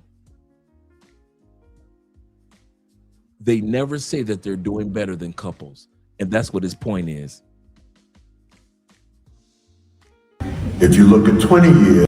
Before I go any further, men don't talk like this. Men don't brag about doing better than. We don't care.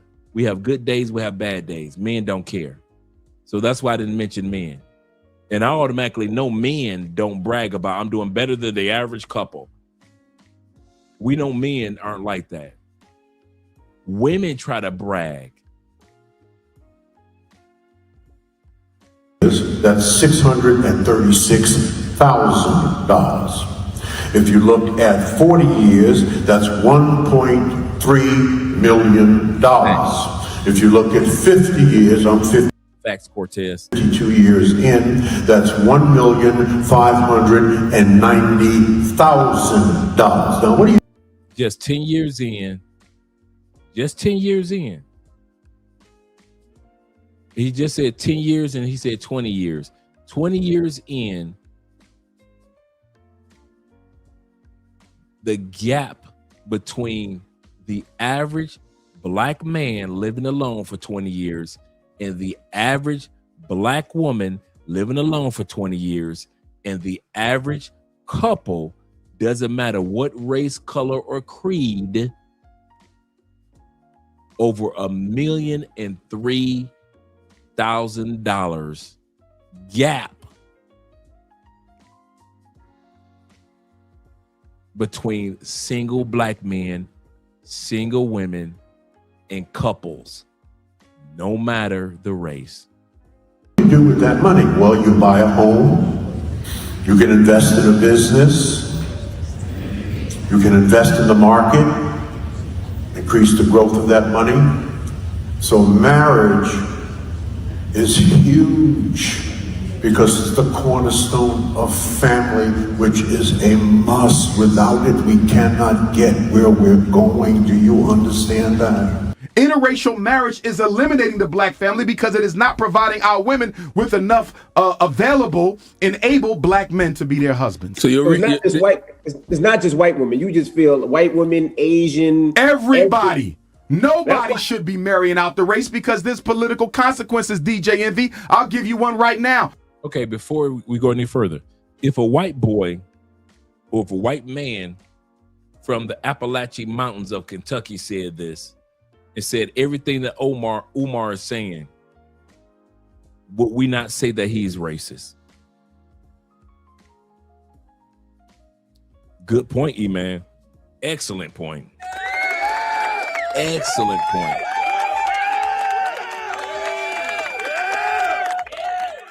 We've been waiting for the answer to that one for a minute.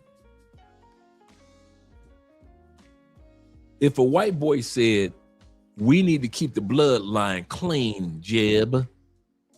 Jeb, we're trying to keep the bloodline clean. We aren't trying to lose any money in our economy. If we marry one of them jungle bunnies, one of them African booty scratchers, that's impacting our money. That's coming out of our community.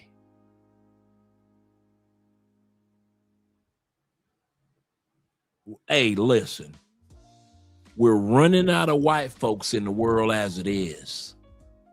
Hey, in 50 years, Jeb, we'll be losing white folk. We need to keep our skin and our people and our blood pure. Well, you know what? I don't believe in interracial relationships.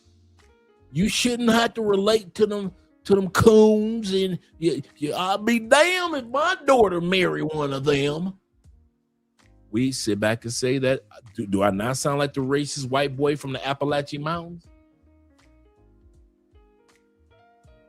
Now, I ain't got nothing against black folk, the coloreds marrying coloreds, and the Jews marrying the Jews, and the Asians marrying. Yeah, I ain't nothing against that. But I'll be damned if I let them come on my land, my property, and marry my kinfolk.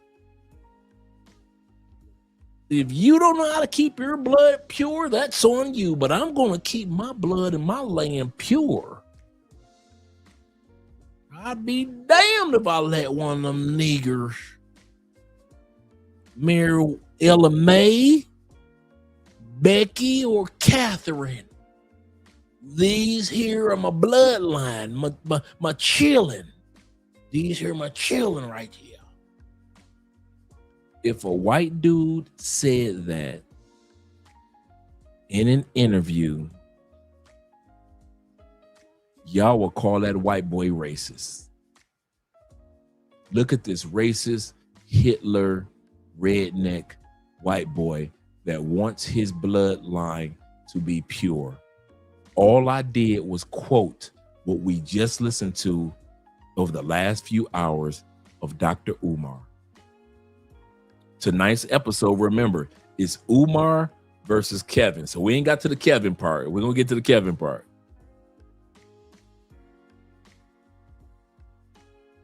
It's Umar versus Kevin. And I told you it's going to be a long live stream tonight. Zeta says this. He says, okay, if so, black men need to marry sisters, then we don't then Umar, he said, then why don't Umar discuss the very first sanctioned legal marriage? I was going to put that in here too. I didn't put it in here because I know all you guys kind of like knew about 1967, the first time that marriage was legal, the year I was born. So I figured you guys kind of knew. That's why I put it in here. He said with a black woman and a white man. Shout out to Carolinas. That's where they were from. Zeta says this. He said Umar is so busy on the nuts of black men who marry out. Now, what about the black women? You never hear that. And his excuse is because we as black men, for the most part, hold the economic shield of the black community. In other words, technically, men die before women. Technically, men make more money than women. Technically, men are the providers of the family. When you marry a white, this is Umar talking, when you marry a white woman, you are giving her your insurance policy when you die, because you know your kids and your wife going to get that. She gets the house, she gets the investments, and it's as if it's going back into the white community by way of interracial marriage. That's why he'll say, this is why I don't talk about black women marrying white men, because if she stays with a white man, she'll get his insurance and his investments. That's why I spoke on it earlier. Do realize black men that marry black women, even those that are making money, marry black women at a 87 to 90% clip. My point is not that much money that's leaving the black community. Marry a white woman at a 7% clip.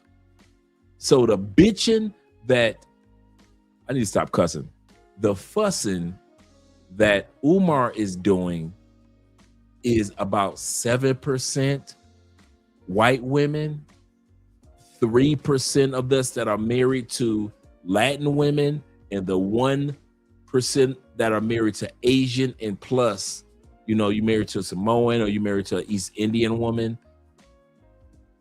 That falls in the 1% category, 1% plus category. So think about it. 87% goes back into the black community. Our life insurance policies, our investments, if we're married, all these married men, it goes back into the black community. He is fussing about and crying and whining about and trying to make you feel some type of way about 13%. I want you to think about that one for a second before we go back to the video. 13%. That's it. Dude, all this fussing about interracial couples and you marrying white women, you do realize this, they only fussing about 13%. You do realize that.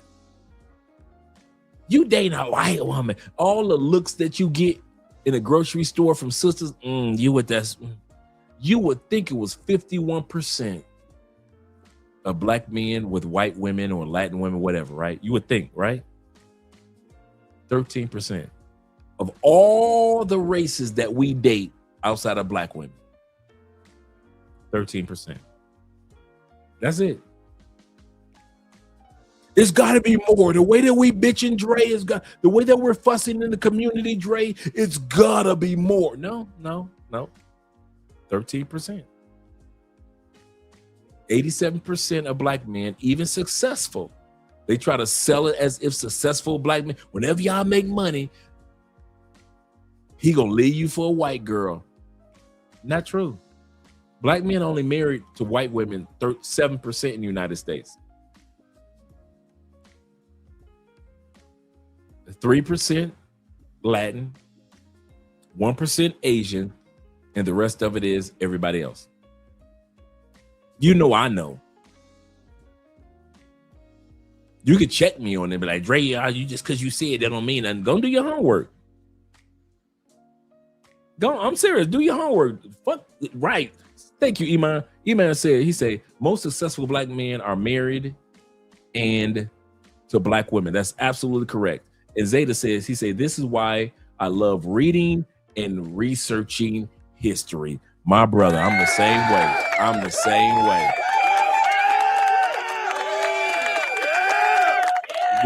Remember when I mentioned to you guys earlier, when I was in federal prison, Shiite Muslims, Sunni Muslims, 5% sinners, more science brothers, shout out to my Mo's, and the Nation of Islam brothers taught me, if nothing else, and I mean this, the reason why I have such love for all the Islamic brothers out there is because they taught me two things. Y'all ready?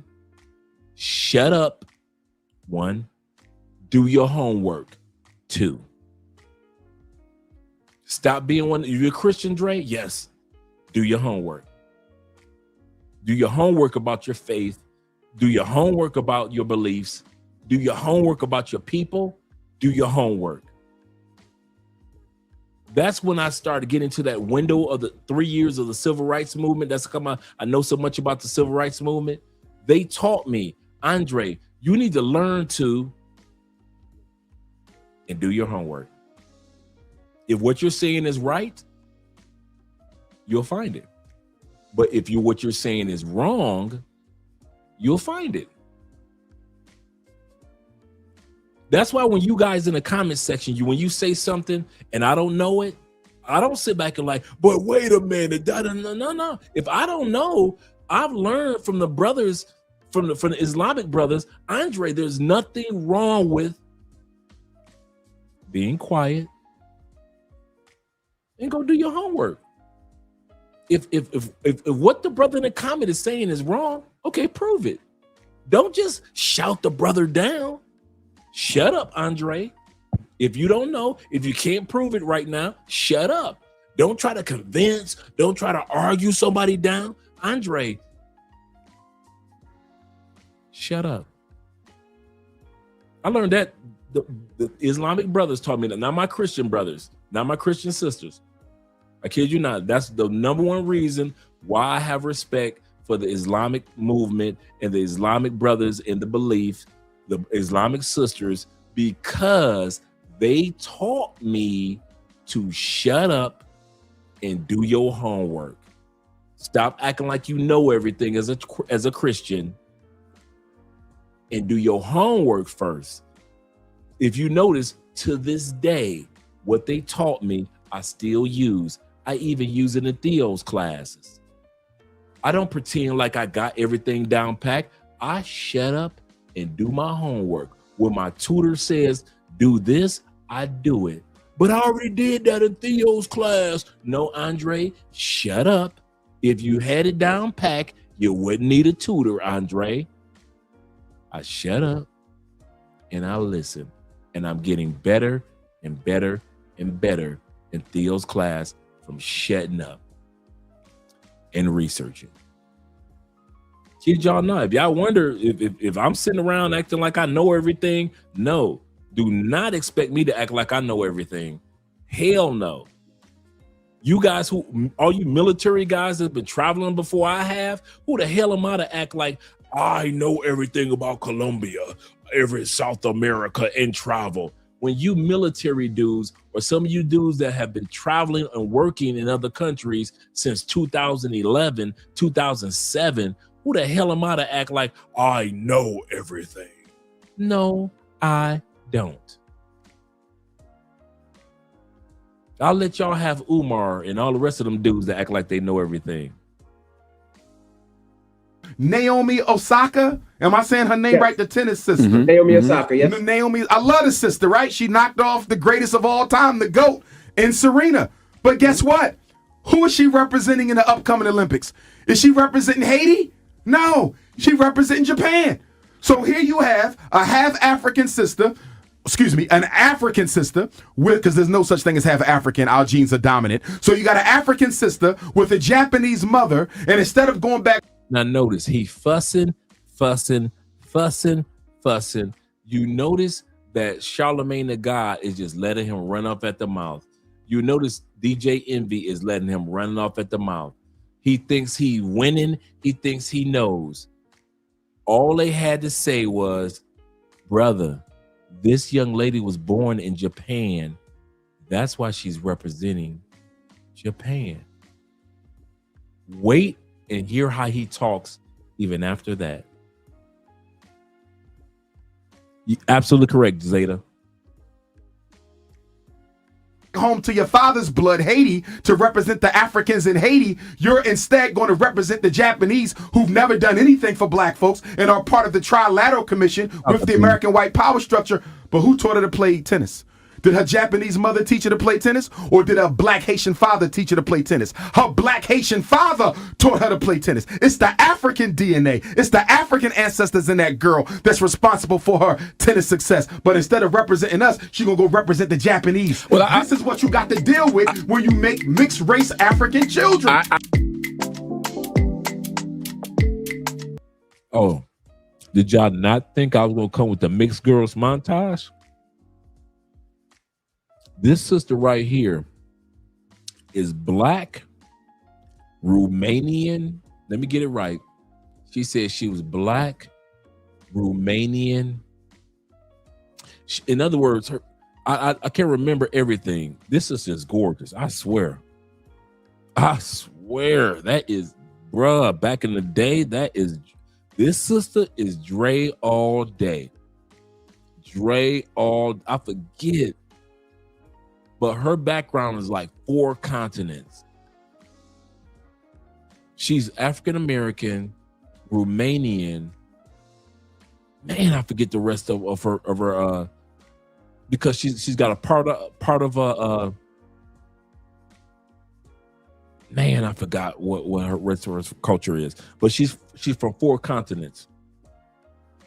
So let's do that montage. We've been through the fire, but still did shine. Rain couldn't drown me, dry design. Every scar proof for the constant climb. Oh, and them can't still what they know is truly mine. Oh, see glory run from pain divine. My spirit so clean, my soul aligned. A bad mind, premise to this man. My life a movie, victory style. Let me see that I did, still me never fade. When life tests me never trade. Turn sad bad to a sweet serenade. Now the world sing, look who say. Mama said pray, I gon' pave your lane. Now me walk through the storm and feel no strain. Mother was snow to the island flame. Mother was snow to the island flame. We've been through the fire, but still did shine. Rain couldn't drown me, dry design. Every scar proof for the constant climb. Oh, and them can't still what they know is truly mine. Oh, we've been through the fire, but still did shine. Rain couldn't drown me, dry design. Every scar proof for the constant climb. Oh, and them can't still what they know is truly mine. My spirit so clean, my soul aligned. Bad man, premise to this man. My life a movie, victory style.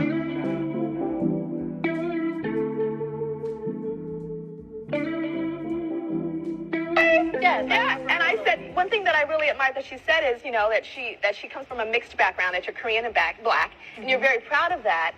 But what you don't like is that guys seem to be more interested because there's a mix, or they say that you're exotic and that's better, and why can't only Korean be beautiful or only black be beautiful, and why is this mix like extra special? Tell me about that. Yeah, it's just a peeve of mine, you know what I mean? Because I think, of course, And the sister who you're looking at on the screen, not A. Marie, but the sister that's looking like that, looking crazy, she's looking crazy because out of envy. I didn't show her portion because all it was the same thing that we always hear. Sisters fussing and envious of the mixed sisters. Oh yeah, I could bring the mixed sisters back for you, E-Man. I could bring that montage back. I could bring that montage for you back. Bring that beat back, Dre, again. Bring that again. Let me bring it back right here. I got you, E-Man. Bring that beat back, Dre. Instead of representing us, she gonna go represent the Japanese. Well, this is what you got to deal with when you make mixed race African children.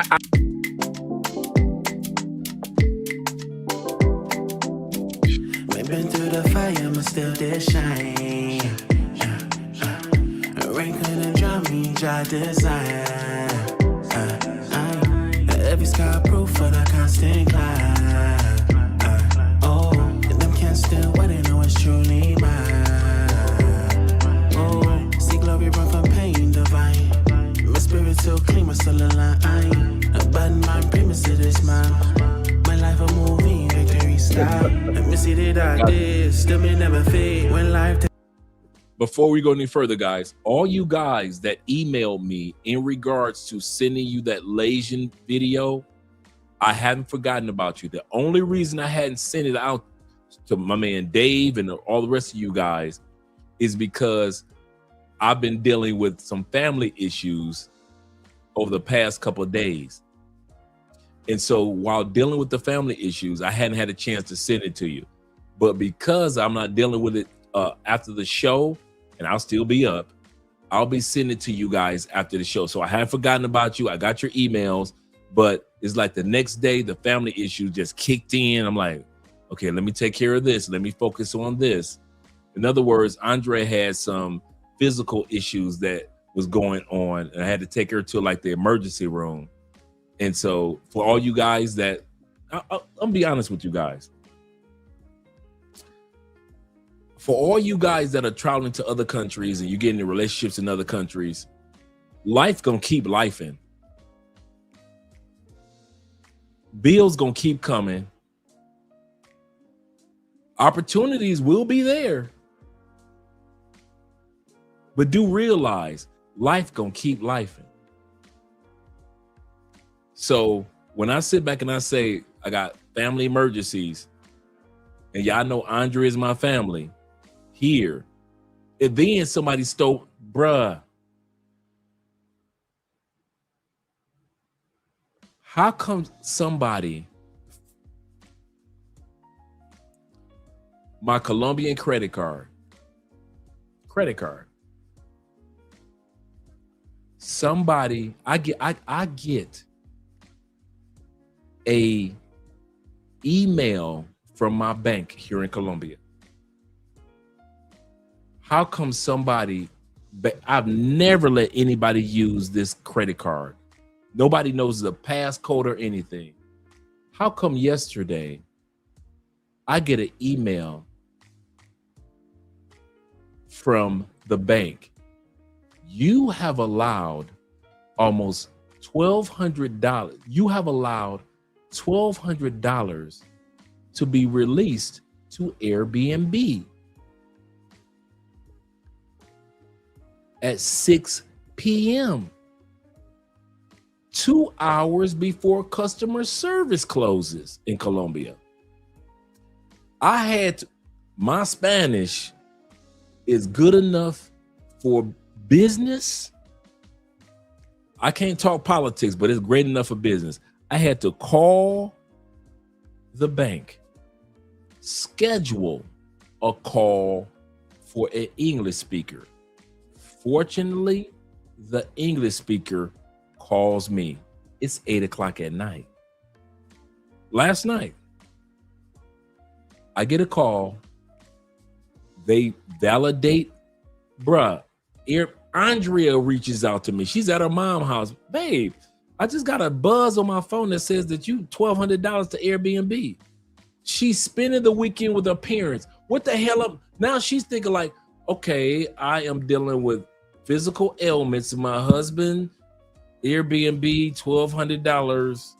Now Andrea's not jealous, but she's like, hey, $1,200? I gotta call the bank with my raggedy Spanish, but it worked. English speaker. We're working with the Spanish speaker, the English speaker, and he says, well, you're gonna have to get a new credit card because everything is under investigation. And we'll be sending you the new credit card in a few days. My point is, life will keep, the reason why I was transparent in this moment, now I know some of you bitch motherfuckers will take it and be like, well, Andre was going through this, and you'll run to another YouTube channel. I'm gonna tell y'all something. Y'all ready? Y'all ready? When these lights go off, I still live in Colombia, and your dumb ass still live in the States. I don't give a fuck if y'all sit back and judge us. When these lights and these cameras go off, real life happens. Real life happens in the Philippines to Ronin travelers. Real life happens in Medellin to T-Mac. Whether it's a cold, whether you're just having a bad day when you wake up. This channel is dedicated to let you guys know real life happens.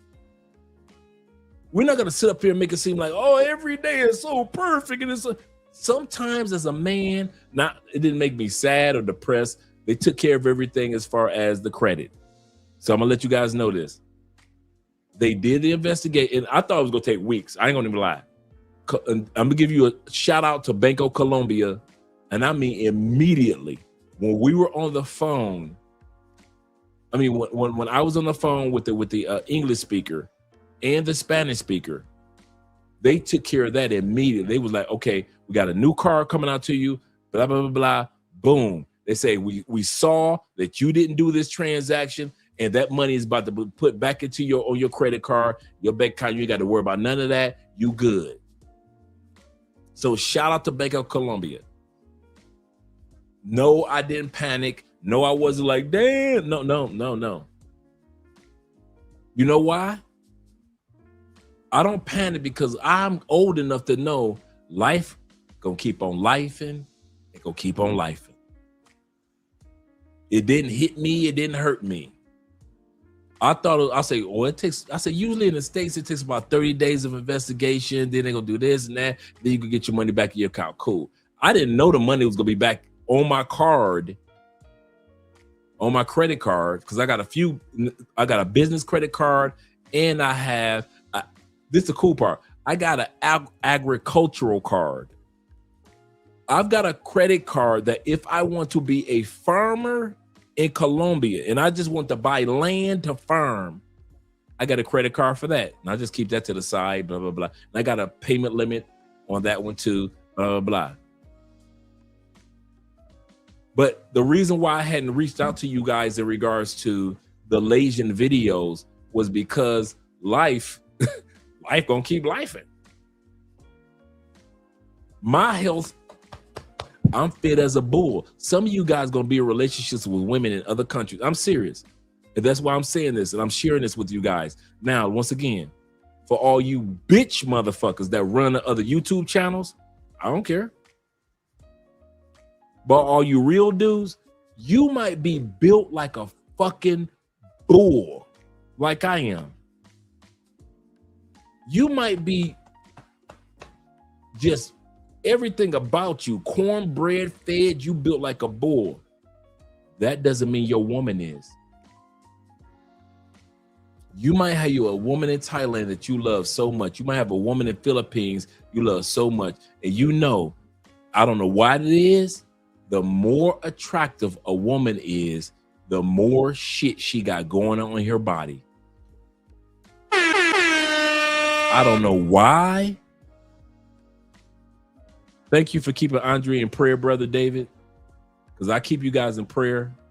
I don't know what it is about beautiful women, but if you guys see all you guys that brag about, I got me a dime, I got me a set. One of the number one reasons why I don't give a damn about you having an attractive woman is because of this.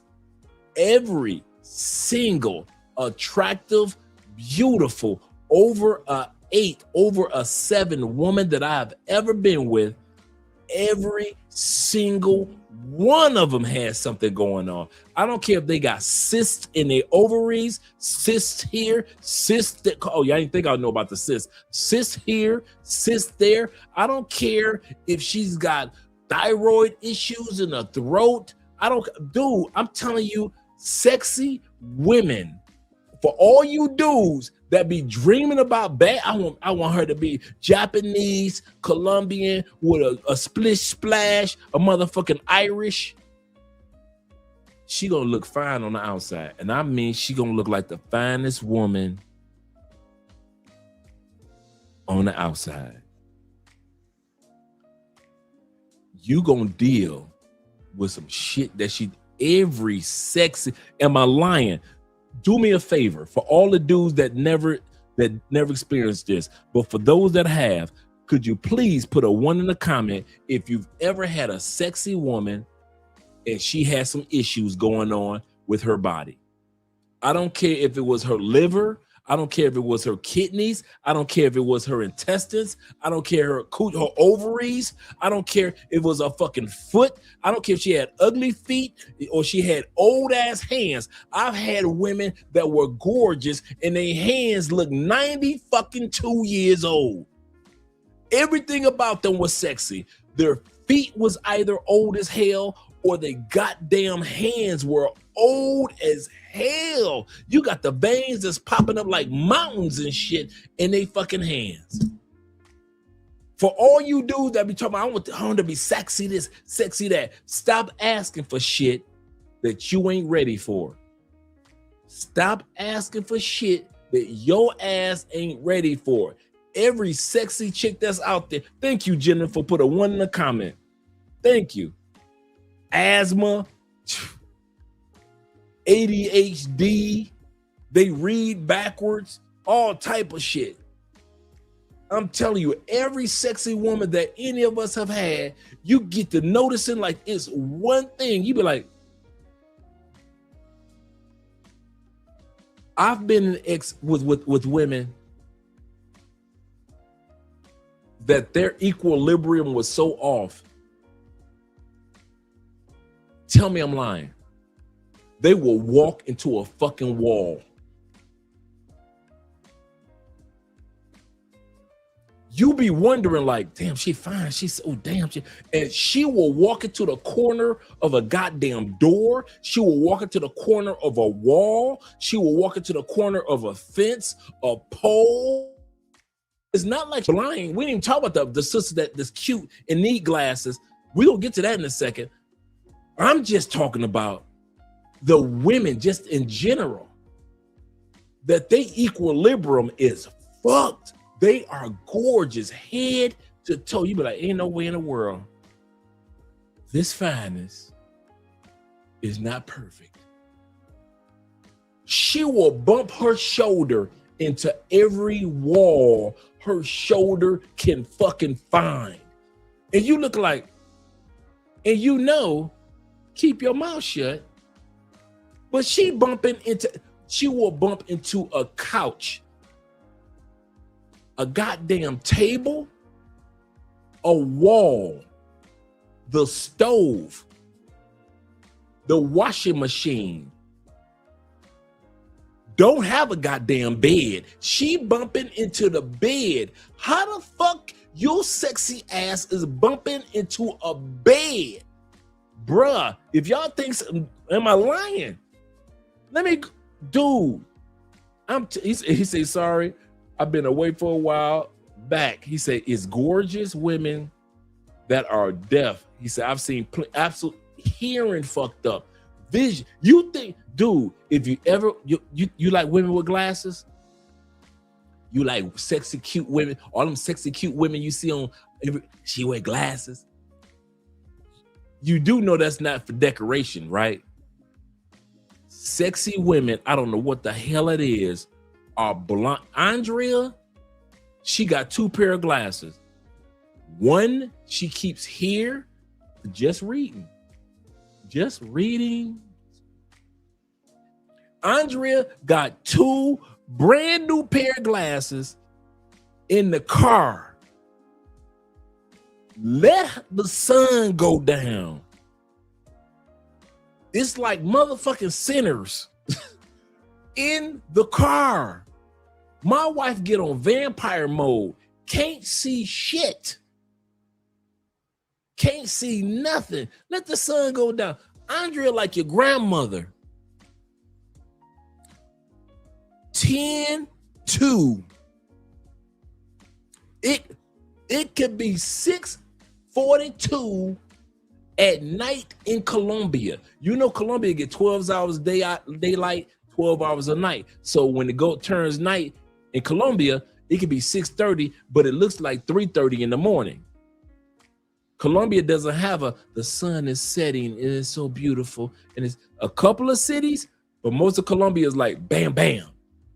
It's like, it's light. So like when the sun comes up in the morning, it looks like 3:15 in the afternoon. When it goes down, bam, it looks like 3:92 in the evening, right? So here go Grandma Andrea. And put my glasses on so I can see. 10-2. Daytime, Andrea like this. She ain't need no goddamn glasses. She like this. She backing. I'm telling hey, y'all laughing. I'm telling y'all, because y'all know what I'm talking about. They be looking sexy than a motherfucking them glasses. But let the sun go down. Or let her ass need to read something.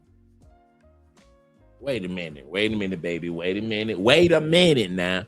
I'm gonna go ahead and read this book. It says, Stop Making Excuses by Andre Spence. Okay, let me go ahead and read that. What that say right there? If you ever said, I'm not ready. That's a good young man right there. That's a good young man.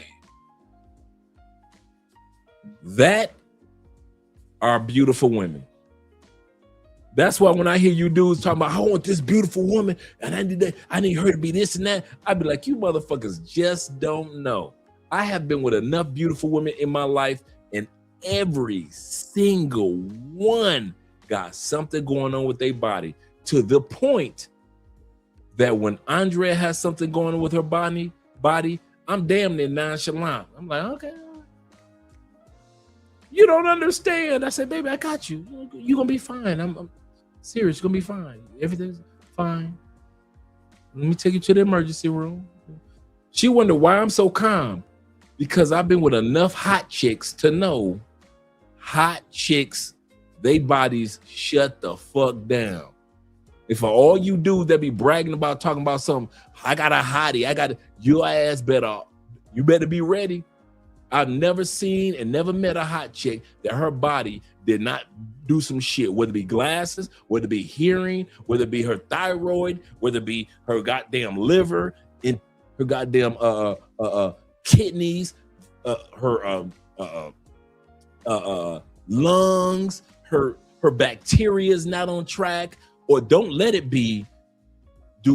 let it be that her mental stable is off balance and she need to take medication for that. Bruh, it's always something with a hot chick. Sit y'all asses down. All you dudes I don't think anybody ever talked about this on YouTube. I don't think anybody ever talked about the health in hot chicks. This is a video by itself. Health and hot chicks. Hot chicks ain't never healthy. all you motherfuckers that be talking about I got a hot chick. I just be sitting up, me and other dudes that been fucking with hot chicks for all our lives. We be looking at you like this.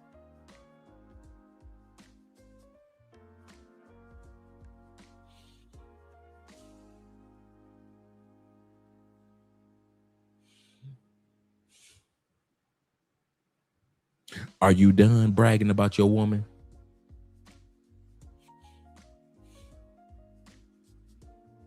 Because we know it's some shit going on with her body. Always. Always. I've never met, I don't care if she stay in the gym 9,000 motherfucking hours a year. I'm telling you now. Hot chicks always got, it's almost like God be like, I'm gonna give you beauty. Boom. I'm gonna give you booty. Boom. I'm gonna give you breast. Boom. I'm gonna give you a collarbone. Boom. I'm gonna give you this. It's a secret. Huh? What? Humming you can hear. I'm gonna give you this as a secret. And God gives them some secret shit. And only you can see it.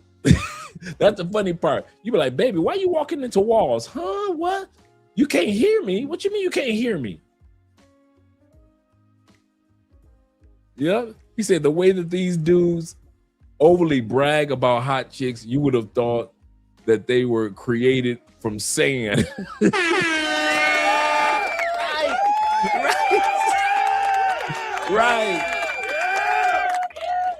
Right. Corporal said Dre speaking facts again. I'm telling y'all, man, I kid y'all not. We all love beautiful and attractive women, but all y'all dudes that sit back and think attractive women don't have physical issues, y'all motherfuckers is crazy. And I said it the way that it need to be said. Y'all motherfuckers is crazy. Don't you ever think you're gonna be in a serious relationship with a attractive woman and ain't nothing gonna go on with her body until she like 53. Shit. Y'all got life fucked all the way up. MSM said, he said, Andre, no different from tall guys. He said they have the worst physical and bad. Take it from us tall guys. You be looking like, why my knees so bad? I be looking at Andrea, man. I be looking at Andrea and everybody else that got some good knees. I be like, damn, I wish I could do that. True story. I be like, I wish I could bend easily like that. Damn. What's wrong with you, knees? I be looking at my knees like, what's wrong with you? How come you can't sit down in a prayer pose like that?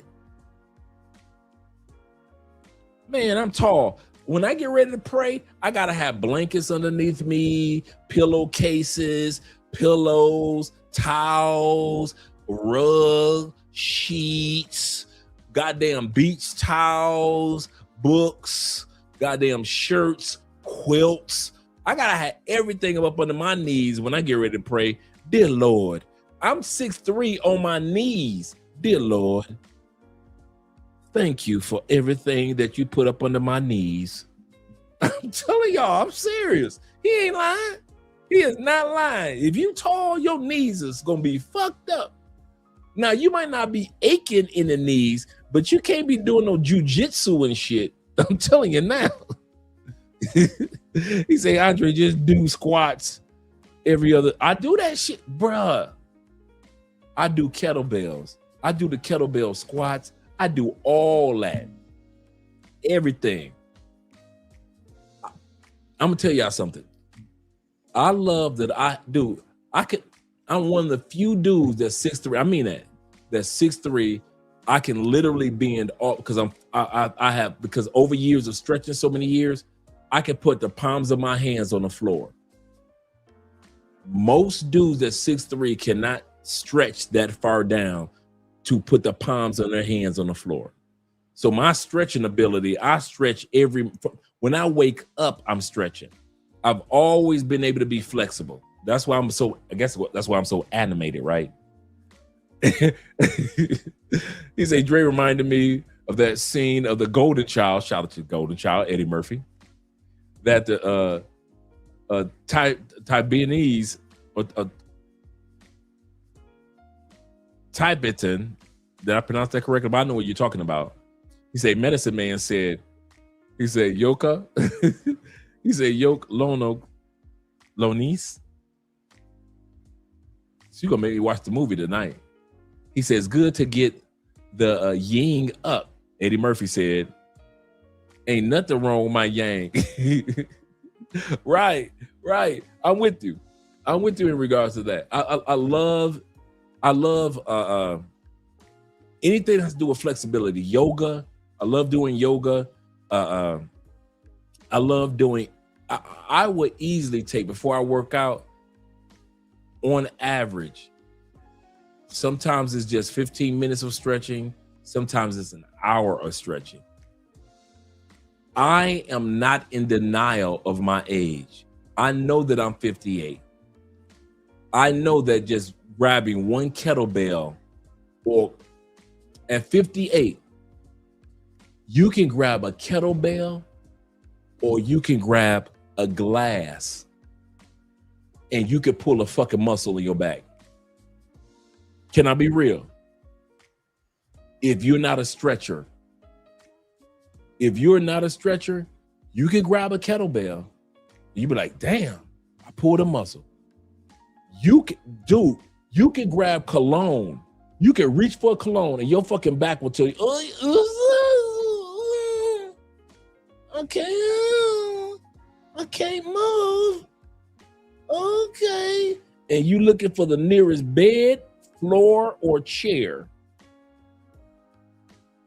And that's because a lot of dudes that are my age or over 50 don't stretch on a daily basis. At 6'3", I don't have a choice. But I'm gonna tell you this, I am jealous of you dudes that got decent knees. I ain't gonna lie to you, being a tall dudes, we ain't known for knees. I'm gonna tell you that now. Yeah, us tall dudes we known for a lot of stuff. Knees are not one of them. He says that's great. You're truly Yep. I've always been a good stretcher. I've always been good at the new thing that I'm getting into is Tai Chi. So I haven't started yet. I've done my kettlebells and I'm faithful with my kettlebells. And now as far as my stretching and taking my strength to another level is Tai Chi. So I'm going to be starting that soon. But I don't want to interrupt everything, guys. Shout out to you guys. Let's continue on with the video. Andre, shut up. Look at this. Goodness gracious. Black and Mexican, and she looking Asian. That's me never trade. Turn set back to a sweet serenade. Now the world singing, look who say. Mama say, pray, I gon' pay your lane. Now me walk through the storm and feel no strain. Mother wants snow to the island flame. Mother wants snow to the. And that girl that's responsible for her. Rain couldn't drown me, I desire. Every sky proof for the constant climb.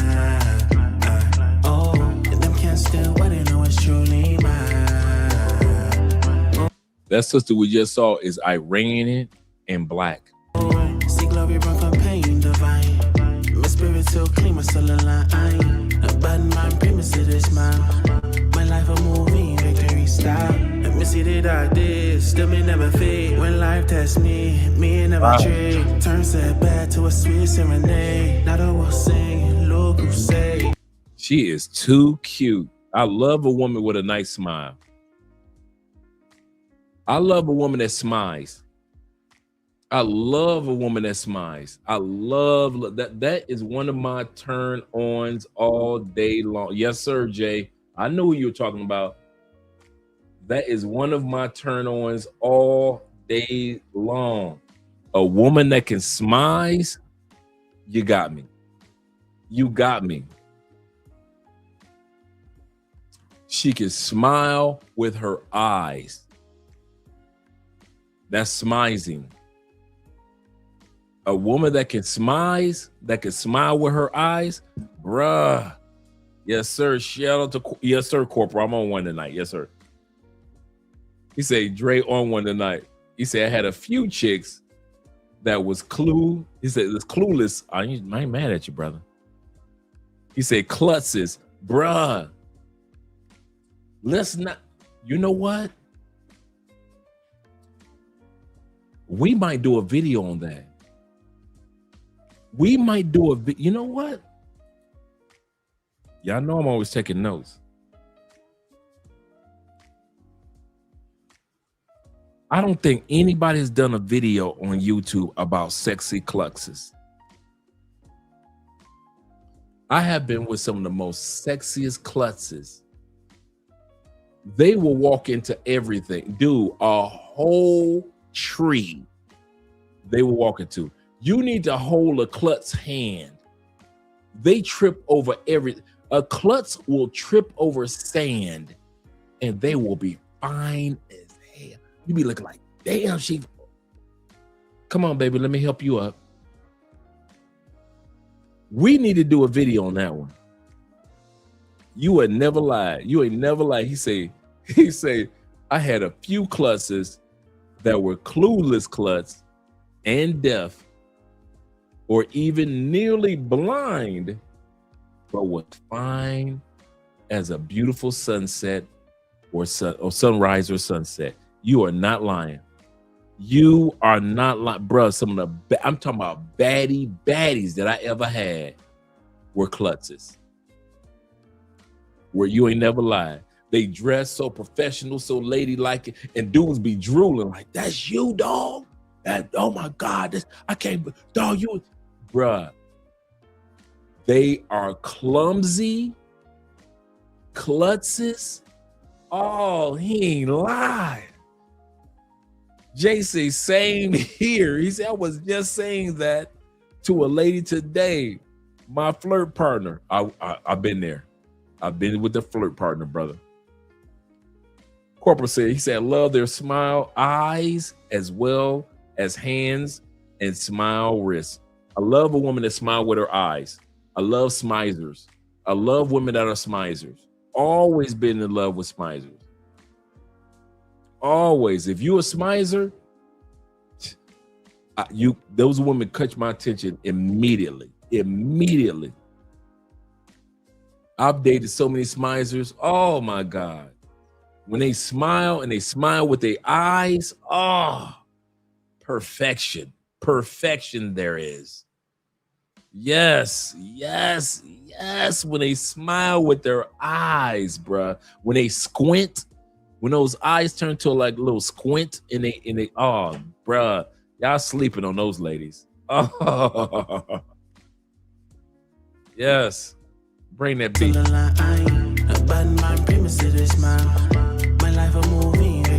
Oh, mama got a body. Shout out to the mixed girls. They stand out big time in the States. It's so rare. This is so true. Shout out to Will being in the building. Will says this. He said they don't take life seriously and be a ball of fun. So true. So true. He said, I love their smile, their eyes, as well as their hands. And shout out to their hands and slim waist. This is so true. Shout out to the mixed girls. AMSM said, he said, you ain't lying about the hands. He said, I used to date a 33-year-old chick, but her hands look 50. I did too, bro. I ain't gonna lie to you. I did too. He said, I'm like, what the? I know, right? It's like she got her mama hands before her mama got her hands. Yeah, she nice. Shorty thick than a motherfucker. Stop. Let me see the dark days. Still me never fade. When life tests me never trade. Turn setback to a sweet serenade. Now the world sing, Lord crusade. Mama say, pray, I gon' pay your lane. Now me walk through the storm and feel no strain. Mother was snow to the island flame. Mother was snow to the island flame. I've been through the fire, but still did shine. Rain couldn't drown me, Jah design. But then I like chicks with big eyes. That's what I married. I love women with big eyes. Oh my God. If you got big eyes, those are my two. Smizers that smile with their eyes and women that have big eyes. That's what I married, big eyes. I'll be looking at, to this day, I still look at my wife like, oh my God, your eyes look good. Andre's eyes are like, bam, like anime. Maybe that's why I like big, could it be? That's why I like big eyes, because of anime? But I love women with big eyes. Yeah, some of them got auntie hands. You ain't lying.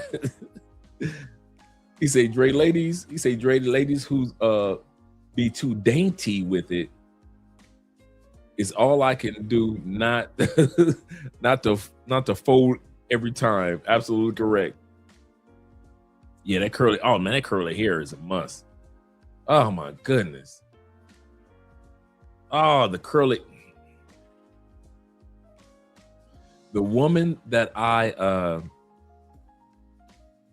in the relationship with, the go on monk mode, that cried, I told you guys about. I mean, she cried like she was 6. And I told her I was leaving the country. And she was like, you were the one. You were the one. And she, bruh. I'm gonna say something. For those that are new here.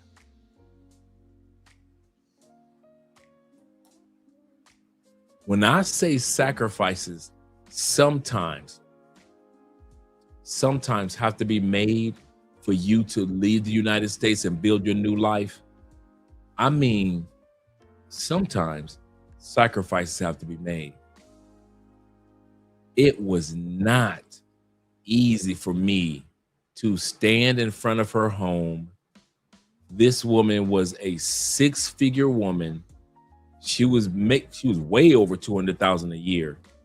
She was I had not been to the Philippines. She flew me to Cebu. I had not been to the Grand Canyon. She flew me to the Grand Canyon. Shout out to AZ. I kid you not, dude, she was flying me everywhere. I'm like 85,000 at that time period. She was like, keep your money. I'll fly you. When I told that woman, and I mean this, and I'm serious, I'm so serious. If you are serious about relocating to another country in the next 5 months, 5 years, or even 15 years, your time will come where you will have to be serious either with yourself or with a woman and yourself. In my case, I had a woman that I was with for 3 years in the States. She would have been the one if I was in the States. She was Black and Irish, curly hair, beautiful jet black curly hair. Man, you know how you sit back, you just watch your woman get ready for work, and you sit. If you've ever been with a curly hair woman, they got to put in work to get them curls curling. This was the woman that said to me after 2 weeks, she said, I have a challenge. She was divorced. She hadn't been with anybody in a while. This was Miss 9 orgasm in the first night we've been together. True story. The first night that we were together, she had 9 orgasms. And I'm talking about crazy orgasms where you're looking like this cannot be real. Professional, very ladylike. Black and Irish. I had to stand in front of this woman after 3 years and tell her in 2015-16, I want to live outside the United States. We had already planned. We had already been going. We said, okay, since her job have her to travel all over the place, let's buy one of them big ass RVs. My Uncle Jeffrey can tell you, we used to go to RV events, RV shops. Like you will buy a car, we were looking for RVs across the country. New, used, I'm talking about, dude, you can't tell me nothing about an RV. And I'm talking about RVs that are looking like mini apartments with king size beds and everything. You cannot tell me. And I had to tell this woman, Because she was like, let's get an RV and let's everywhere my job takes me, we could just go there. Cool. She had adult kids. So it wasn't like kids need to be raised. And I had to stand in front of her. And I mean this, guys. I had to stand in front of her and tell her, I think I'm moving outside the United States after 3 years. And I remember she told me, when we first got together, she said, let's have sex for 300 days and let's see if we can make it. A woman looks at you and said, I want to have sex with you 300 days. I said, you got a period coming. She said, I got stuff for that. Huh? You look like Astro, Scooby-Doo, and every other Dino. You got the female condom. So I don't, no blood included.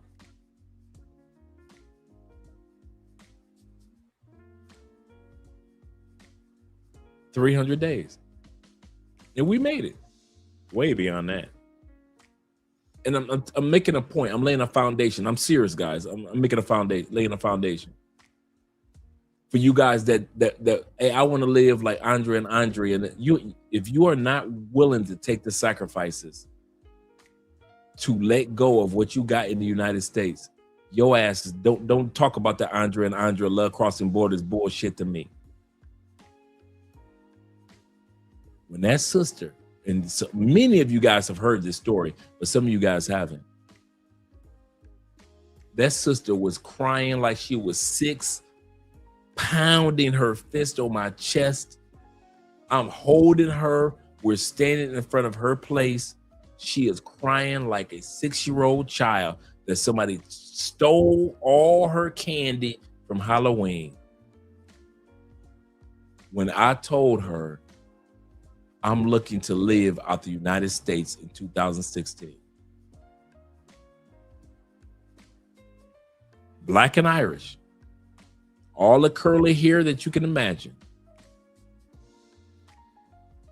All the orgasms, anal and vaginal. Orgasms in the butt, orgasms in the coochie. Everything that every man should wish for, right? I hadn't met Andrea yet. So don't think that it was because of Andrea. It wasn't because of no woman. It wasn't. I had been to Colombia. I had been to other countries though. So it wasn't just Colombia. And it had nothing to do with, yes, I could be out here, be free. No. It's because I was tired of America. As far as living, I love my country, America. I love Americans, but I was tired of what I was seeing taking place in America that was hurting America, and I was done with it. And she cried all down my shirt, all down, and I'm talking about boo-hooing. So when you guys hear me on this side and I'm animated and I'm rah, you don't know what the fuck I sacrificed to get to this point. You don't know what I said. When I sit back and I tell y'all, leave that fat bitch alone, I'll be like, damn, I had a bad bitch and I had to let it go. And a lot of you dudes can relate because you let good women that were stateside go so you can live the life that you can live. So some of you guys can relate what I'm talking about. But you guys that can't, I'm telling you, if you can't let a fat bitch that's on her way to dialysis and diabetes, let her ass go, you will never let an attractive, good, sexy woman go in the United States. You will never let somebody that's 9 orgasms on the first night, you will never let her go. Ever. To get the blessings that are waiting for you in other countries. Kid you not.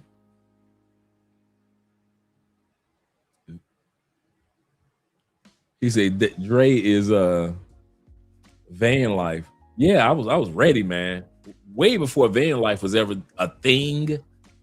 Man, we were ready, man. We were serious because her job had her going here, and then had her going to different countries. I'm out there in Cebu and shit with the whale sharks. I'm like, wow, the whale sharks. Wow. Not even 2 weeks later, she called me. She said, what you doing? I say, I ain't doing shit. I'm gonna flag you to the Grand Canyon. True story. I said, hey, you know what's men? Hey, I got vacation time. Fuck it. Okay, cool. You fly your ass to the Grand Canyon, man.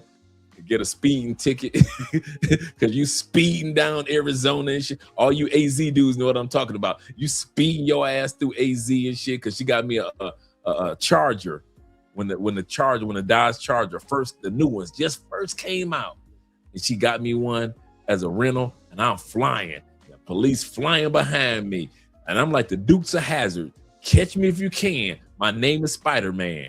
And I'm flying. He pulled me over. He said, you know why I followed you? I said, I thought you was passing me up. You ain't think I was passing you up. Here's your ticket, sir. He gave me a ticket. It was all right. It was all right, man. And I gave up all that. And now she's happily married. I'm happy. And I met her husband. Cool dude. Cool brother. Do not get it wrong. Sometimes you got to be happy for people. Met her husband, man, cool brother, and it wasn't like it was immediate, but it was after a few years, and I had went back, and I just happened to be in Florida at the time period. I met dude, real good people, and but at the end of the day, sometimes you got to give up in order to get, and that's why I share my story with you guys. That's why I share my story with you guys. Sometimes you got to give up in order to get. But this is not my moment. We're going on 5 hours and 23 minutes. Shout out to all you guys that are here. Let's continue on. I love big eyes. I gave up the mixed girl to get with the Colombiana with the big eyes. Shout out to Andre and her big eyes. Shout out to Theo creeping in here, as well as the rest of the guys. Let's continue on. Every sky proof for the constant climb. Oh, them can't steal what they know is truly mine. Oh, we've been through the fire, but still did shine. Rain couldn't drown me, Jah design. Every sky proof for the constant climb. Oh, them can't steal what they know is truly mine. My spirit so clean, my soul aligned. A bad man premise it is mine. My life a movie, victory style.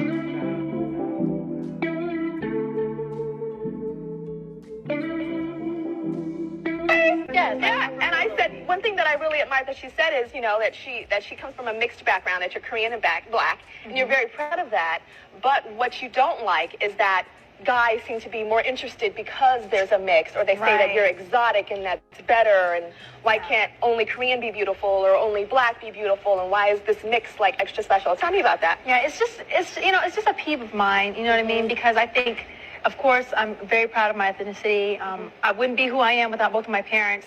But it's like, it's weird when guys, they rush you and they're just like, so, and not saying that all guys rush me or anything like that, but when some guys approach and they're like, oh, so, you know, what are you, like Filipino, or are you this, or you that? And I'm like, you seem more interested to know what my background is than what do I like to do.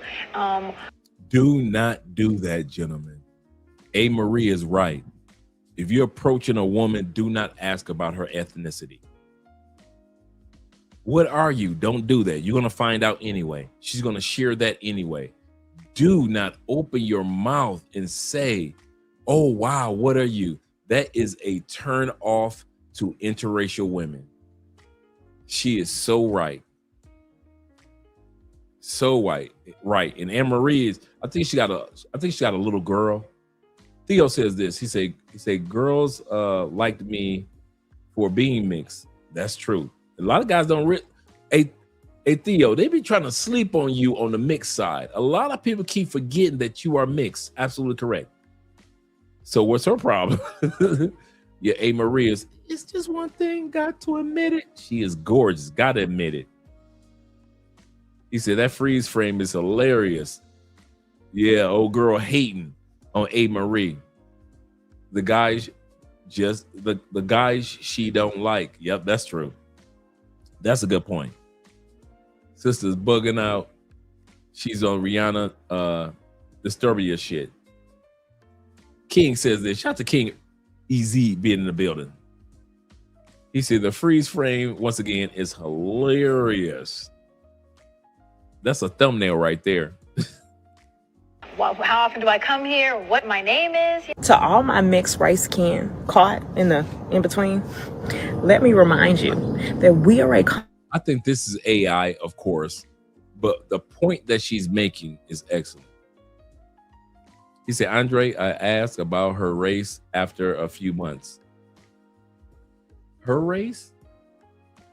Look, he said, Andre, I asked about her race after a few months. Yeah, that's how I usually do. I do it like that too. I don't go into the, because you know what? And I'm gonna tell you, you might be like me, AMSM, and a lot of us brothers in here. We don't care. I've been with probably the most beautiful woman, attractive woman that I've been with that my Uncle Jeffrey didn't get a chance to meet she was Mexican, Japanese, and black. This woman's beauty was flawless. Wake up in the morning, 10. I'm talking about unnecessary, need to share some of that beauty with other women in the world, 10. She didn't even know it. I'm talking about 10. She was Mexican, Japanese, and black. Kid you not. And a lot of women don't know. And I never asked her about race. She started talking about her family and this and that. She brought up her culture. If you ever, AMSM is correct. Do not start off with, don't ask, don't make it like it's a icebreaker. So what do you mix? Shit, don't do that shit, dog. That is a turnoff. Do not ask mixed women. You can see that she's mixed with Asian. Shut the fuck up. You can see that she mixed with black. Shut the fuck up. All the other things you're gonna find out about in a while anyway.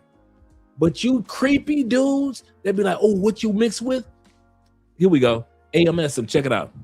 That's how I got the pussy.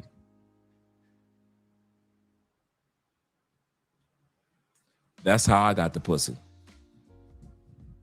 Cause y'all talk too much. That's how I got the pussy.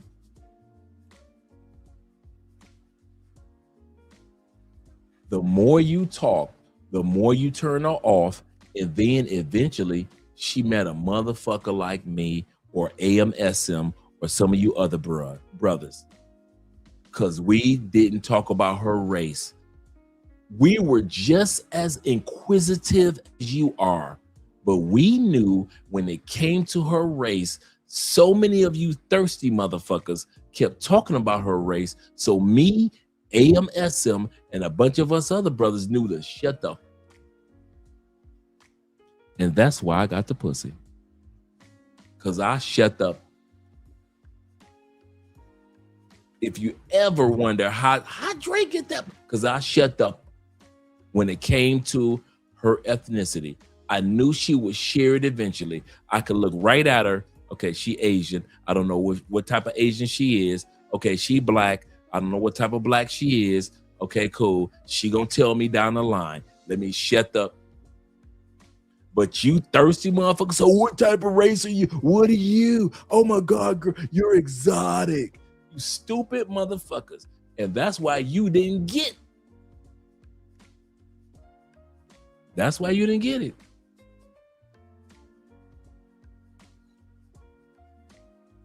That's why you didn't get the pussy. Number one reason you kept talking. You talked yourself into some pussy and out of some pussy. Easy. I don't know why y'all think it's hard. Us men already know we can overkill or we can sit back and chill. True story. Zeta says this. He said, when mixed women hear me speaking different languages, and they found that attractive, even in their own mixed ethnicity, is a total turn on. Absolutely correct. You are right, Zeta. Let you be the turn on or the exotic one, not just her. AMSM said, he said, a chick I dealt with back at home in Alabama. Shout out to the Alabama boys. He said, after so many months, I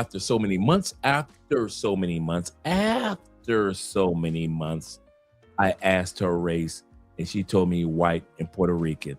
Absolutely correct. Do not start with her ethnicity or her race. You thirsty dudes do that. I'm gonna say that again. I mean it. When these lights and everything cut off, you think, Andre, I know what he's talking about. Okay, cool. If I was single, I would fuck her, and you wouldn't. I'm gonna say this again. I mean that. If I was single, even at 58, I'll fuck your bitch before you would, because you don't know how to shut the fuck up. He is telling 100%. When it comes to mixed women, they get so many thirsty dudes coming to them about being mixed that when you don't talk about it, it is a turn on to them. When you ignore it, like, what do you want to do? What do you want to go out to lunch? What do you go bowling? What do you want to do?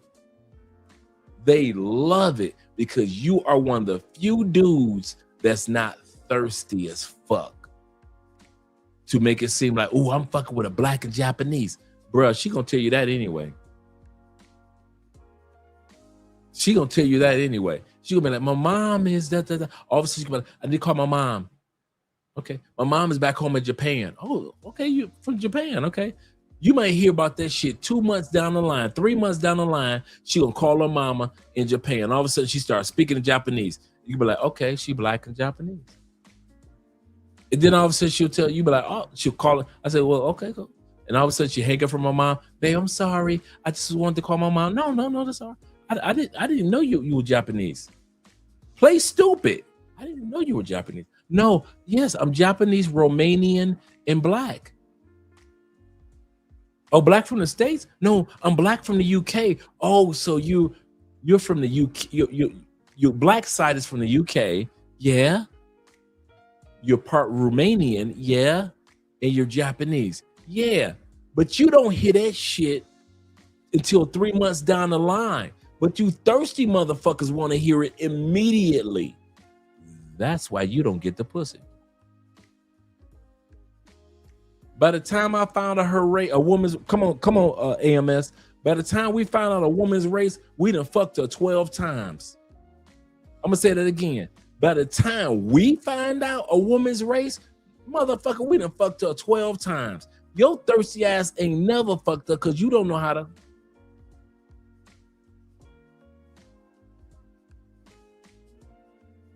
Let me scroll up and I'll come back down, Zeta. Zeta says this. He said, mixed women, he said, that I've been with could tell just from, I read this one right here.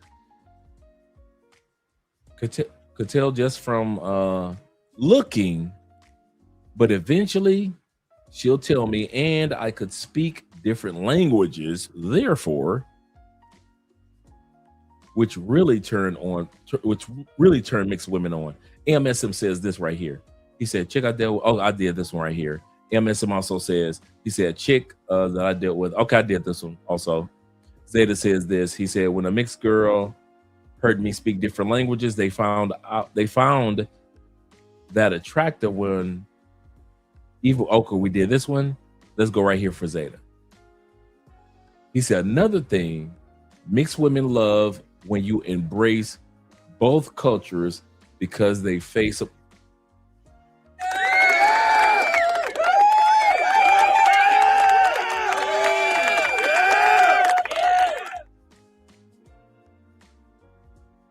Black and Irish.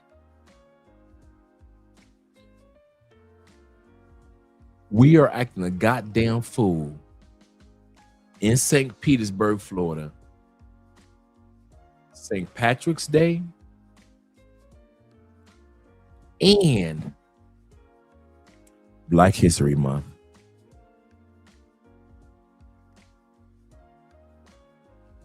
We acting a fool for her Irish side, St. Patrick's Day,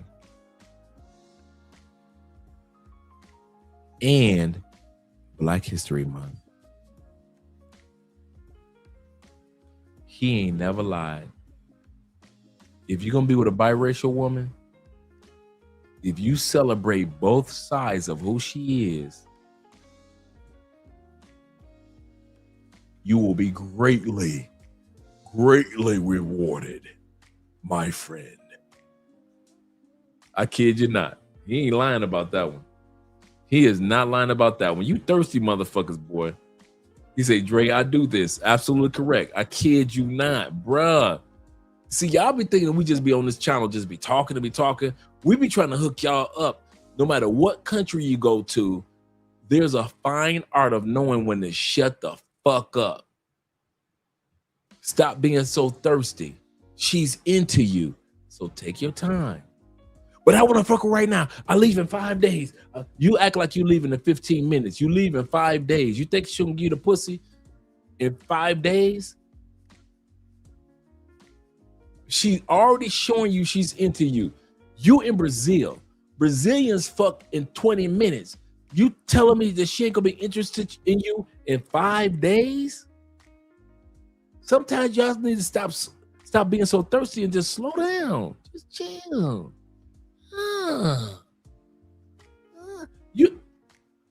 Before we go back to the video, I kid you not, sometimes you don't get the pussy because there's another dude that's taller, or another motherfucker got more money, or another dude, he's got the looks, or another. No, you know why sometimes you don't get the pussy? Because you too motherfucking thirsty. I'm gonna say that now. Well, she ain't give me the pussy because I'm a big boy. Nope. Women fuck big boys all the time. Shout out to the big dudes. Well, she didn't give me the pussy because I'm too short. Nope. Most of the world, men are right 5'10", 5'8", 5'9". Shout out to my short kings in the building. So you're going to get the pussy. So that ain't it. She ain't give me the pussy because I have enough money. Nope. That ain't it. Stop it. A lot of you dudes don't get the pussy because you don't know when to shut the fuck up. She's attracted to you, not to him,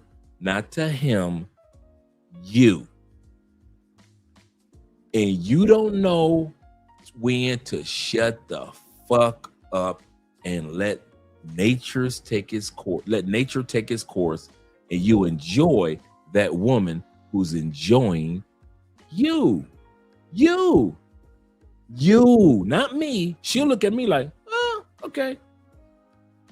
She's into you in Brazil, you in Europe, you in Thailand, Southeast Asia, Bali, all that. In South America, Central America, she's into you. And you keep talking and over fucking kill. Shut the fuck up. Yeah. Oh, now what's your race, girl? What's your you so sexy. You Jamaican and Chinese? Damn, girl. Shut the fuck up. She been hearing that bullshit her whole life. You Jamaican and Chinese. Dude, she will fuck and suck the shit out of you if you just learn the art of what other men didn't learn. When it comes to her race, talk about everything else. But when it comes to her race, whenever you see a woman that you know, and I mean you know, she mixed, talk about everything else. I don't care how sexy she is. I don't care how her tan looks. When it comes to her race or her ethnicity, she's going to tell you in time anyway. But you dudes do overcare. And then here dudes like me come along and get the pussy that night. She must have liked him because he's tall. She must have liked him because he's slimmer. She must have liked him because he had more money. No, a lot of times we got the pussy because you talk too much and we knew to shut the fuck up about certain things. That's why we got the pussy. So just in case you ever wonder how Andre keep getting that pussy, or how the next dude keep getting that pussy, or this brother over here keep getting the pussy, because we learn the fine art of not overkilling. Sometimes you need to just shut the fuck up. Is it that hard to not focus on her ethnicity or her race and let her tell you? You thirsty motherfuckers always sit back and be like, shut the fuck up. Serious. I'm married. I'm giving y'all, dude, if you ever notice in the last 7 years, I've been giving you dudes my secrets of when I was single. I can't use them. I can't use none of this. I'm married. So I might as well share with my brothers. I kid you not, one of the areas when it comes to interracial women, when you look at her, you be like, she mixed with some. Don't be one of them dumbasses that's like, what do you mix with? You're not just black. Don't do that. Treat her as if she's only one race. Hey, how you doing? What's your name? My name is Andre. Da, da, da, da. Hey, listen, here's what we're going to do. You know my line. Here's what we're going to do. You're going to put my name in your number. You're going to put my number in your phone, and we're going to get together, and we're going to have dinner later on today, because I know a spot that has excellent, and I mean excellent, margaritas. So we're going to have some fun. Put my number in your phone, and I'm going to put your number in my phone. That's what we're going to do. And we're not going to spend the rest of this evening with creeper people. We're going to spend this evening with us. I did not, when I just said this, I did not ask one time what race she is. Here's the crazy part. I'm just as inquisitive of what the fuck she is as you are. I just know to be quiet about it. I want to know if she's Japanese and East Indian. I want to know if she's black from Africa and she's from El Salvador. I want to know too, just like you dudes. But I know, stop being thirsty about it. She's going to tell me over time. So women love to do what? Talk.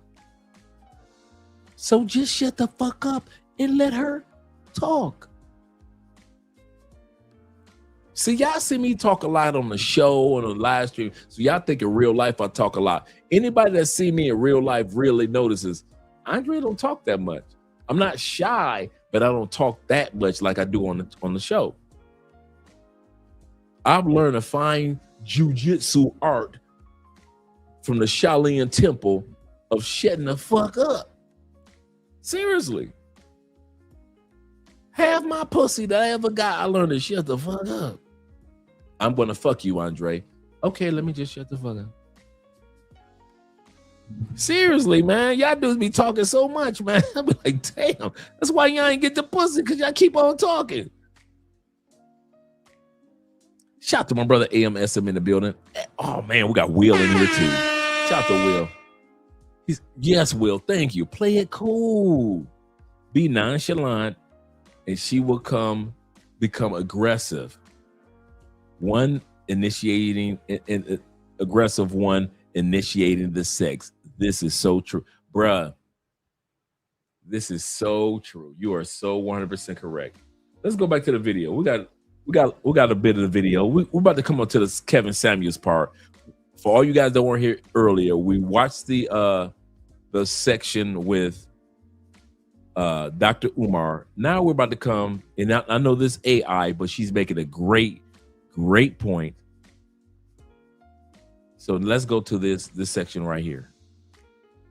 Of two different races of people that About to come to Kevin Samuels in a split second. were told that they could not commingle or coexist. We are mixed. We are not either or. We are the embodiment of both, and that was the purpose. We are not a split between races. We are the fusion, a living testament that wholeness can be born out of division. We are bridge energy. She said we are not split. We are fusion. That was cold. She said we are not split energy. Proof that opposites can merge into something entirely new, an alchemical creation. We are not either or. We are the embodiment of both, and that was the purpose. We are not a split between races. We are the fusion, a living testament that wholeness can be born out of division. We are bridge energy, proof that opposites can merge into something entirely new, an alchemical creation. We are both, and when we embrace that, we are whole. So don't let anybody tell you that you are too much or too little. You are just enough to change the world around you. What I can see from the data is 80+% of people date inside their group. Me personally, I've dated everything. I say make yourself the best version of yourself and pick from the best you have available. And let me point this one out. Y'all get with a white man for his money. You bold with it. Talk about it. Woo. Y'all about to hear some preaching. And I mean not just from her. It's like back to back to back preaching. I'm going to bring her back. Y'all get a white man for his money. And when we embrace that, we are whole. So don't let anybody tell you that you are too much or too little. You are just enough to change the world around you.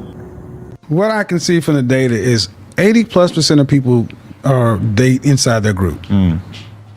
Me personally, I've dated everything. I say make yourself the best. You ain't never lied, AMSM. That is the best. Unexpected. Like, what do we have here? Version of yourself and pick from the best you have available. And let me point this one out. Y'all get with a white man for his money. You bold with it. Talk about it. Flaunt it. There's a whole woman viral on Facebook and TikTok because she's with this white man and she's literally clearly stating this. She got with him for her. She was shaking ass before she got with him and now she's with him and I feel bad for him. It's like boo-boo. Okay, that's how you want to live. The reason why black women get with white men and the reason why white women get with black men is different. We get with men to love them and we help build them. Y'all get with white men to take from them and have a success that you never earned. This might be the first. She said, y'all get with white men to have a success that you have never earned.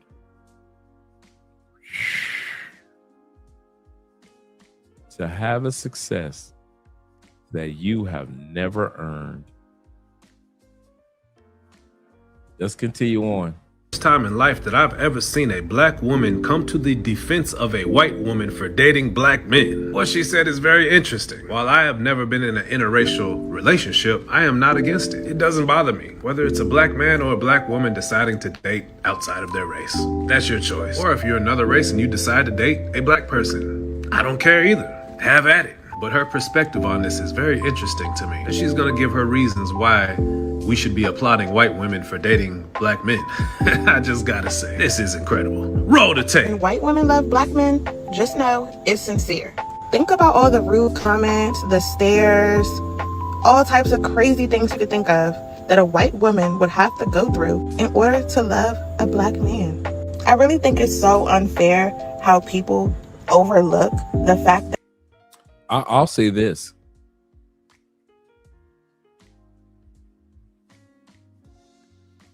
On an equivalent scale,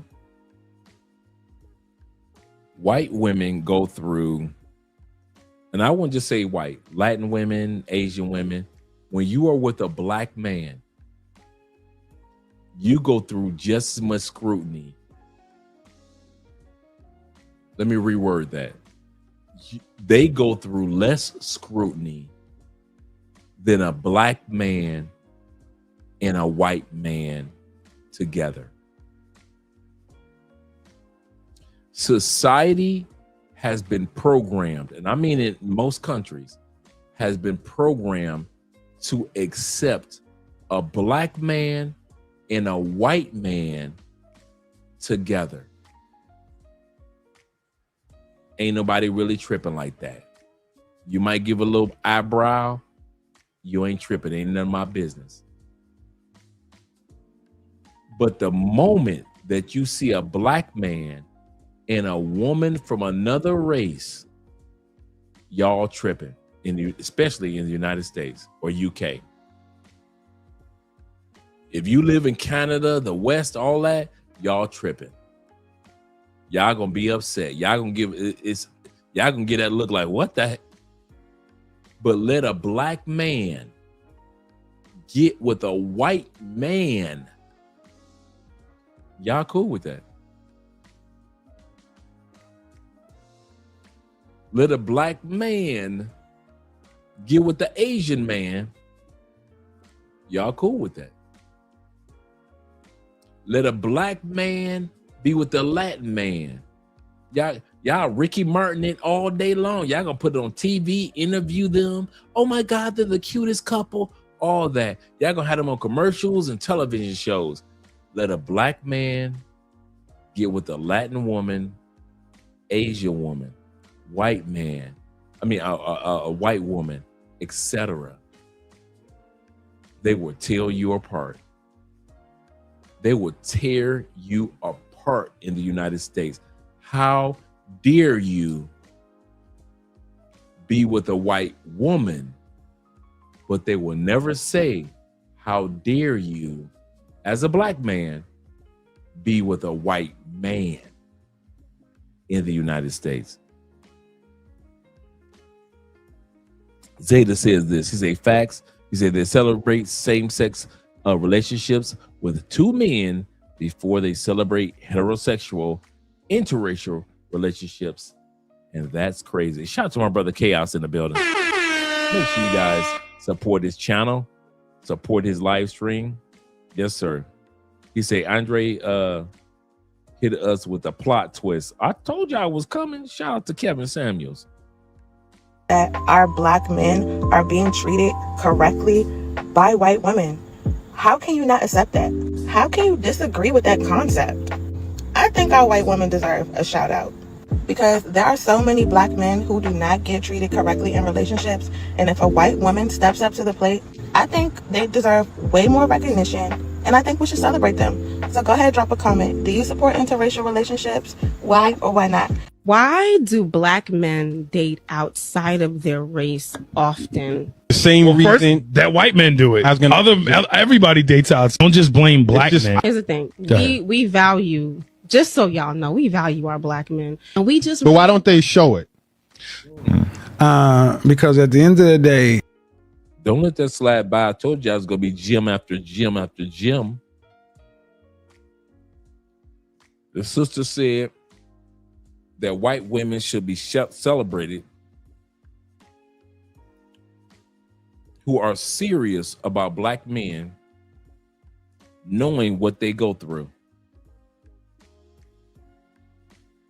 He said, man, you hit it out of the park with that logic. Yes, sir. Thank you very much. Shout out to Haley being in the building. Glad to see you here, brother.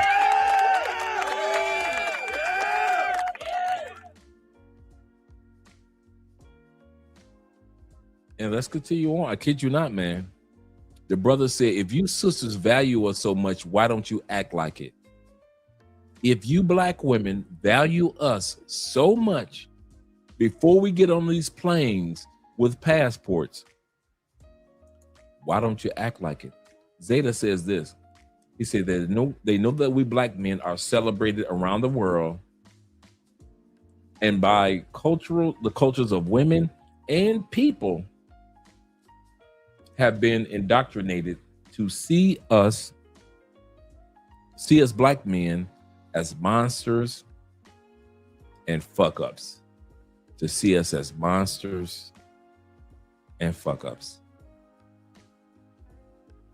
And I think we should celebrate them. So go ahead, drop a comment. Do you support interracial relationships? Why or why not? Why do black men date outside of their race often? The same reason that white men do it. I was gonna.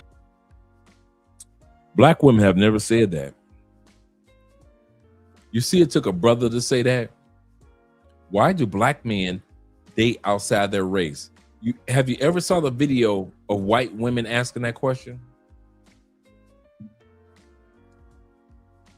Have you ever seen white women ask, why do white men date outside their race?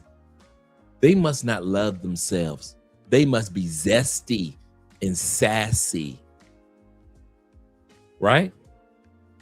You ain't never seen that video, right? White women saying, why y'all dating them black girls?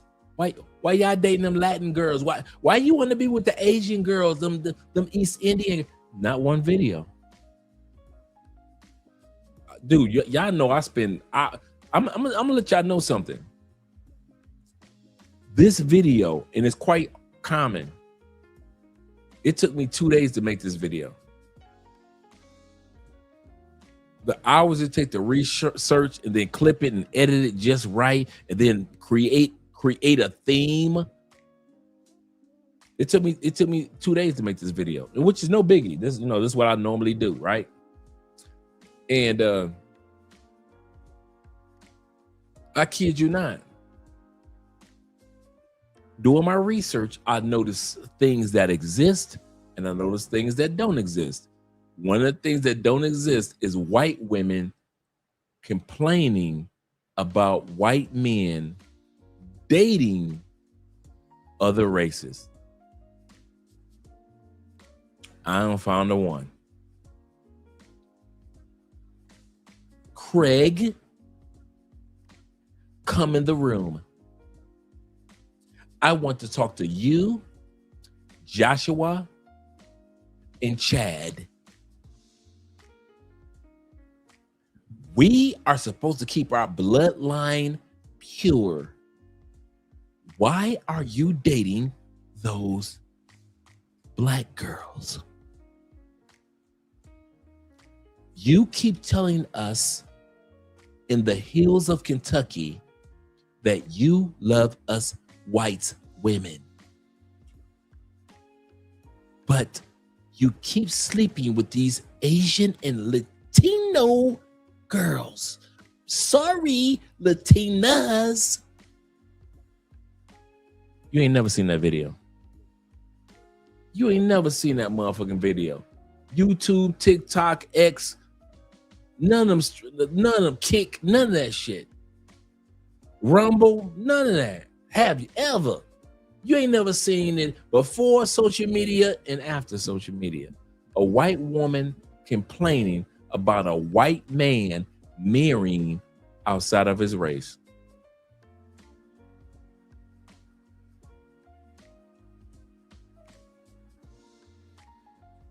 Anton, shout out to Anton. Anton says this. He say, white women don't trip because they know white men will come back.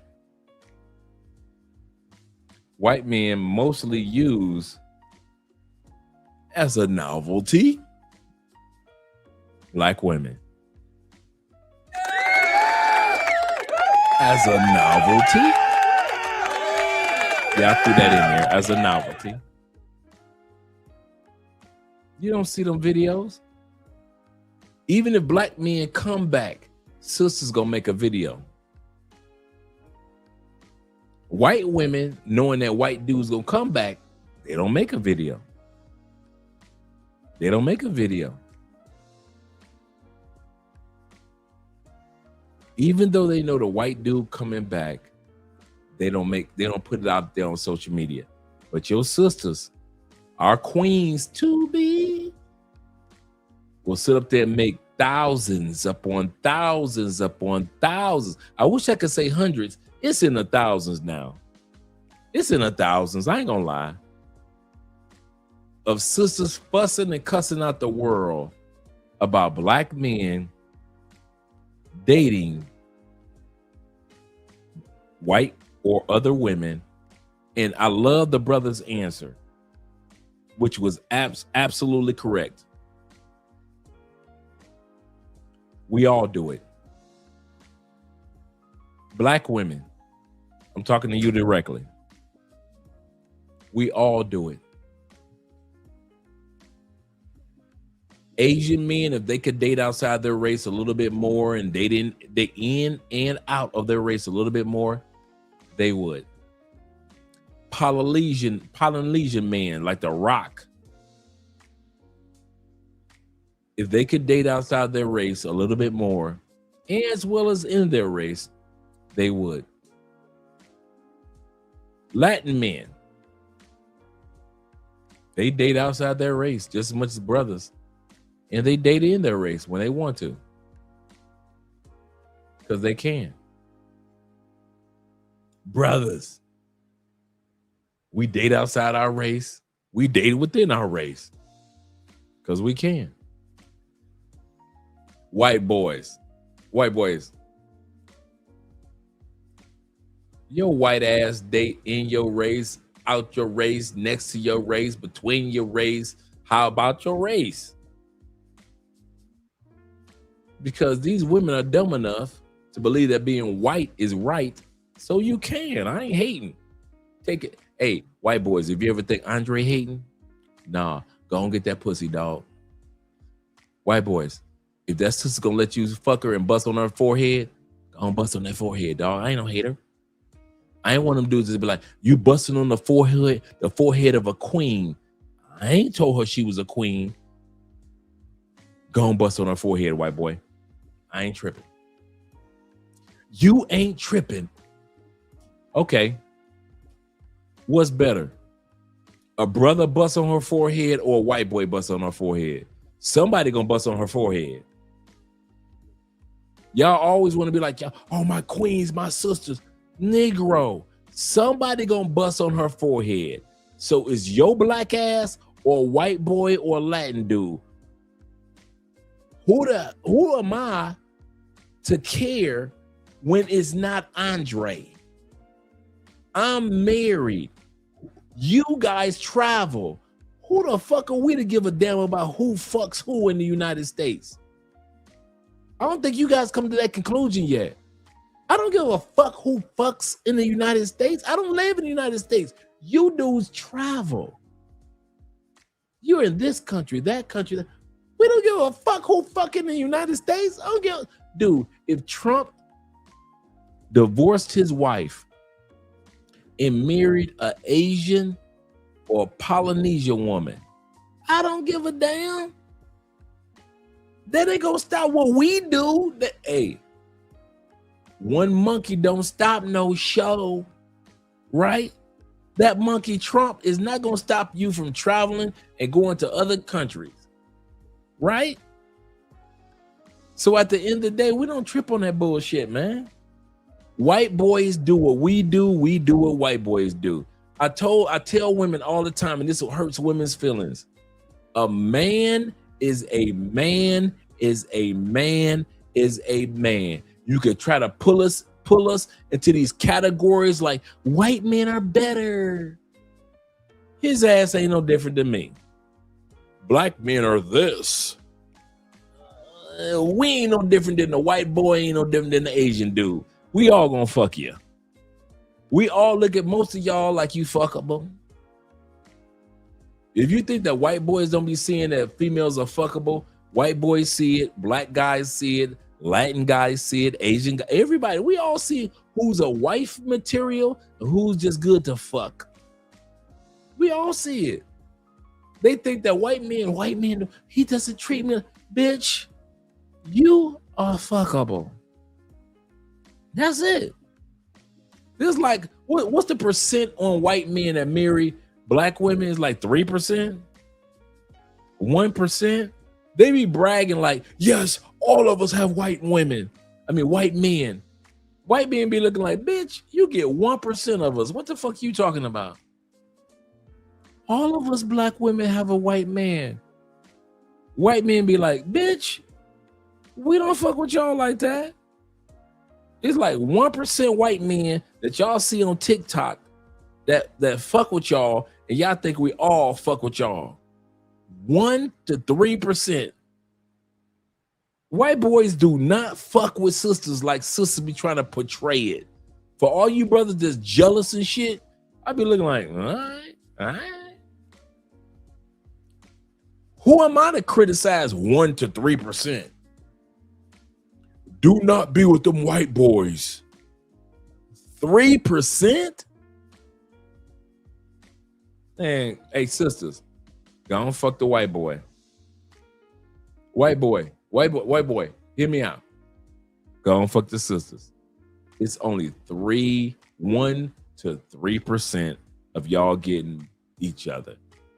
So all that shit that you be seeing on social media is just that, social media. If you interviewed 10,000 sisters, only 1% to 3% ever had a white dick up in them. Have you ever had a white dick?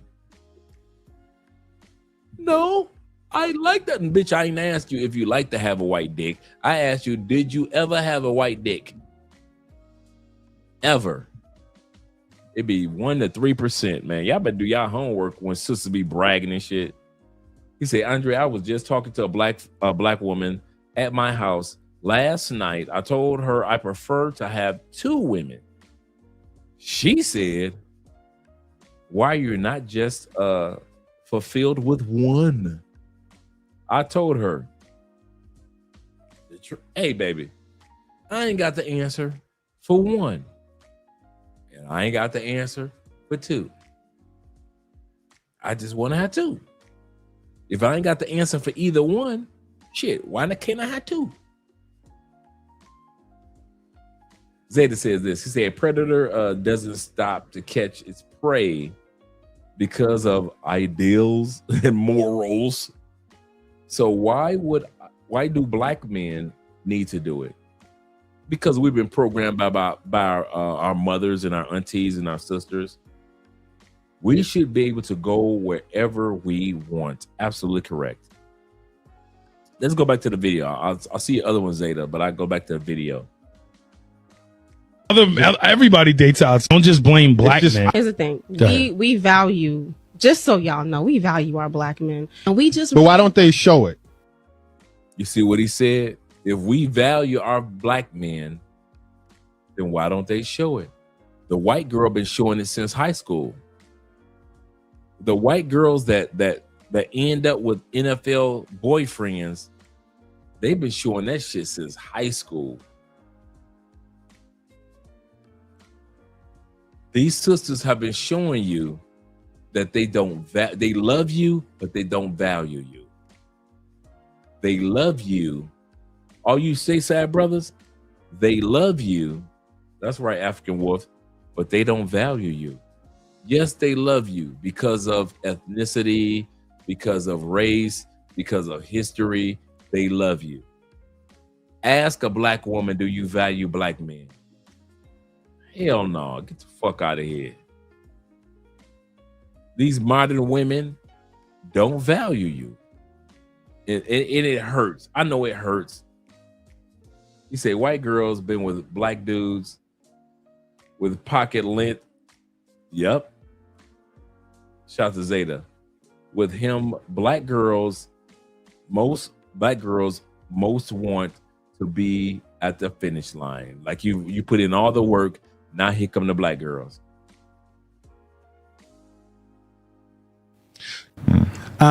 Because at the end of the day, we're all human, but most people want their group. Right. See, what I think the disconnect comes when you feel like you're having to pick from lesser options, but that's a function of you. Like you said, if you make yourself the top choice or become the best version of you, and you can say, and know not what you want, but know what you need. That's a difference. Know what you need and then pick for that and outcomes, not for short term. That's relationship. The modern woman today has been tricked that her education is correlated to her intelligence. 20 to 25% of American men marry foreign women from another country. The divorce rate, 30% lower rate for passport bros.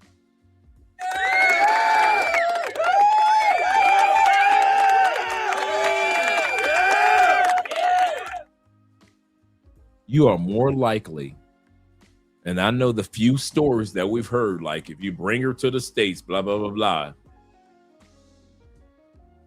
If you marry in the States, you got a 50% chance of having a divorce, no matter what race. Divorce. If you meet a woman in another country, that drops down 30%. If you stay in that other country, like me, that drops down by 30%. But if you marry in the United States, that stays at 50%, and your marriage has a chance to last 5 to 7 years without her draining your pockets for everything. I don't mean just child support. Yeah, I'll keep it outside the United States. Whether I would bring somebody to the States or whether I'll just stay outside of the States, I got a 30% chance of not getting caught up.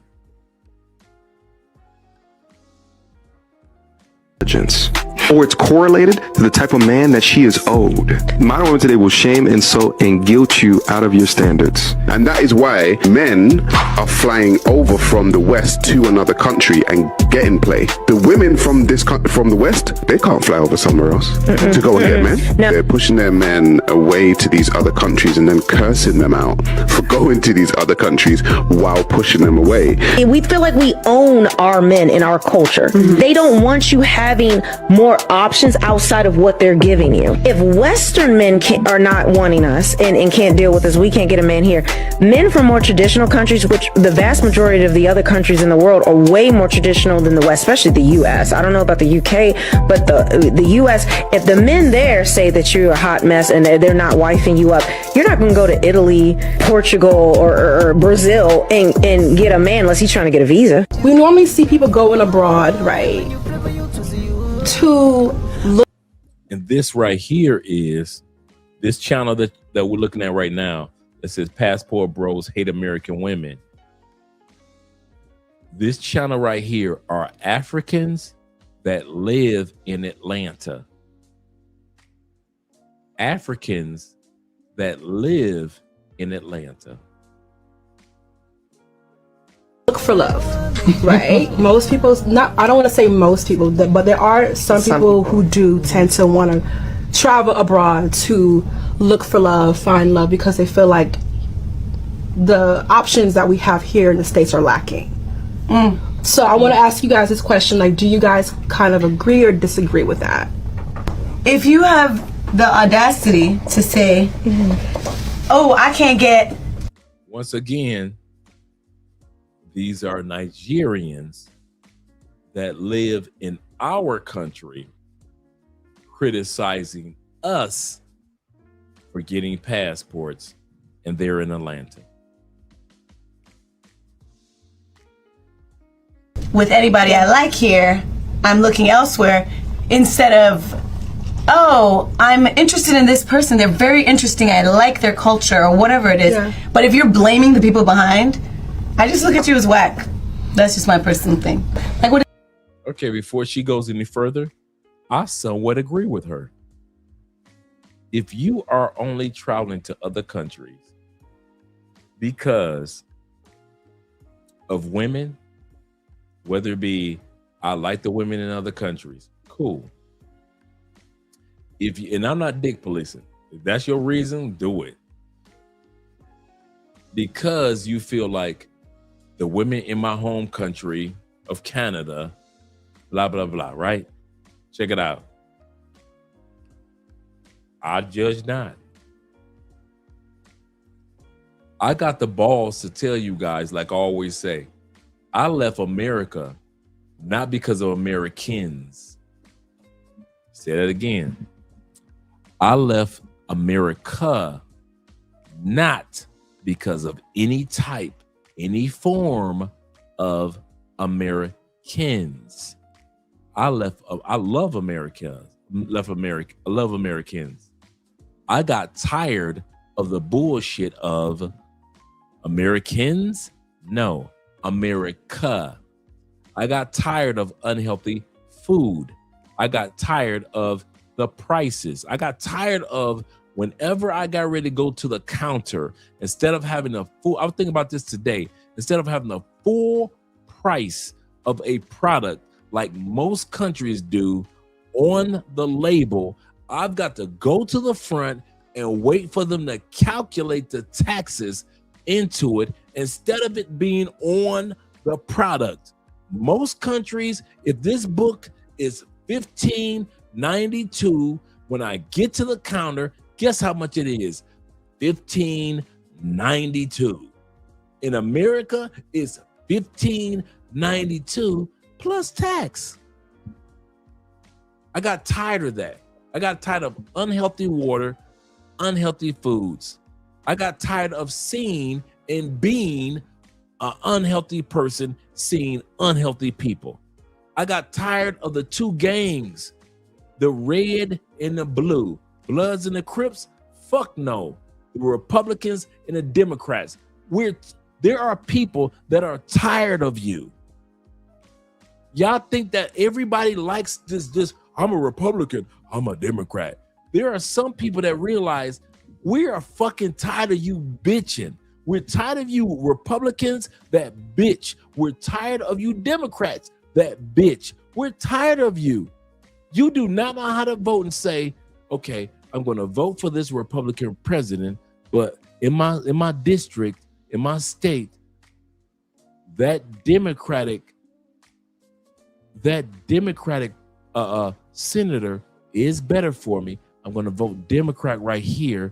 And then when it comes to my city council, I'm going to vote for this Republican over here. But my judge is a good judge. He's Democrat. You don't know how to do that shit. You've been programmed, if I'm a Republican, I'm going to vote straight down, goddamn it, Republican. You ain't looked at none of them motherfuckers. I got tired of that. I got tired of being stressed out as a black man if I'm driving, and I got to worry about if the goddamn police come in, whether they Republican or Democrat, they coming to stop me, and usually at 58, they still stopping me. I got tired of America. So if you ever wonder if there are some of us that's tired of America and not Americans, that's me. I love Americans. I got tired of America. The bullshit.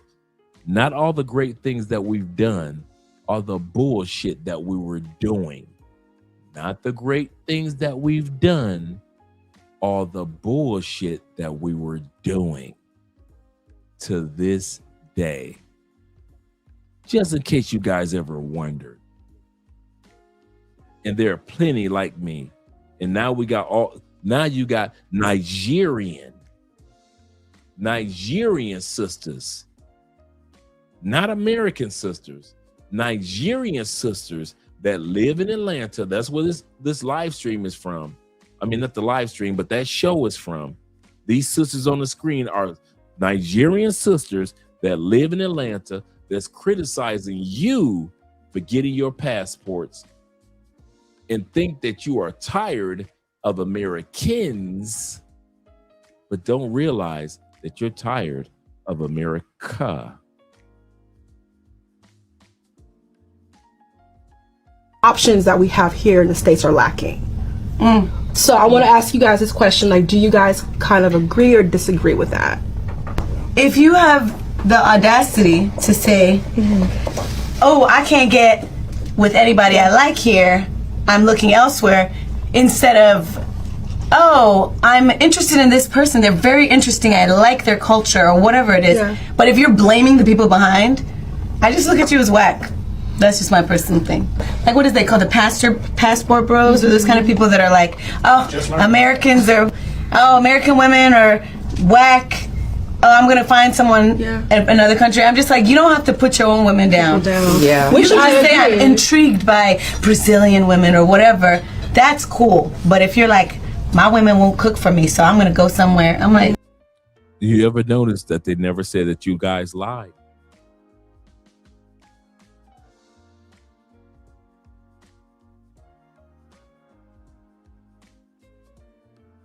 They never said that you lied. They all speak the same talking points, but they never said when it comes to cooking that you lied. When it comes to cleaning, that you lied. They never say when it comes to being supportive, submissive, cooperative, that you lied about American women. No matter what race, doesn't matter what race. They never say American men who travel, you passport bros are lying on the one. They never say that. They'll complain about what you say, but they never say that you lied, and they never bring receipts to validate that you lied. I would love to see the video of a woman saying, these are the receipts that validate that passport bros are lying about America and American women. I haven't seen the video. I've researched thousands, and I mean thousands. You guys know me. I kid you not. Per week, I go through at least 300 to 400 videos per week. Easily 400. So far, after all these years, I have not seen one woman with receipts to say passport bros or black men or white men that travel are freaking liars, and I'm here to prove it. Not one. Not one. Yep, he's saying, how long have they been talking down on us? Forever, for 40 years. Phil Donahue, from the Donahue days when I was a kid. Montel Williams, they've been talking down on us. Sally Jesse Raphael. Ricky Lake. Come on, guys. Oprah Winfrey era. Jerry Springer. Come on, 40. All throughout the movies, television shows that belittle black men. We watched the show Good Times, but as soon as James Evans got too big for his britches, we had to cut him from the show. How dare that actor have the audacity to want to represent black fathers in a positive light instead of going from job to job and hustle to hustle? How dare he want to do that? How dare James Amos want to sit back and portray black men in a positive relationship with their children? Who does he think he is? And black women co-signed it. They co-signed it. Other than the actress that played his wife, most black women co-signed it. He said they just don't know the brutal facts that they can compete. They can't compete with women around the world. I would say since the 80s. But I agree with you since the 90s. That I'm sitting back thinking like, yeah, since the early 90s, late 80s, correct. Yep, Jerry, all the way through. Just for his to end up church scammer in Good Times. Yep. Absolutely correct. They always had James like, rent is running out. I'm going to the pool hall. It couldn't be like James had a good job. Couldn't be like you know. This was the sad part. We were so used to James Evans struggling that by the time we got to Heathcliff Huxtable,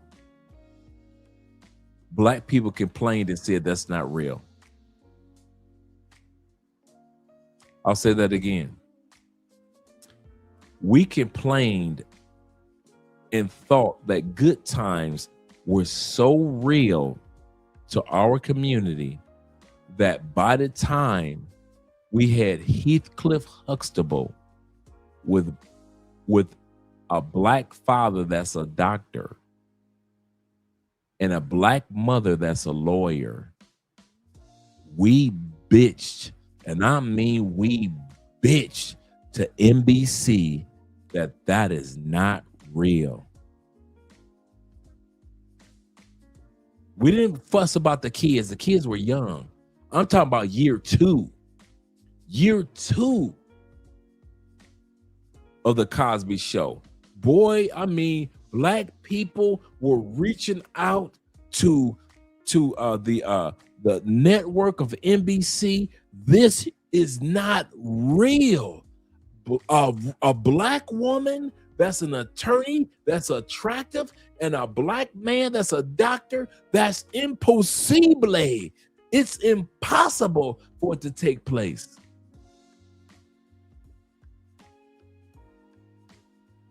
Not white people reaching out to NBC. White people did not reach out to NBC and say, that's not real.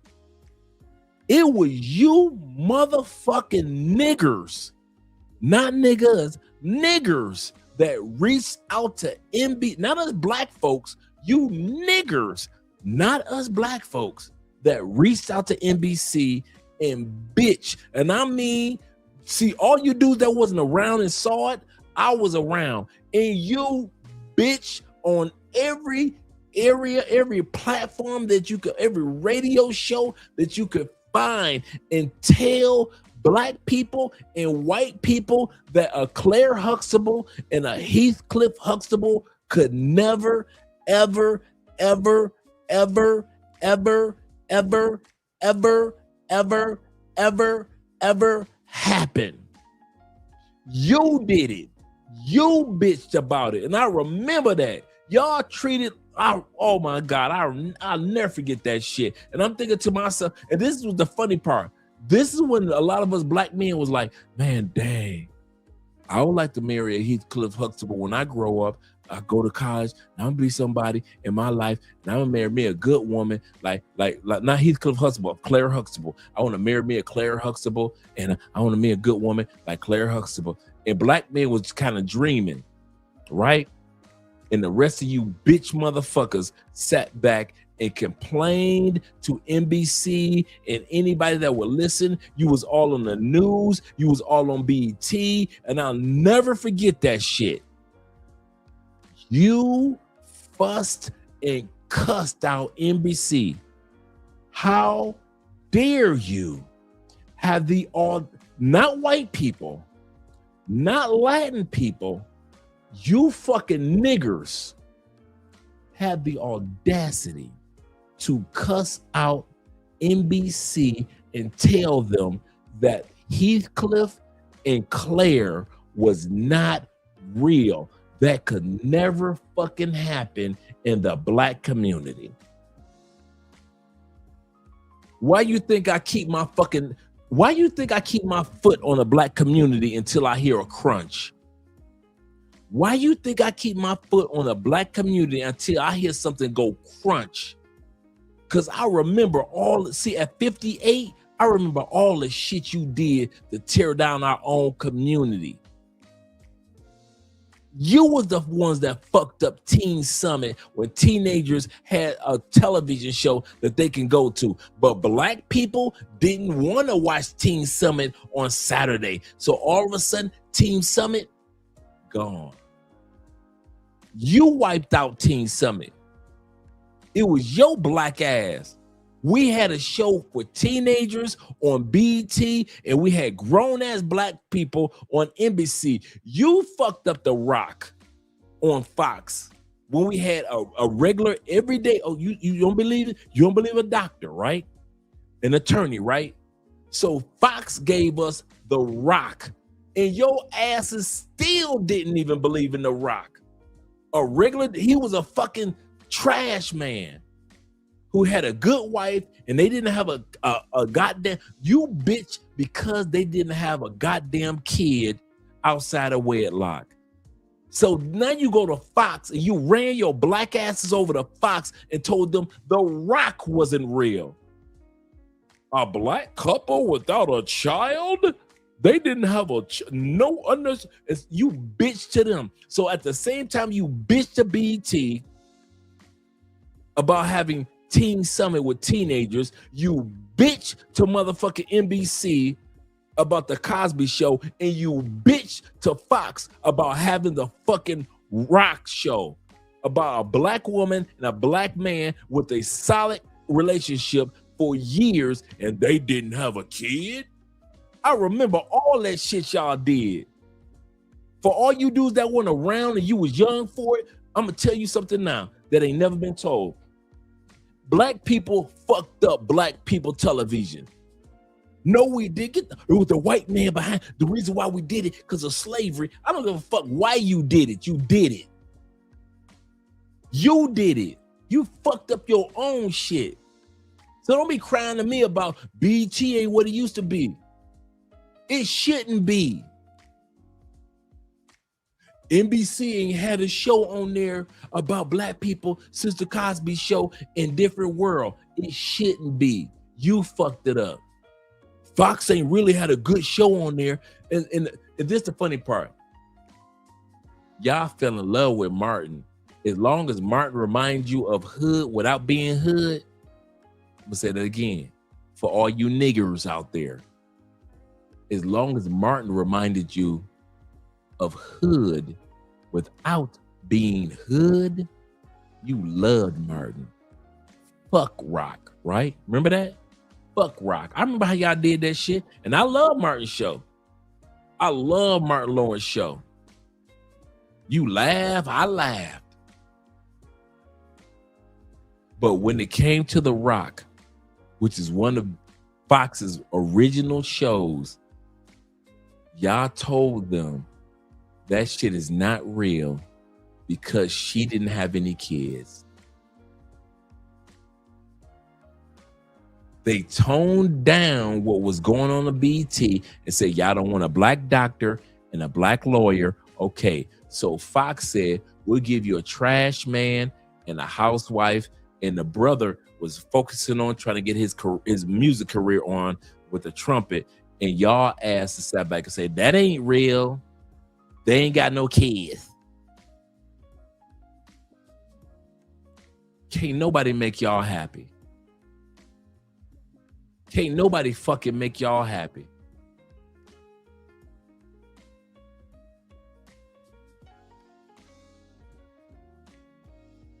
You what? Shit, bruh. I'll never forget that shit. Man, they tried to destroy The Rock, destroy Teen Summit. That's why Teen Summit, if you ever notice, there has never been a Teen Summit 2.0 on any channel. Teen Summit for like, what, 3-4 years was the show where you had high school and teen students from college coming together and talking about teenage issues. It was like, what, 12 o'clock in the afternoon, Teen Summit, and it was that. Only teenagers, no adults. Not one adult on the show. Not one adult touch a microphone on Teen Summit. And with teenagers watching it. Fox hadn't taken off yet. Fox was kind of like brand new. Fox had Tracy Chapman. Tracy Chapman was the Irish white girl in which they had to have little 2-minute shorts of a show called The Simpsons. Tracy Chapman, the English comedian, she was like the London version of Carol Burnett with all these little skits. And During her show, during the skits, she had a little animated show called The Simpsons. Tracy Chapman, after like 4 or 5 years, disappeared, but people still like The Simpsons. And all of a sudden, they say, "Hey, let's give them a show. Let's see what happens." Adults have been watching them on Tracy Chapman anyway. Let's see. Not Tracy Chapman. I forgot what her name was. Tracy Chapman was a black girl that was a singer. I forget the white girl that was the comedian. But okay, you know me. Y'all know me. Fuck what I'm talking about. Andre talking shit. Let me bring the live stream back up. Let me bring the video back up. Tracy Allman. Thank you very much, gentlemen. The Tracy Allman Show. I said Tracy Chapman, and I realized that was a girl that was like, "Me in a fast car. We about to get the fuck out of here. We gonna keep on driving. And I don't need to work in a factory. I'm gonna work at a bakery, whatever." Right? Tracy Chapman. But Tracy Allman Show. Thank you very much. Tracy Allman was the London's version when Fox first started of Carol Burnett. She did skits that were funny as hell. That was my girl, Tracy Allman. That's why I'm surprised that I didn't remember. Thanks, gentlemen. They had a small show, The Simpsons, like 2-minute skit of the little Simpsons show. And it's the Simpsons that we know today. That's where it came from. While that was going on, black people were bitching, and I mean bitching, that the Cosby Show wasn't real.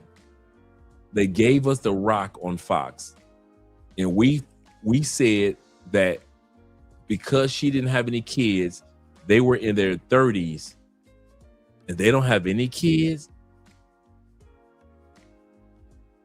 this shit ain't real. Every time we had a black positive show, we told the networks, this was before cable blew up, like really blew up. We told the networks that shit ain't real. Blast to the past, because we were all so programmed with good times. Fortunately, on CBS, we had the Jeffersons. It was like, once again, like Martin, it was a toned down version of the hood. George Jefferson could act like I'm from the hood, but he could be rich. We loved it. A rich man to act like from the hood. If George Jefferson did not act like this, that show would not have taken off. If he hadn't acted, if George Jefferson would not have acted like he did, even though he was a very well-known true actor, if he had not been a nigger that happened to have money, the Jeffersons would not have taken off. Why? Because black people wouldn't have been sold to believe that an educated, focused, or intelligent black man exists with money. Shout out to the Rockford File on CBS. That was my show.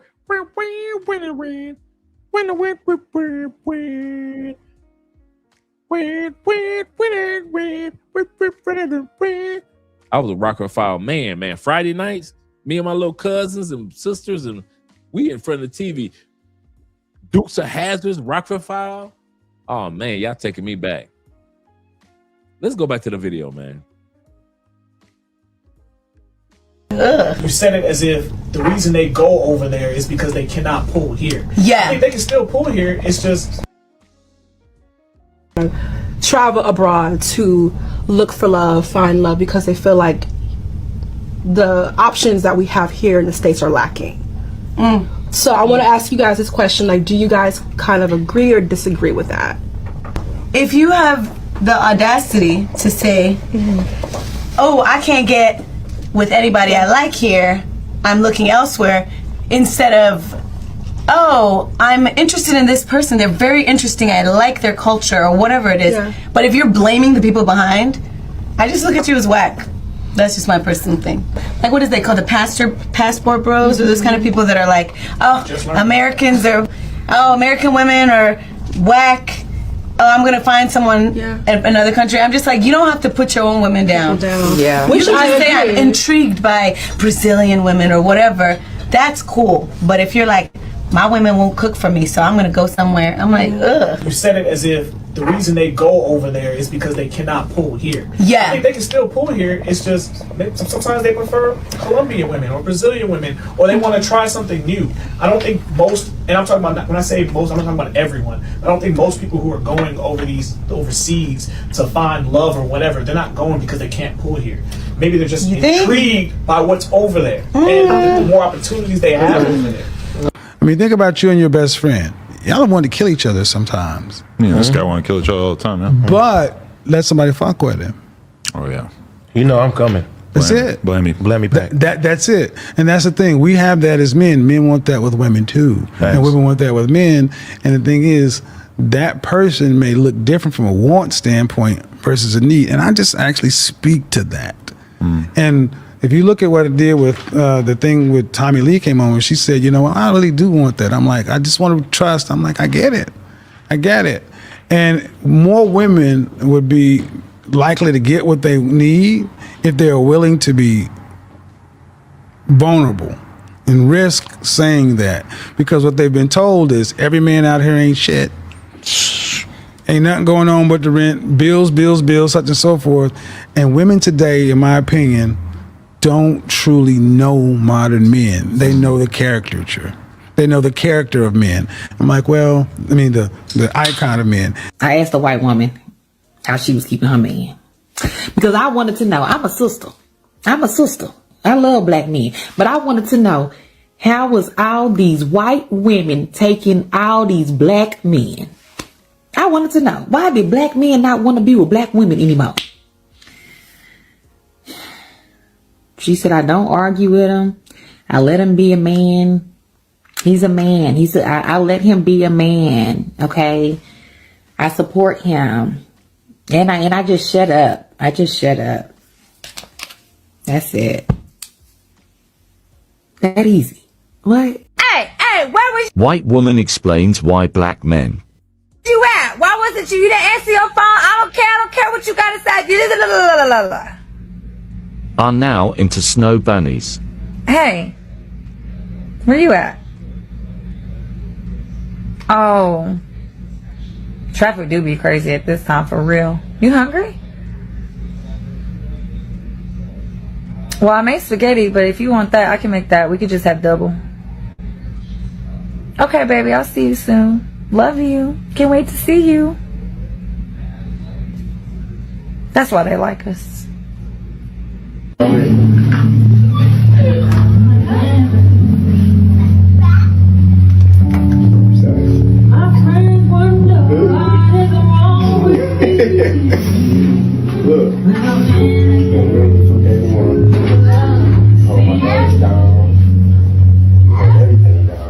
Why some white women are drawn to black men? The answer isn't just about looks. It's deeper, more emotional, and even cultural. Many white women say they find black men naturally confident and expressive. Their charisma, energy, and ability to make people laugh stand out. Others admire their strong sense of identity, resilience, and pride, traits built from generations of strength and perseverance. Physically, some are attracted to their athletic build, deep voice, and unique sense of style. But beyond appearance, many say black men bring warmth, honesty, and passion into relationships. They often communicate openly and make their partners feel valued and protected. For others, it's about exploring diversity, breaking social barriers, and experiencing life from a new perspective. In a world that often divides people by race, love becomes the bridge that connects hearts. At the end of the day, attraction doesn't follow rules or color lines. Sometimes, it's just about chemistry, respect, and connection. Because when two hearts meet, skin color doesn't matter. What matters is the bond they share. Now, what you need to do is understand. Facts. If you actually understood that they're got wants, needs, and desires too, it will be a lot easier for you to let your guard down and let yourself risk being in a relationship, because it's always a risk. I saw a video of you discussing this sort of Instagram live that Tommy Loren did. And for those who don't know, Tommy Loren, kind of conservative commentator and whatnot. And I had heard about the video because I was vaguely aware of it when it went viral. In the early days, basically a bunch of people dunking on her and try to act like what she was saying was crazy. I actually watched the video in the context of you sort of reviewing it. And I mean, what she was saying was unbelievably commonplace, obvious shit. She was basically saying, if you're a guy and you want to be with me, or any of my friends who apparently also have good things going on for them, who are accomplishing something, don't do this, this, and this, because these are things that are going to make me not take you seriously. And as a person who's now in a relationship, I'm listening to her talk. I'm like, of course, if I was a guy and I wanted to win over this girl, you're going to not want to do anything disrespectful to her. You're going to not make it obvious that you're just trying to hang out with her at 2 o'clock in the morning because you just got home from the bar, etc. And somehow, sorry, I thought you were going for that. Somehow this is considered controversial, and I'm watching you sort of like explaining that essentially this is pretty standard good advice if you want to be successful in your love life. If I don't say this, nobody will. Most women say that they want a good man until they actually meet one. Because a good man ain't soft. He ain't convenient, and he for damn sure ain't always available. Because a good man has discipline, boundaries, and he got priorities that don't shift just because of somebody else's raggedy ass. He doesn't bend his values just because somebody else is upset. That don't make him cold. That just makes that brother grounded. A good man isn't controlling. He facilitates order and creates it. He don't want no chaos. He don't want constant arguments. He don't want drama disguised as passion. He wants respect, clarity, and what's that last thing he wants? Peace. And this is where things get misunderstood. Everyone says they want a good man until he actually shows up. Because here's what they don't tell you. A good man isn't a pushover. He's built on discipline, priorities, and rock solid boundaries. But the second he enforces those boundaries, suddenly the labels start flying. If he has a schedule, he's controlling. If he has expectations, he's manipulative. If he demands respect, he's toxic. See, people want the protection of a good man, but they hate the principles it takes to provide it. You will fumble a good man trying to bare minimum him, because a man who loves himself and values his peace is going to come with standards and expectations. So all that half-ass effort and half-ass love is going to get you cut off. You so used to treating niggas one way, you think every nigga go for what the whole ass nigga go for. You meet a real nigga now, he be like, I ain't never called the hoe ever again. He sassy. Cause he don't go for that. Bitch, don't talk to me like that, and don't talk to you no more for real. See you out like. You know what? He sassy though, but he real nigga. Because he know what he wants. He know what he ain't going for. He know his word. He know what he deserves. But what is he? In this day and time. And that is I'm a very honest woman. We gonna call him sassy. Because he like, I ain't dealing with that. You see that? You see that? Yeah, Blondie was AI. Sometimes it's not about the messenger, it's about the message. I'm starting to slowly learn with AI. Sometimes it's not about the fact that the messenger is AI, but is the message on point. My man Dave says this. He said, Dre, a personal request. Can you do a worldwide ranking of women who are wives based on cultural backgrounds? He said, I agree sisters won't be the top 20. Just asking. Let me write that down. Let me write that down. Get a clear sheet of paper. Worldwide ranking. Wives. And I can understand. I know exactly where you're headed with this.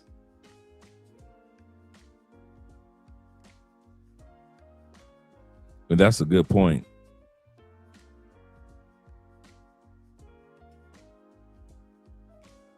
That's a good one, man.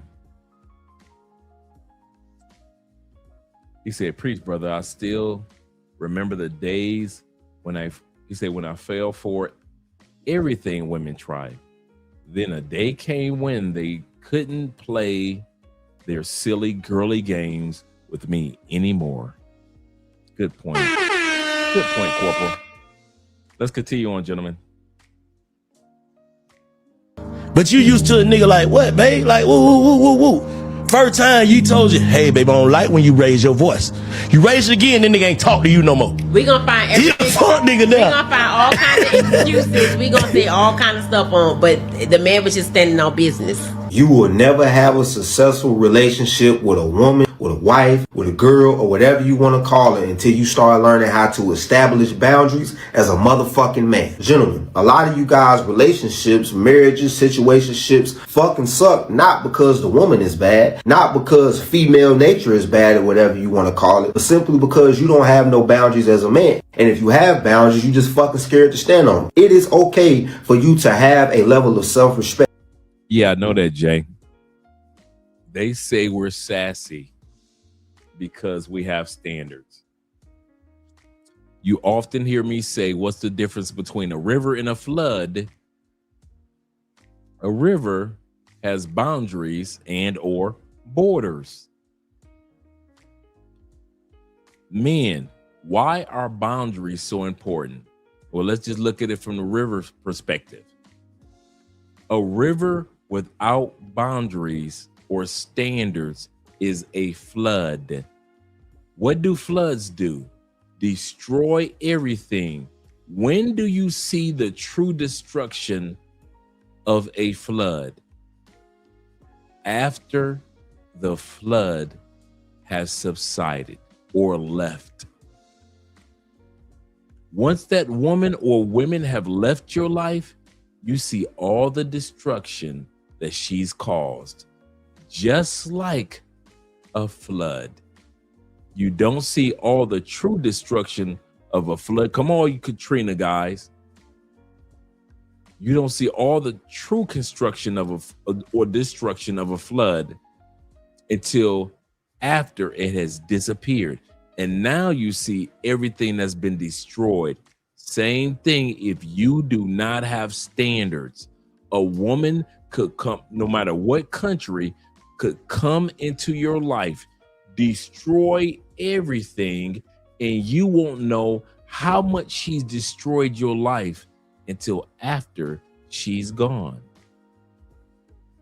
Jay is correct. Because we have standards, they think we are sassy. Let's scroll back up. Jay, thank you, Jay, for letting me know I missed some super chats. And I kind of thought about that too when I just looked at this one. Let me scroll. I got that one. Jay, this it right here. I saw this one earlier, Jay. Thank you very much. Jay said, "Oh shit." He said, "Thought it was a replay." He said, "Laughed my half off." He said, "This nigga has been live the whole time." Yeah, we're going on in 6 minutes. We'll be 7 hours. We might be going for our record of 9 hours. Our record is 9 hours. We've done a 9-hour live stream. He said, "This ninja." He said, "This ninja has been on live the whole time." Salute on the greatest. Appreciate Dre while he's here. He say, "Love, big bro." It feels so lovely to be here tonight. What a beautiful, so lovely to be with you, brother. You're so lovely. Everyone's so lovely. And while you're in the clapping mood, I'd like to give a big round of applause to my band, Sexual Chocolate. Sexual Chocolate. They play so fine, don't you agree? I agree. AMSM says this to say, and that's I'm being nosy. Anytime I see the hashtag, I kind of like stop. I don't try to be nosy. So when I see the @ sign, not hashtag, but the @ sign, I try to stay out of the way. David says this, say, Andre, the record you did was 10 hours.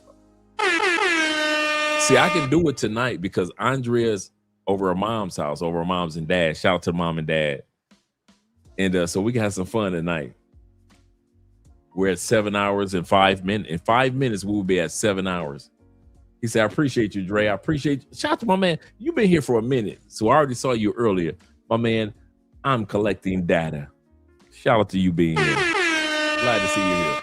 And basically, I'm gonna tell y'all the truth. We've got about 30% of the video still to go. So I'm gonna bring this back so we can kind of like follow where we were. Yeah. In this day and time. And that is what I'm a very honest woman. We gonna call him sassy. Because he like, I ain't dealing with that. But you used to a nigga like, what, babe? Like, woo, woo, woo, woo, woo. First time you told you, hey, babe, I don't like when you raise your voice. You raise it again, then nigga ain't talk to you no more. We gonna find He a fuck nigga now. We gonna find all kinds of. Yeah, I can do a 24-hour. I could do a 24-hour all day long. I'm wired for that. Excuses. We gonna say all kind of stuff on, but the man was just standing on business. You will never have a successful relationship with a woman, with a wife, with a girl, or whatever you want to call it until you start learning how to establish boundaries as a motherfucking man. Gentlemen, a lot of you guys' relationships, marriages, situationships fucking suck, not because the woman is bad, not because female nature. Shout out to a wifey right now. Is bad or whatever you want to call it, but simply because you don't have no boundaries as a man. And if you have boundaries, you just fucking scared to stand on them. It is okay for you to have a level of self-respect. It's okay for you to voice and communicate the things that you like and you don't like. It's okay for you to have expectations. It's okay for you to have standards as a man. I don't know where the fuck we got this mindset of thinking that our only job is to provide, protect, get the money, bring home the bacon, and make sure everybody else is happy except for us. Fuck that shit. I'm not living my motherfucking life like that. Ain't nothing wrong with happy wife, happy life, but a happy man is God's motherfucking plan. But you don't get to that place of happiness. You don't get to that place of tranquility. You don't get to that place of peace unless you have some established boundaries first. So gentlemen, never be afraid to speak up for yourself. Never be afraid to express your likes and your dislikes. But more importantly, if those lines are crossed, if those boundaries are crossed, you must have the strength, the wherewithal, and the self-confidence and self-esteem to walk the fuck away. Because before he says anything else, that's very important. There's a time and a season to tell you to allow yourself to walk away. That's probably one of the most difficult times for many of us men, to sit back and tell ourselves, you know what? I'm done with this. I can't do it. You fine. Sister, you fine. Yes, I fucked you 12 times, but I wanted to fuck you like 3 more times, but you fine. I gotta walk away. Even though you don't want somebody else to get the number one problem with men not walking away. Y'all ready? Number one, for all of us, don't act like I'm brand new or I'm about to say something that most of you don't. Number one reason why men don't walk away: you don't want nobody else to get that pussy. I'll say number 2. Number 1 is you really are in love. You really do care for her and you really do love her and you're really trying to work it out. I give that number 1. Number 2 is you ain't trying to see a dude like how I used to be fuck your woman. Dude, I will fuck back in the day. I will fuck the dog shit out your ex. Let her be your ex, and she ain't had none of you. She said, no, Anthony, we can't be together again. No, it's been 9 months. And then you move on, you get some new pussy.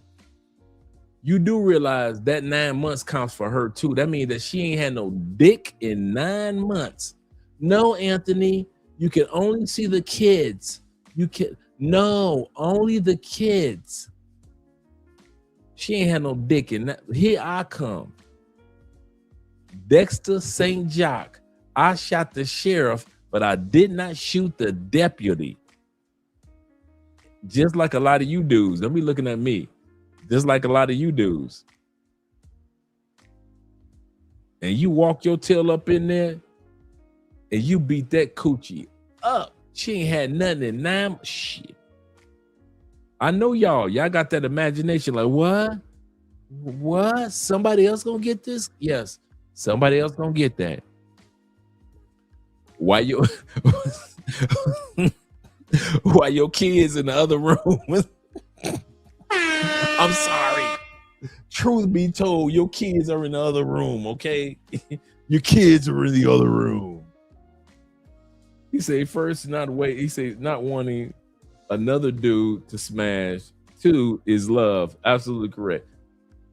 Okay, that's okay. You say it's the other way around. Okay, I'll say that. I agree with that. My brother says, shout out to Corporal. He says this. He said, I want to. He said, she wants me to. My bad. She wants me to let you know that she makes homemade. Oh, that's bourbon rum and vodka. Oh, I would love to have a bar of that soap. I ain't gonna lie to you. I would love it. I would love it. Oh man, I know the scent of the whole thing would be so good. Shout out to her. Shout out to her. Yes, yes, yes.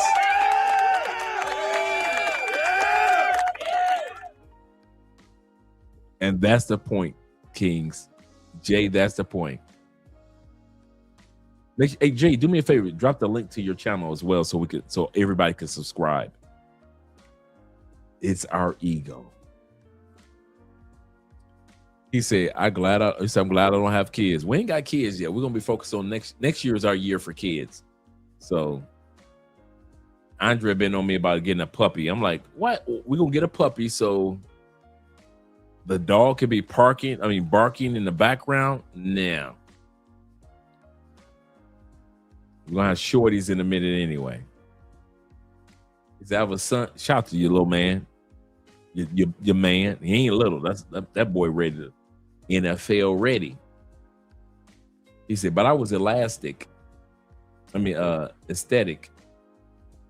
to get rid of his mom. Sometimes it's the mom. Yes, sir.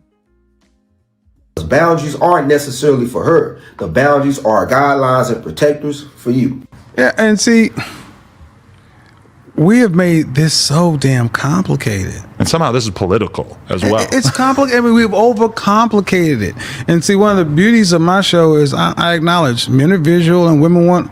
I'm all about hypergamy. Yes, you want the high value man. You want a man who can protect, provide, and whatever that comes in. But that's what you want. That's nature. I accept that. And men are visual. We have over freaking complicated. So I go back to something I said a little while ago about my Facebook group. You know what's unique about that? I just picked I just asked some basic questions. How old are you? Your marital status? Do you want to be married? Do you have any kids? And then I just went and verified, where you work. I don't care where you work, but that's it. And from the women, I picked women who are feminine, beautiful, and reasonable. That's it. I'm not a matchmaker. I'm not a love demigod, but I truly believe in human nature because image is human nature. I took men and women who were like-minded, and I did something novel. I put them in a room together. Right. And I said, here's what we're going to do. All the stuff that's outside, we're not going to bring any of the salacious, stuff that's just going to be openly controversial. We're not going to talk about that. This is a group for men. We get in here, network together, talk about business, and the women are our welcome guests. Guess what? Women get a chance to sit back and see me, you, and us to work together. Talk, communicate. They come in and ask questions. I was like, you got to be able to be willing to answer questions because this is a different kind of woman. She's already admitted she's feminine, this, and she wants to be cooperative and work with a man. Guess what? Couples are getting together left and right in there. I'm like, you leave people alone and we will sort ourselves out. It's called assortative mating. Stop, just let people be. But we've tried to engineer relationships based upon these false standards. Facts, international quiet storms. I'm trying not to live the life or talk about the life of the past like I used to. Oh my gosh. I call it midnight madness. He is not lying. He is not lying. or standards. I won't say things that create a narrative that ultimately doesn't make either side very happy. White woman speaks on her dating life dating black men without there being an White woman speaks on her dating life dating black men. And I kid you not, she is tired of black women. Once again, white woman speaks on her dating life dating black men. She is tired of black women and their comments and white men and their comments. entire uproar is genuinely sad and is a reflection of how our white supremacist society feels about black men. Like, genuinely, I could come on here and say that I love black women and no one would bat an eye. But the fact that all of a sudden black men are involved, somehow there isn't a genuine reason to love black men. So many Americans' minds are still so colonized and still so indoctrinated by racial pseudoscience from hundreds. Before she goes any further, she made a great point. I'm going to bring that back. She made a great point. She says, if I came on here and I told you I love and I'm adding to it, appreciate black women, nobody would bat an eye. Nobody would care. Everybody would be in the comment section. Yes, white queen. We understand, white queen. Blah, blah, blah, blah, white queen, right? White men would say it. Black women would say it. Democrats would say it. Republicans would say it. Independents would be okay with it. She's saying, but the moment I tell y'all I love black men, all hell breaks loose. I could come on here and say that I love black women and no one would bat an eye. But the fact that all of a sudden black men are involved, somehow there isn't a genuine reason to love black men. So many Americans' minds are still so colonized and still so indoctrinated by racial pseudoscience from hundreds of years ago is astounding. There's so much work that needs to be done. Like, people cannot fathom the fact that I could love a black man for something aside from his body. Can't fathom the fact that I genuinely enjoy being around black men. A lot of the times when I'm with white men, I feel unseen. I feel more objectified because I feel like white men don't understand me as a person as much as a black man would, because at least black men understand what it's like to be like sexualized and objectified. So there's some level of understanding, although it's completely different. There's still, I feel like, greater empathy that I experience between myself and a black man than with me and a white man. Just based off my personal dating history, the black men that I have dated have been the most genuine, kind people. Like, there are reasons that I could prefer to date people that aren't just based off their bodies. And the fact that folks can't process that is like, y'all really don't view black men as anything else than a body. Also, these people say, do not let that go by.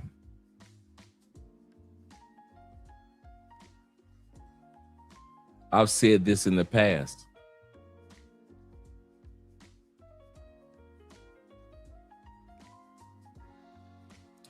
A lot of us, she said that too many people view black males as nothing but a body. He's attractive, he's this, he's that, he's muscular, he's so forth and so forth. I've said this before.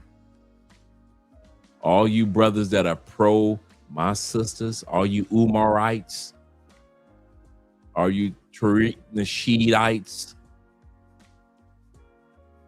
you do realize from high school until now, most, not all, most, not all, black women that you've been able to sleep with, you've never would have been able to sleep with them if your skin complexion was of a different race. If your cultural background was a different, doesn't matter. You got the same personality, check. Same economics, if not better, check. Same giving to the community, check. You're the exact same internal person who you are. Nothing is different. Same sense of humor, same mindset. You read the same books, everything. Nothing is different about you except your hue.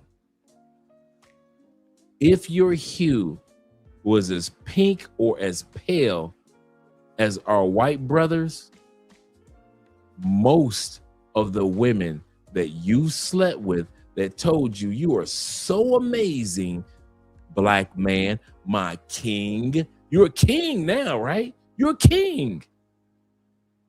Let you had been born under a different hue. King. Kings. Let you have been born under a different complexion. White boy, same person, nothing different. Those sisters wouldn't have touched you, most of them. Some of them, yes. Most of them wouldn't have touched you with a 50-foot pole. Girl, that was a white boy that tried to talk to me. That's how they would have did you. I'm talking about not this new era of let's get a white man. I'm not talking about all this. I'm talking about when you was a teenager in high school. Let's go back to the 80s. You would not have gotten that sister. Let's go back to the 90s. Ain't no Freaknik for white boys like you. You wouldn't have showed up to the Freaknik in the 90s. Early 2000s, you wouldn't have been with the sisters like you've been.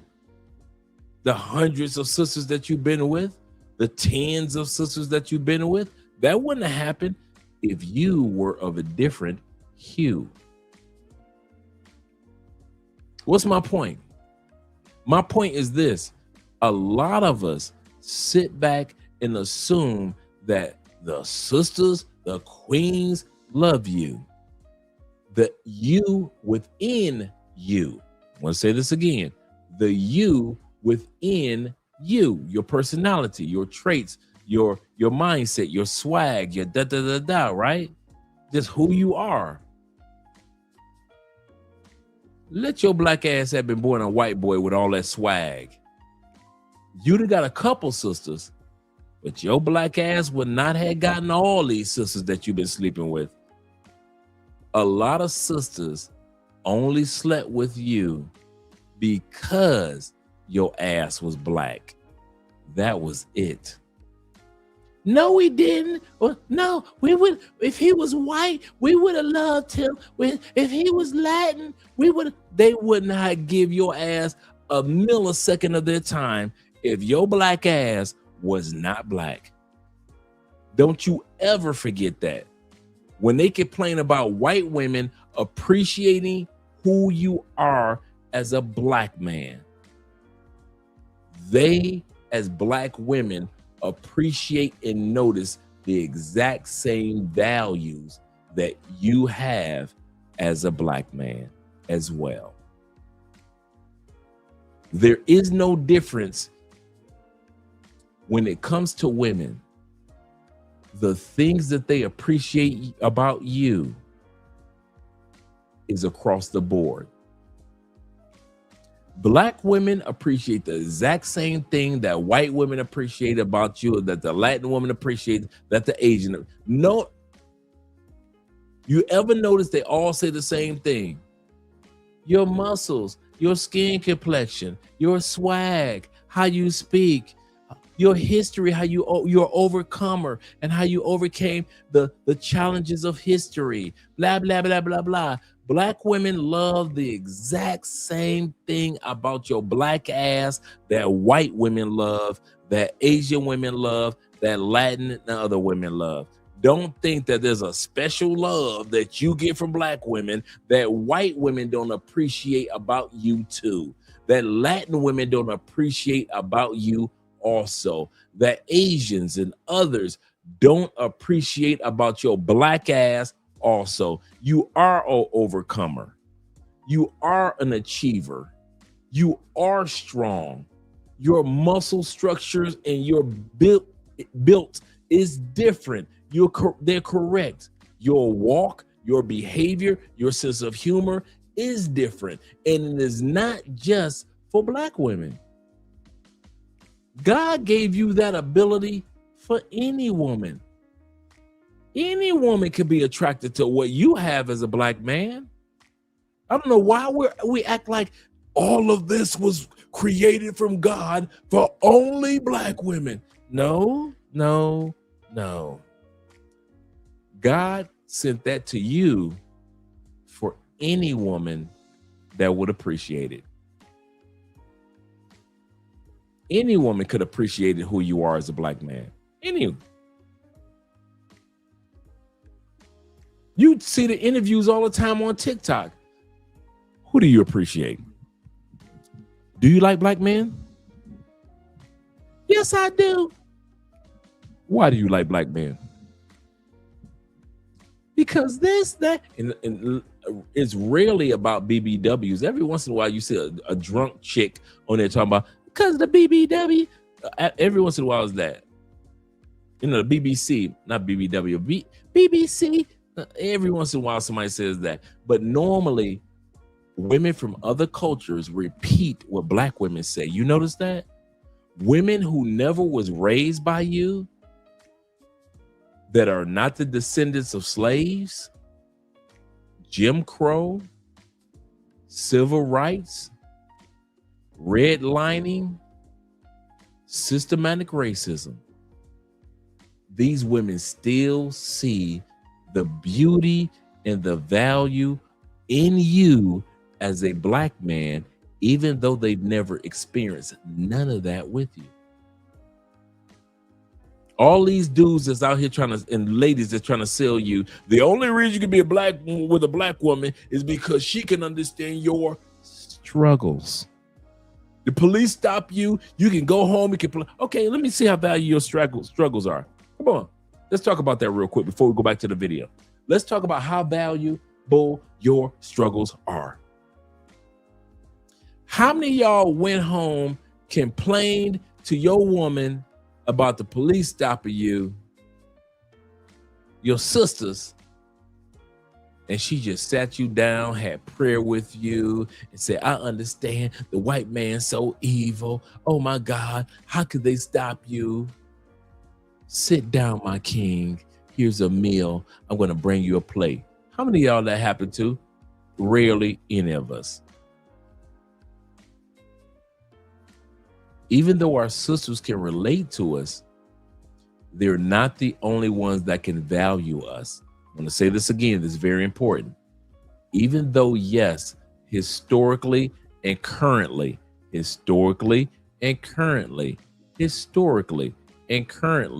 our sisters can relate to us, but they are not the only ones that can value us. Women of other cultures can also see the value in you men. That's why it's so easy for black men to get passports and travel to other countries. You know why? Because we know even before the plane lands, we as black men on this planet are valuable. And we are not just valuable to black women. We are valuable to them. They are valuable to us, but we are not only valuable to one culture, one race, and or ethnicity. We're not. We're valued around the world. We don't have to be. And here's the part about black men: we ain't got to be valued in masses. Y'all ready for this? Here we go. For all you dudes that travel, did you give a damn if all the French chicks want to fuck you, or if just some French chicks want to fuck you? Did you give a damn if all the Philippine women want to sleep with you, or just you care the ones that you want to sleep with you? What about in Thailand? Did you care if all the Thai women want to sleep with you, or just the ones that you want to sleep with you? What's my point? We don't go to countries looking for all the women to value us, just the ones we want. If I go to Switzerland and I'm single, I only want the Swiss women that I want to fuck to value me. I don't need all the Swiss women to value me, just the one I want to sleep with to value me. If I take myself to other Scandinavian countries, if I'm going to Turkey, if I'm going to the EU, I mean the UAE, I don't care if all the UAE women want to sleep with me.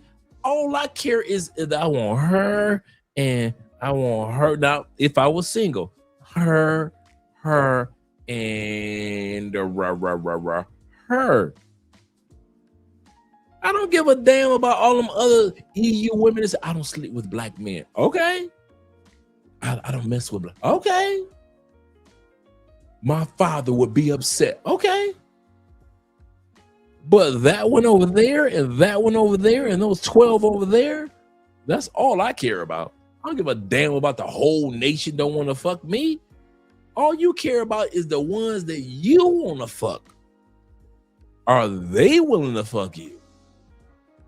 If you are interested in 9 and 7 say yes, that's what black men care about. Yeah. Yes, sir. I shot the sheriff, but I didn't mean to shoot. I didn't shoot the deputy. Yes, sir. That was my line for a while. Absolutely correct. Yeah, we don't be going to other countries sitting around thinking about, I hope all the women like me. I don't give a dude. 90%, 99% of the women in a country can say, I will never touch a black man. Cool. I only came here to fuck 10% of y'all. That average is about 100,000 per country. I'm not about to fuck 100,000 women, but I can fuck within my 100,000. If I go to Argentina as a single man, now I'm married, right? But if I went to Argentina as a single man, not married, I don't need all the Argentina bitches with their racist asses to fuck me. But that 1 to 10%, that like 50,000, 20,000 Argentina women, that's who I give a damn about. Everybody else, fuck them. I don't sleep with black men. Bitch, I wasn't here for you anyway. I was here for the 20,000 that want to fuck me. And I don't need to fuck 20,000 of them. I don't need to fuck 2,000, 200. Just give me 20 of these motherfucking Argentina women and I will fuck them and leave. Real black men are valued around the world. You just don't need all women to value you. You just want the ones that you want to value you. If you think that every woman that you go to in every country gonna value, get the fuck out of here. You fucking a dog shit out of a French girl, a French woman in an apartment 3 blocks from the Eiffel Tower. Do you give a fuck about what all the other French women care about? Hell no. You care about the one that you fucking tonight, 3 blocks from the Eiffel Tower. Shit. Wasting your time worrying about the yes. No one appreciates me as a black man. Shit, don't waste your time. That I'm stealing black men away, like they don't have autonomy in their decisions.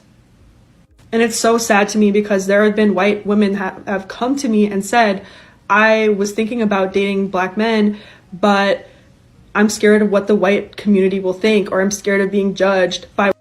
I love that about interracial relationships. I ain't gonna lie. If you want an ego boost, date a woman outside your race. If you want, if your confidence is low, if you don't feel comfortable, a true story. If you don't feel comfortable within you, and I know people gonna be like, you don't need your ego boost. You should do some other stuff. If you confident within you, then about all that bullshit, right? Then you should already be confident. I'm talking as a man to man.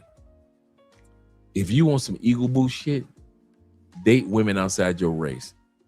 Because of the woman? Nope. Because of you? Nope. Because of other people? Nope. Because that confidence of not giving a fuck about what people think, boy, when that kicks in, you think you got confidence because you got money. Cool. Accomplishments. Cool. Investments. Cool. All that's cool. When you date a woman outside your race and everybody else around you is yelling at the top of their lungs bullshit, and all your confidence like this goes to another level. In other words, not confidence because you don't have any confidence in yourself. I'm talking about the confidence of I don't give a fuck about what you people talking about. Bruh, that shit is up here. People like myself and many of you guys in interracial relationships, you know, you don't give a fuck about what somebody else got to say. You don't care. Dude, all you brothers, y'all don't care nothing about what somebody else got to say about your relationships, whatever country you land in. I'm with a Romanian woman. All right, cool. If every Romanian in the country says something, you don't give a fuck. You gonna keep on sleeping with your Romanian and then your German girlfriend and then your girlfriend in Qatar and then your girlfriend when you take your ass to South America and then you go to Ethiopia, get some Ethiopian pussy. You don't care what somebody else says. I think that's the greatest gift that you have with interracial couples. Everybody else bitch, cry, moan, complain about the fact that you are with a white woman or a Latin woman or Asian woman, and you like, are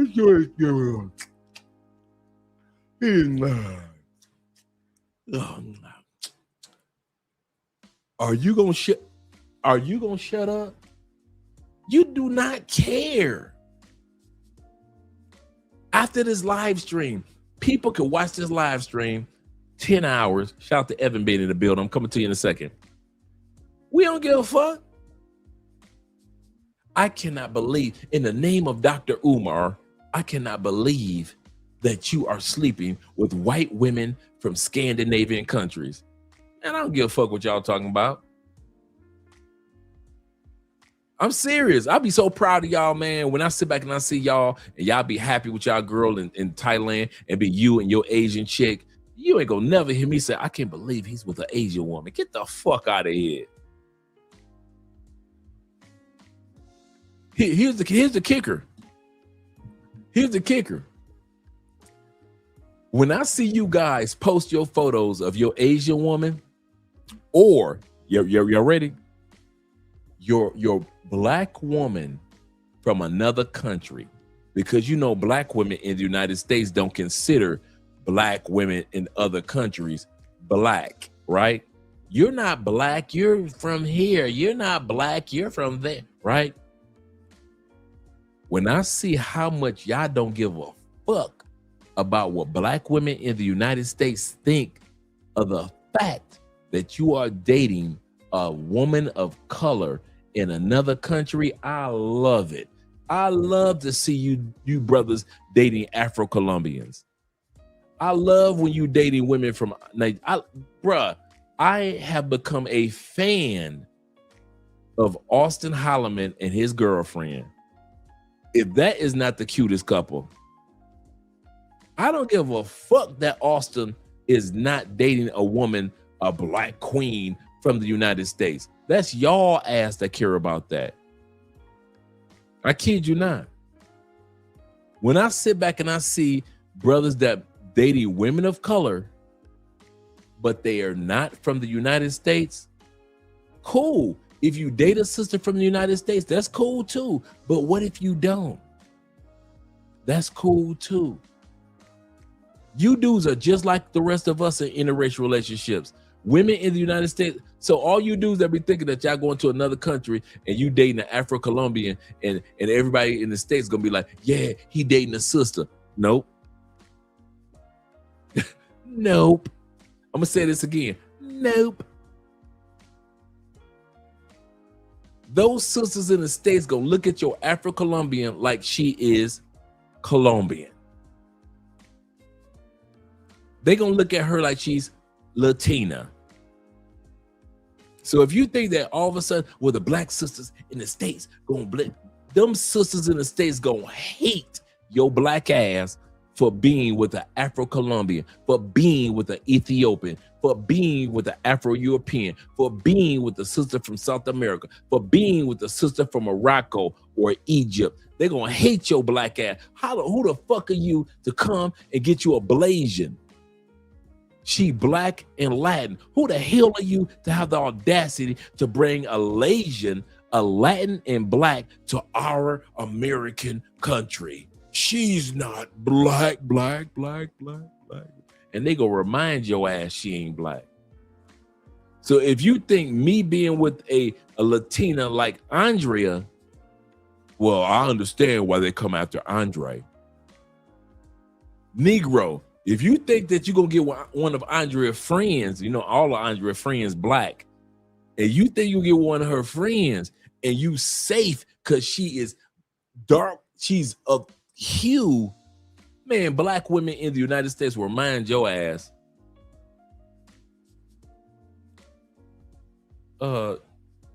She ain't black. She not one of us.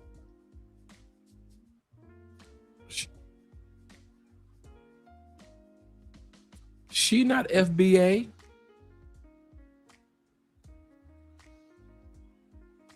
She from Hades. She is Jamaican. She from Turks and Caicos. She ain't black. She from Colombia. She from Brazil. She from Madagascar, Rwanda, South Africa, Mozambique. She ain't black. She Blasian. She from Philippines. She's from Thailand. She ain't black. Them sisters will remind you. So all you dudes that think that you're not in an interracial relationship because you're dating somebody of this hue, black women in the United States don't judge by this hue.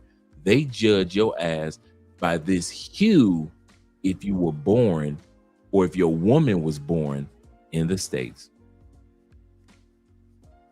Yep, the plantation bros can have these masculine Western women in the West.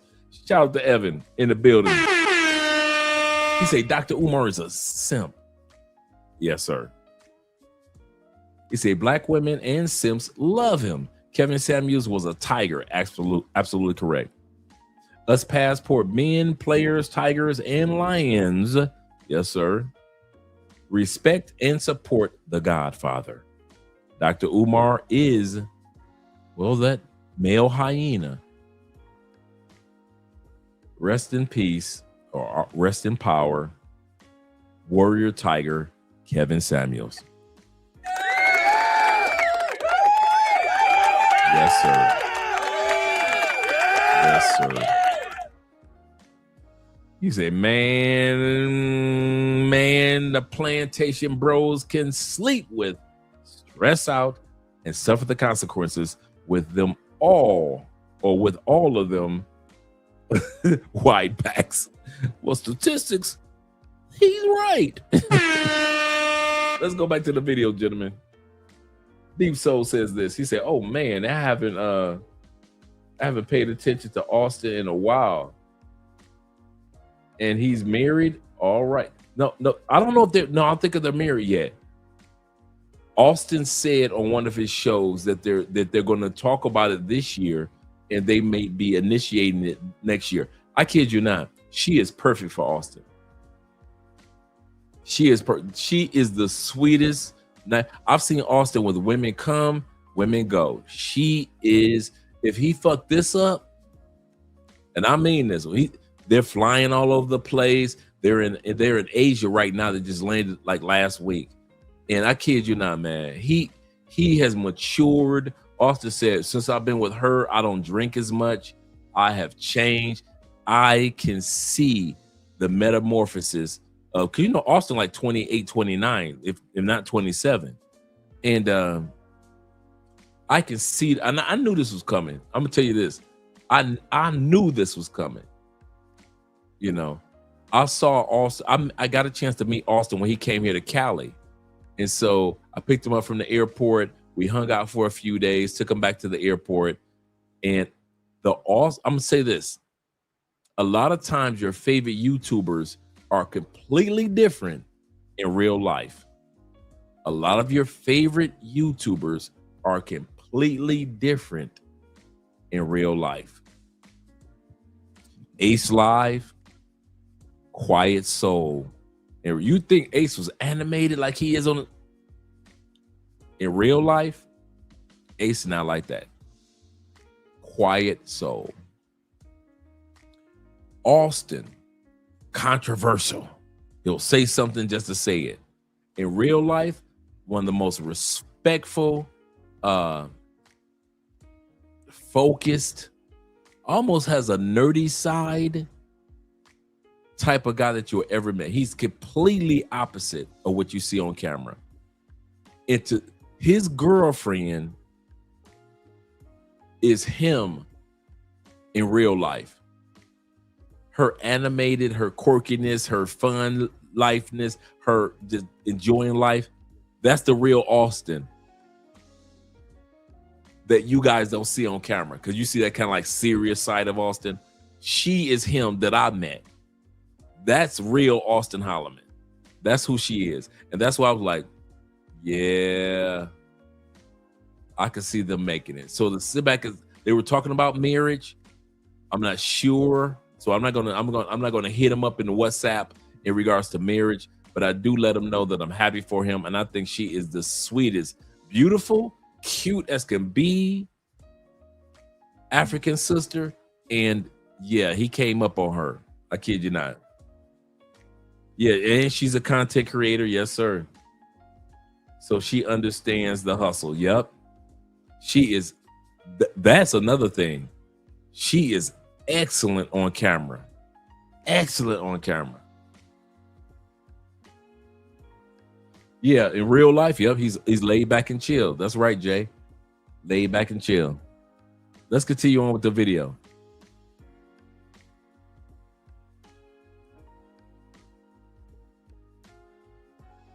White people, and it's like, that is so sad. Like, black men are already the most terrorized, villainized people in our country. That's Austin's girlfriend's name. Her name is Z. Shout out to her. Yes, sir. And the fact that they aren't allowed to have genuine love towards them, or it's not even understood that they could possibly be lovable people, is insane. So yeah, this is why I'm so passionate about it, because like literally like white people refuse to talk about these things. And it's like, if we continue to just be silent on things because we're afraid we're gonna be a bad person for slipping up somehow, like nothing's gonna change. Let me tell you something. It is more taboo, and I've said this before. It is still more taboo to see a black man with a white woman than it is to see two niggas kissing. They will put gay motherfuckers on. Don't let that slide. Before we talk about sponsor Evans, shout out to Evan. He said today, and we talked about this earlier, that is more acceptable to see two men kissing mainstream media than it is to see a black man and a white woman kissing. Now let's go to our brother Evan with the $100 support.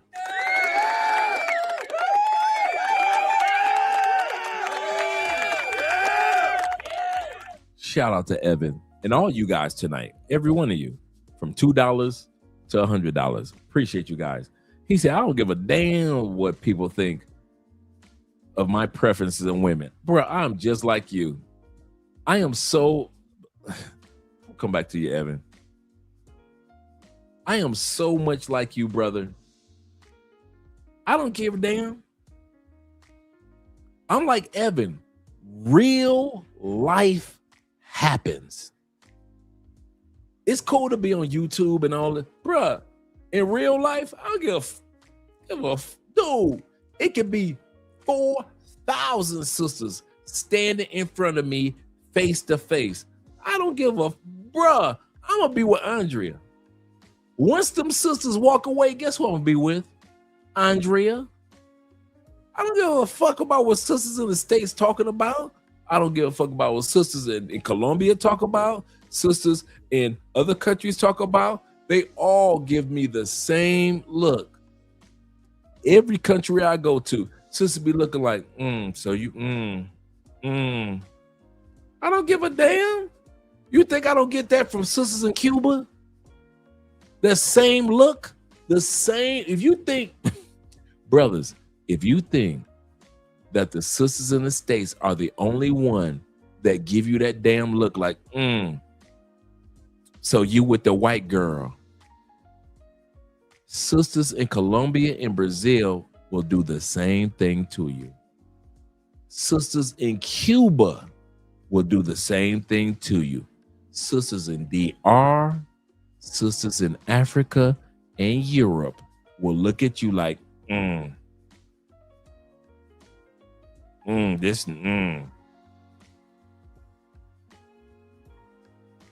They don't care.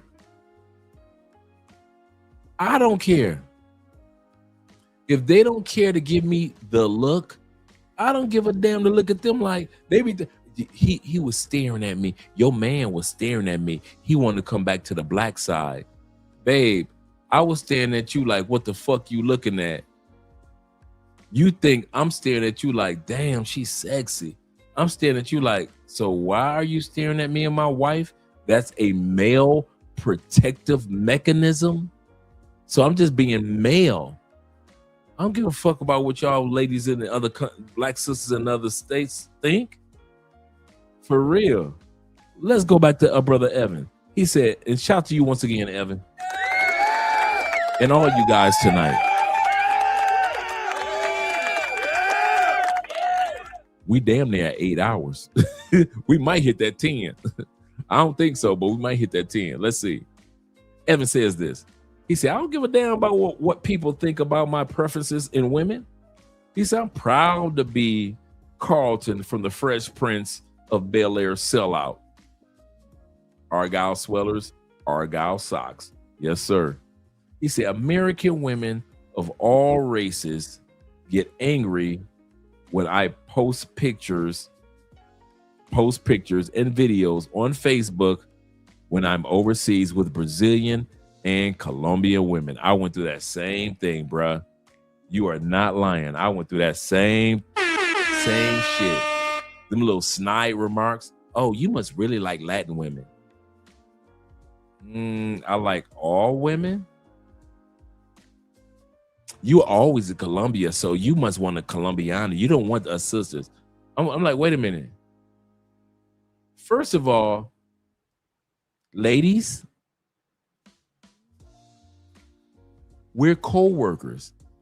I am not supposed to be fucking you in the ladies' room anymore anyway. By company policy, I'm not even supposed to be fucking you in the company parking lot.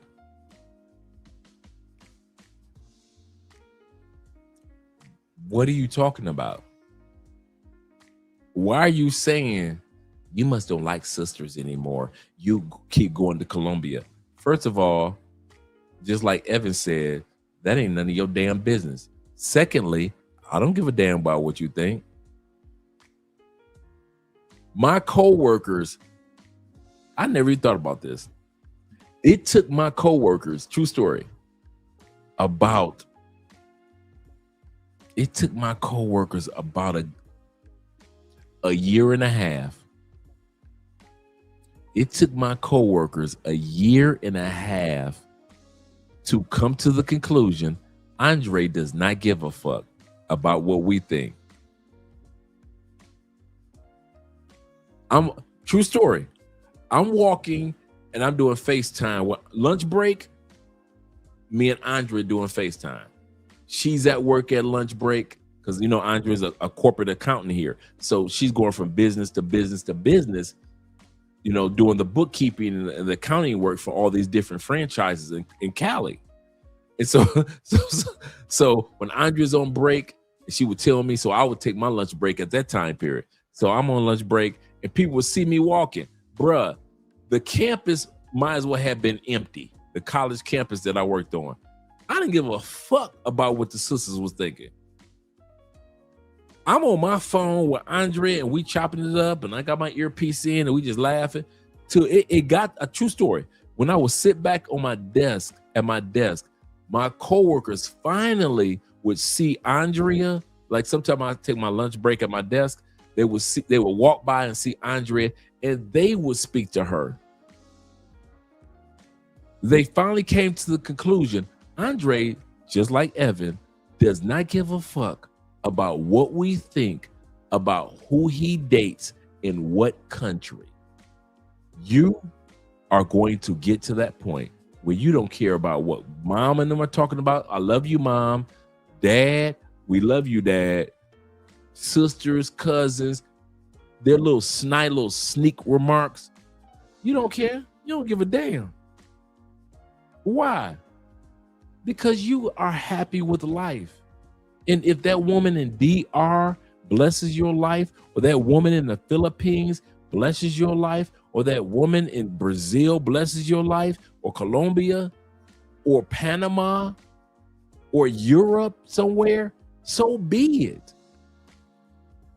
There'll come, I mean this, guys, there'll come a time where everybody got some slick ass remarks to say, but once they see that you're serious about leaving or enjoying, let's say you didn't leave the United States, but you just enjoy your travels in another country, all the little slick ass remarks come to an end. You know why? Because they know they can't move you and you don't give a fuck. Just like Evan. Them little slick ass snide remarks, that shit come to an end, bruh. They realize we had, I kid you not, we had Secret Santa, right? My Secret, you know what my Secret Santa got for me?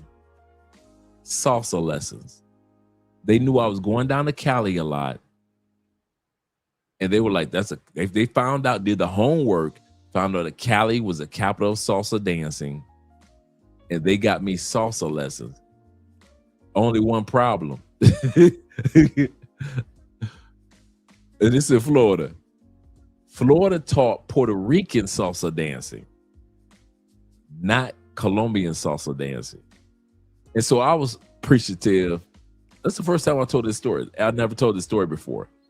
I was appreciative, but I'm thinking to myself, I am not going to learn Puerto Rican salsa, which is excellent salsa. Don't get me wrong. And most of the music comes from Puerto Rico.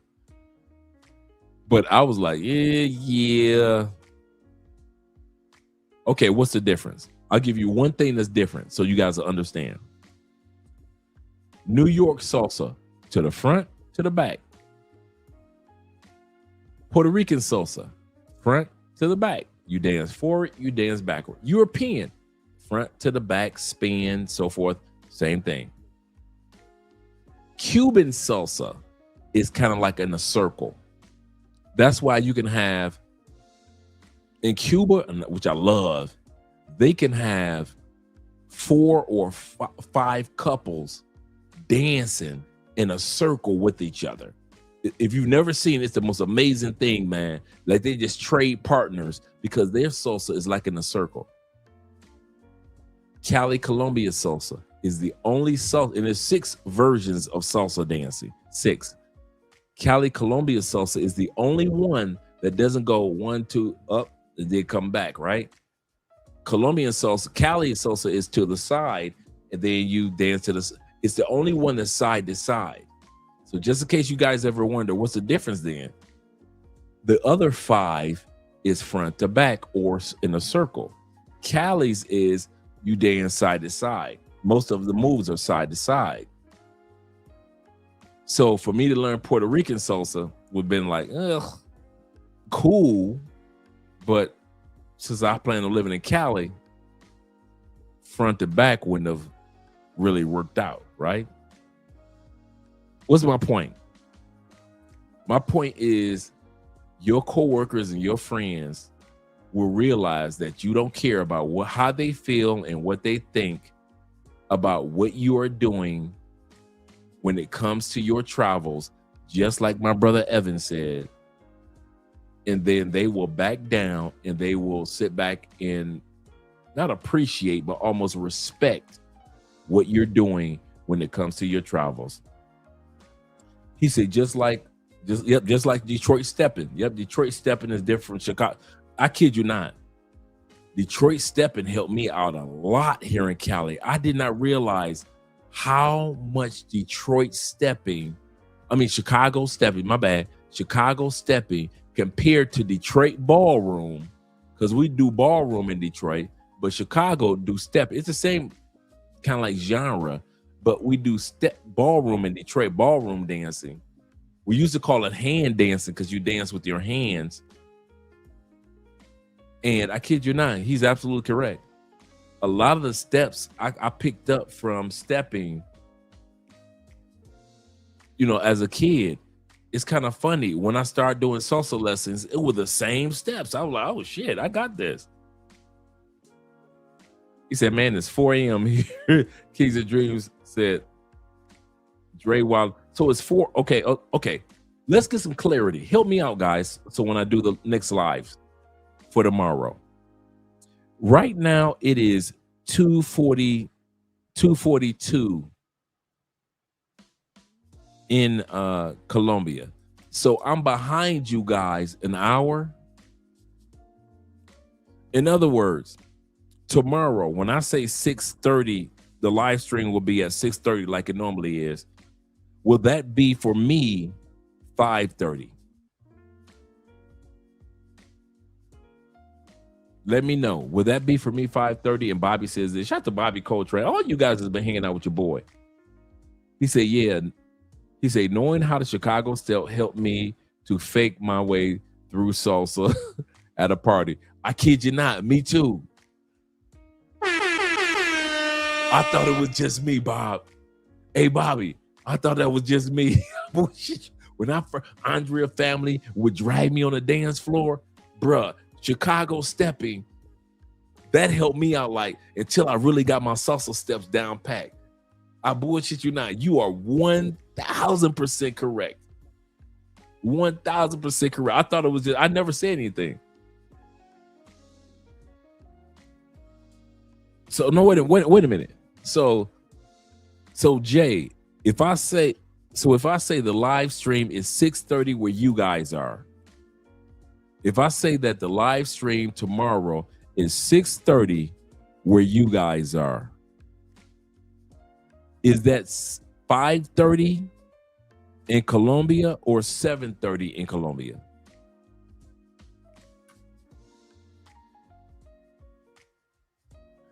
Evan says this. He said, I'm going to send you a couple of photos to your email of women I've been with in Colombia and Brazil. Hey, you know me. I always celebrate when a man is celebrating. So 5:30 in Colombia. So tomorrow's live stream for me would be 5:30. For you guys, it would be 6:30. So I'll keep it at 6:30 with you guys, but I know to be in front of the camera at 5:30. Okay, cool. And because hey Jay, I remember you mentioned that last week. Hey Dre, don't forget there's daylight savings time tomorrow.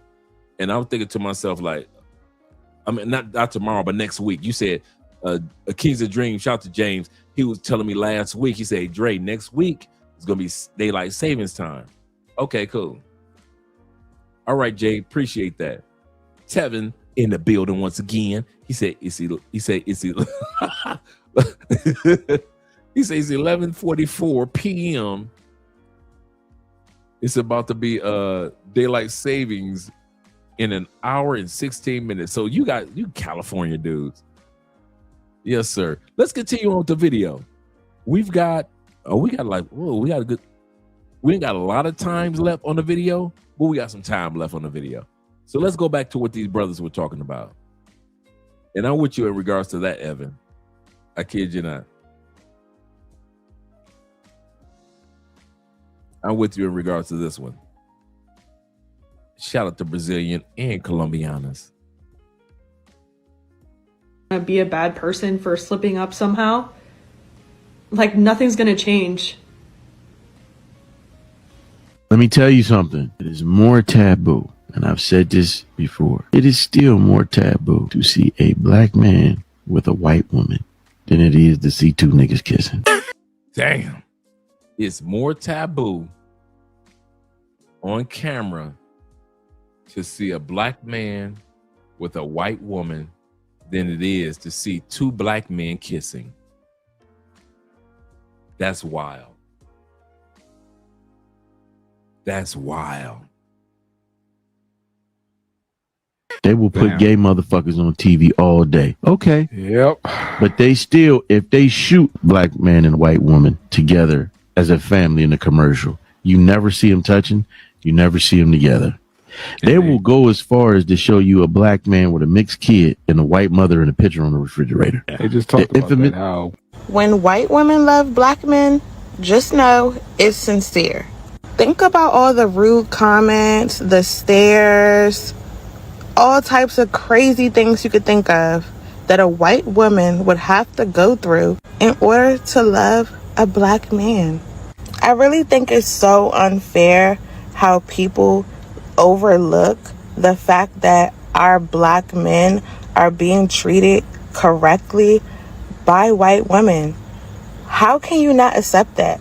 How can you disagree with that concept? I think our white women deserve a shout out because there are so many black men who do not get treated correctly in relationships, and if a white woman steps up to the plate, I think they deserve way more recognition, and I think we should celebrate them. Over the course of my shows, I've oftentimes had women call in and say, we don't like your tone. We don't like your tone. We don't like your tone. And when I say, all right, if you don't like my tone, who does it better? And on 2 or 3 occasions, women have called in and said, we prefer you like Dr. Umar Johnson. And I joked. And one time I made a clip. I was like, so you want me to talk to you like Dr. Umar Johnson? And I kind of did an impression of him and some guys who are kind of in his sector. You mean Dr. Umar Johnson, the man who has 2 children by 2 different women that he never married? Dr. Umar Johnson, the guy that for the last 10 years has not built brick one of a school he's collected money from? Dr. Umar, hold on, ma'am. Dr. Umar Johnson, the man who calls you queen, mother, goddess, and all this other kind of stuff. And again, for those who are keeping score, this is another woman who comes on and says, talk to us more like Umar. The Prince of Pan-African, Big Papa's in the house. Run my donations. I mean, shout out to Umar. I got no problem with the dude, but I think it's funny y'all keep coming over here asking everybody to talk like Umar.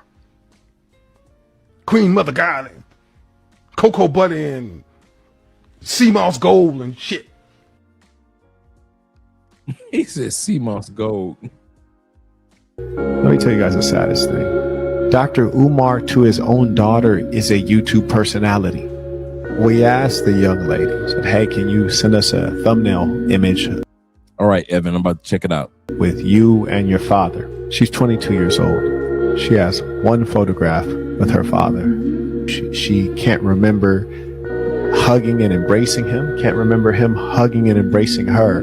She can't remember him sitting in the stands when she was at cheer practice. She can't remember him being home when she came back from school. That is the only touch point of her father being real to her. But what was even sadder is that she couldn't say it. She couldn't say that I don't have any photos with my dad. That's not right. If you still believe in him, you can have it. You know, there's a lot of Dr. Umars around. Fill you up with beautiful words. Because I don't have any problem with Dr. Umar Johnson. What's funny is he and I probably agree on the majority of things. We disagree on some things, but we far more aligned. But if I had to guess, people have been trying to get folks to come at me. So I would guess that probably got shown to him and taken out of context. I can see how it kind of been insulting. And my point of making that reference was not to say that he's a bad person. My point was to say that the reason you allow, if I had like 2 kids and I weren't married to their mother, I get roasted for that. You know, they're pulling my high school pictures and everybody's trying to call me gay. I'm like, they're just trying to make up everything in the world. I'm like, well, so what you're showing is if a man tells you or talks to you in a way that you like it, a lot of stuff is excusable. But if a man just happens to say 2 + 2 is 4, here's the facts, data, and statistics, look at it yourself, then you get mad and say, you're bad and we got to destroy you. So we don't have any problem. We don't have any beef. I don't have a problem with him. This is actually true. I had a video that I published a few weeks ago where this woman... Before she goes any further, shout to Evan. Love the photos. Anytime the woman is smiling just as much as you are smiling, I love it. I love seeing a woman smile because you made her smile. I appreciate that, man. Right here it says, inbox. Ladies, next time you ask why guys lie to women, look at Kevin Samuels and Derek Jackson for the answer. One man told you the truth so you could improve yourself, and you hated him for it. The other man lied to you, lived a double life, and you loved him. Absolutely correct. AMSM says this. He said, Dr. Umar is dealing with the same black man issues that most of us men deal with. Absolutely correct. That's a good point. Woman is asking, why doesn't society tell women the truth? And I couldn't believe she asked that, number one, because this proves to me women do hear the truth, and when they don't like it, they deflect, they sign language, and they get triggered. That is exactly what Kevin Samuels did. He triggered women with the truth. Derek Jackson, on the other hand, Dr. Umar, Steve Harvey, they like to give women hopes and dreams and beautiful lies that does not require accountability. If there are certain things in life that you want, it comes with a level of accountability. Thanks, AMSM. He say Dr. Umar is dealing with the same baby mama issues. This is true. That's even more true. Baby mama issues that most of us men deal with. Absolutely correct. It's crazy. And that is why Kevin Samuels was hated so much. Miss me with the race loyalty bullshit. Nobody in this world has hurt me more than a black woman. From the day I came out the womb, you ain't gonna be shit like your damn daddy. The mother of our children, the mother of my children, keeping me away from my child, parentally alienating me. Even the women in my family that share the same blood. These are the same people that supported the woman from keeping me away from the child. Black woman. Women that I've dated, making me out to be a monster, saying that I'm just domestically being violent to them when it's really them starting the fights, pulling out knives and some more shit. Being accused by strangers, black women, of being a child molester just because they don't like who I was or who I am or how vocal I am, whatever my personality is. It's always black women behind some bullshit, man. So I can't be advocating to be loyal to them. Miss me with the race loyalty bullshit. Nobody in this world has hurt me more. I replayed this just to let you guys see the comment section. A lot of guys would see what he said and was like, man, damn. He said the women that did him wrong was black women. And we'll think about our moms and our aunties and say, no, that's not true. That's not true at all, because if it wasn't for the black woman, blah, blah, blah, blah, blah, right? So what I did was I replayed this and I took comments. I took comments, and this brother had over, if I'm not mistaken, way over 1,000 comments. I might be mistaken. One brother said, since I stopped dealing with them, my life has elevated to places I didn't know it could reach. Another brother said, they tried to get me fired. They tried to get you fired at work. More than a black woman. From the day I Let's came continue out the on. womb, you ain't gonna be shit like your damn daddy. The mother of our children. That's it. The amount of comments. This brother just posted this. This is not over some years. This is I'm talking about like within the last week. This brother posted this within the last week. 1,300 so far. 1,037 comments, not 300, but 1,037 comments. A brother said, damn, I thought it was just me. That was 3 days ago. Another brother 4 days ago said, are they not our partners? You sit back and you see this, and you hear what the brother said, and you think to yourself, like, man, it can't be that bad, man. He might be bitter. Until you see what other brothers have to say. Another brother said, the sad part is he's not telling no lies. That's the sad part. Another brother named Tim said the same. All of my 56 years, black women have told me I'm too nerdy, I'm too nice, not good enough for them, etc. I am over it. This is in the comment section, gentlemen, of black men. When this brother said this was nobody saw this coming. The woman from keeping me away from the child. Nobody saw this coming. Black woman. Women that I've dated. That's the sad part. Making me out to be a monster. Another brother, Danny, said, I love my black women. Another brother said to him, careful saying that in public. The devil's listening. The devil is listening. Being violent to them when it's really them starting the fights, pulling out knives. That's the crazy part. Another brother said this. He said, my mom told me I was his black mama. Your mama black. Your mama is black. Brothers, your mama is black. How you can't love all the black queens? Your mama is black. This brother said, my mama told me I was a one-night stand accident. So I feel you.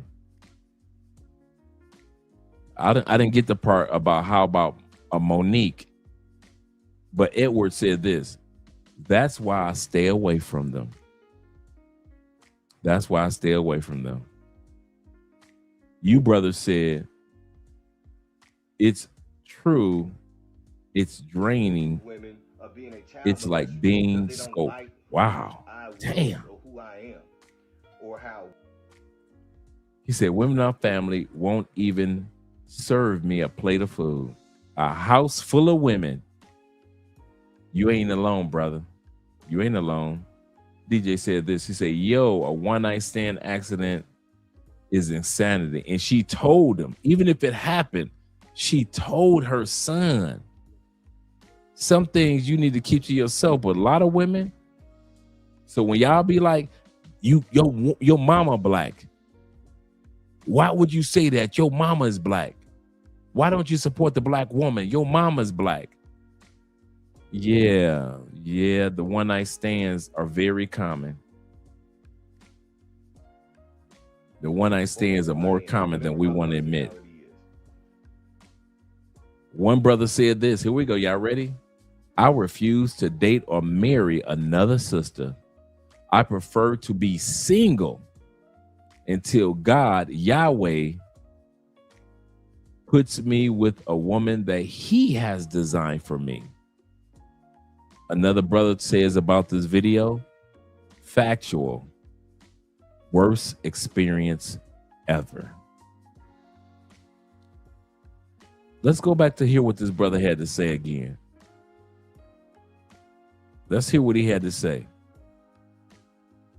Now that we looked at the comment section, let's hear what he had to say. The level of accountability. And that is why Kevin Samuels was hated so much. Miss me with the race loyalty bullshit.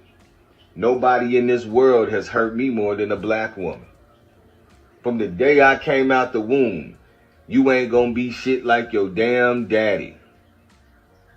The mother of our children, the mother of my children, keeping me away from my child, parentally alienating me. Even the women in my family that share the same blood. These are the same people that supported the woman from keeping me away from the child. Black woman. Women that I've dated, making me out to be a monster, saying that I'm just domestically being violent to them when it's really them starting the fights, pulling out knives and some more shit. Being accused by strangers, black women, of being a child molester just because they don't like who I was or who I am or how vocal I am, whatever my personality is. It's always black women behind some bullshit, man. So I can't be advocating to be loyal to them. Miss me with the race loyalty bullshit. Nobody in this world has hurt me more than a black woman. From the day I came, I don't like who I was. It's crazy. Advocating it's sad. To be loyal to them. Like black girls be turning their face up when you're in the mall. Hey, I don't because 9 times out of 10, you probably single or you. Good question, bro. I felt pressure like when I got engaged. From who? Her family? No, just socially. Socially? Yeah, socially. Like being out. Like I know people look like, oh, another successful black man got a white girl. You feel me? And that's something I had to consider. But it ain't even that though. No, I don't care. You feel me? I'm happy. You know what I'm saying? And I look at it like this. If you could have a conversation with God and you was asking God for a Lambo, and you said, God, I want an all red Lamborghini Aventador. And God said, oh, here's a green one. What you gonna be like, oh God, you got me the wrong color. It's a Huracan. You know what I'm saying? Like right. God gave you what you wanted. It may not be the color that you imagine, but I'm grateful and I'm happy that I got this. Yes. You feel me? Yeah. And I love marriage. I'm a huge advocate for marriage. So if you marry outside of your race and you worried about what other people think, then you get stupid. You feel me? Like you should be just focused on your happiness. Turning their face up when you're in the mall. Hey, I don't care. Because 9 times out of 10, you probably single or you in an unhappy marriage. So why should I worry about people that's having a negative dating experience when I'm happy in mine? Absolutely correct. Let me ask you a question, Dr. Umar. Are you told the end of the video? And he and all you guys are absolutely correct. And even some of you ladies are absolutely correct. Our goal with interracial relationships is to let people know we don't give a damn what you think. You can snarl and look at us crazy in the mall. You can look at black sisters with white women. And I mean this for you brothers. Stop that shit. Stop that. If you see sisters with white guys or Latin guys and they're happy, stop all that looking at them like they're crazy. You know why? Because half of y'all like me. You love you some mixed women. I remember when God put me in check regarding that. A true story. I used to be one of them dudes, oh, she's with the white man or she's with the Latin man. You know what God told me? Just one straight statement. I know you are not talking as much as you like mixed women. I couldn't say nothing. Huh mean you can hear. True story. I could not say nothing. I think I was in a grocery store and I saw this mixed couple. I think it was a black woman and a Latin guy. And I said, you know, you do the regular, right? God said, I know you ain't talking as much as you love mixed women. I'm like, I couldn't say nothing. I couldn't say nothing.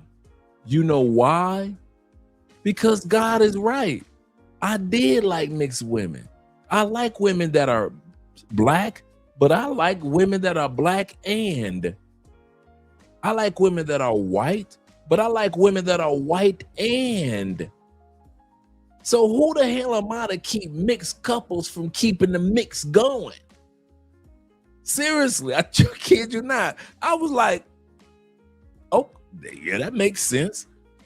Who am I to sit back and say, I want a Blasian woman, but bitch, if a Latin or black or Blasian woman, if a black and I see a Latin or Asian man, a black woman, Asian man, I like late Blasian women, they gonna have a Blasian baby. Who am I to sit back and complain about interracial couples when I like women at my time period that were the offspring of interracial couples? And some of you guys are like me. You look at sisters like, I can't believe you.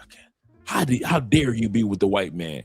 Y'all love them sisters that are mixed with them green eyes, and it belongs to her, with that curly hair, and it belongs to her. Ain't no weave nowhere. So I learned, Andre, you might want to be quiet when it comes to mixed women or interracial couples, because interracial couples create mixed women. And I learned to shut the hell up. He said, the last time I was in Brazil, by the way, Evan, I kid you not, I like the photos, bruh. I kid you not. I didn't know if you want me to show them on the show, but I love her smile. See, this is what I look for. I don't look for only our smile as expats that travel to these countries. I want to see how the woman is enjoying the moment in the photos with us. So I'm usually looking for her smile just as much as I'm looking for us. And I love seeing a woman in another country just so happy because you made her happy as a man. I kid you not. I love seeing happy women happy because you guys made her happy. I kid you not. That blesses my day. That blesses my day. So when I saw the photos, Evan, I saw your smiles, but to see her smiles just melted my heart because you were the one that made her smile. He said, the last time I was in Brazil, he said, I was at a nightclub. He said, a group of American women walked in, pum, pum, pum, pum, and they walked in, pum, pum, pum, pum. They started a fight, pum, pum, pum, pum, with Brazilian women, pum, pum, pum, pum, because they were jealous, pum, pum, pum, pum. The Brazilian women won, pum, pum, pum, pum. the fight. Bum, bum, bum, bum. And then the police showed up and put the American women in handcuffs and dang in jail. Woo! Got to be more careful, got to be more prayerful. I know they was not thinking when they got to Brazil that they can get locked up, and yet they did. And yet they did. Corporal T says this. Shout out to Corporal. He said, he's talking to DJ. Let me not get into somebody's conversation. All right, we're done with the video. We're down to 55 guys. I was going to create a new outro for the night, but I didn't get a chance to, so I'll be showing it tomorrow night. Let's look at tomorrow night's topic. Let us see. Tomorrow night's show will be, we did Dr. Umar, we did the Lasians.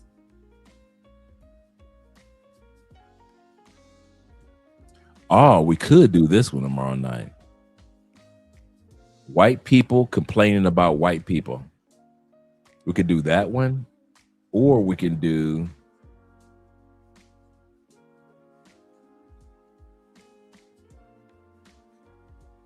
oh wow, do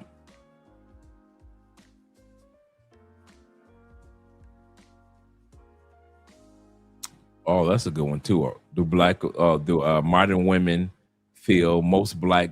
Do modern women feel most good men are boring? There's another one. Oh, we're doing this one tomorrow. Tomorrow's episode is why women don't like, can't stand, don't want to be around other women. I don't know what it is. I don't know why that trend exists.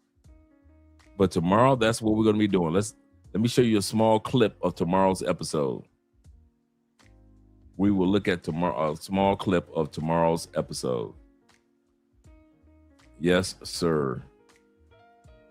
He said, I'm glad you like the photos. You can show them. Okay, cool. Let me download the photos.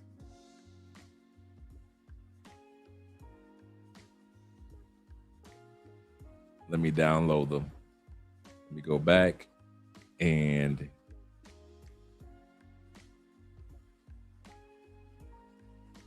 hey, Evan, let me know when this was. Was it this year? Was it last year?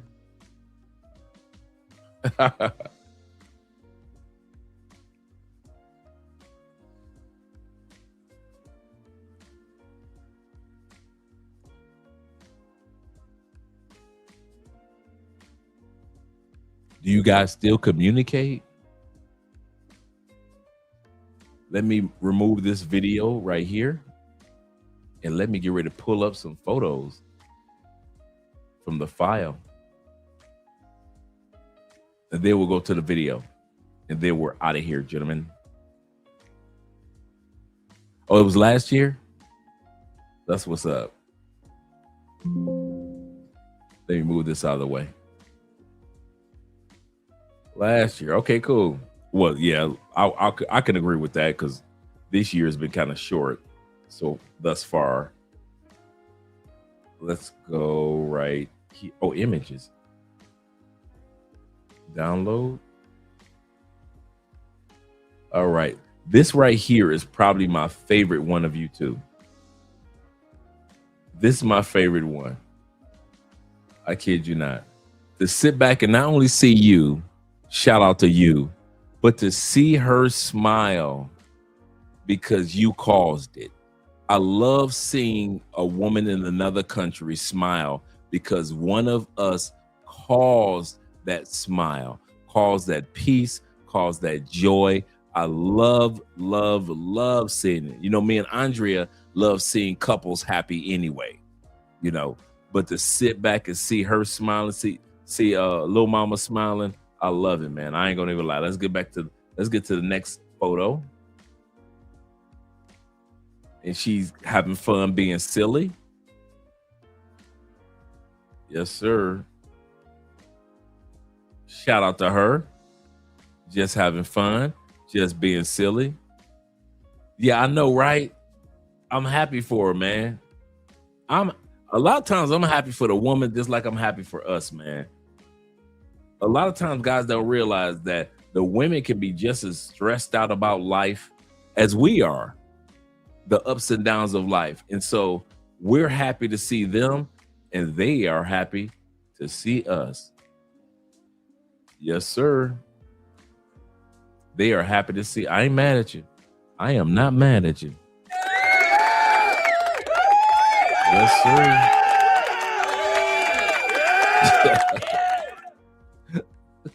Yeah, I like that, Ev. I like that. Was all three during the dinner?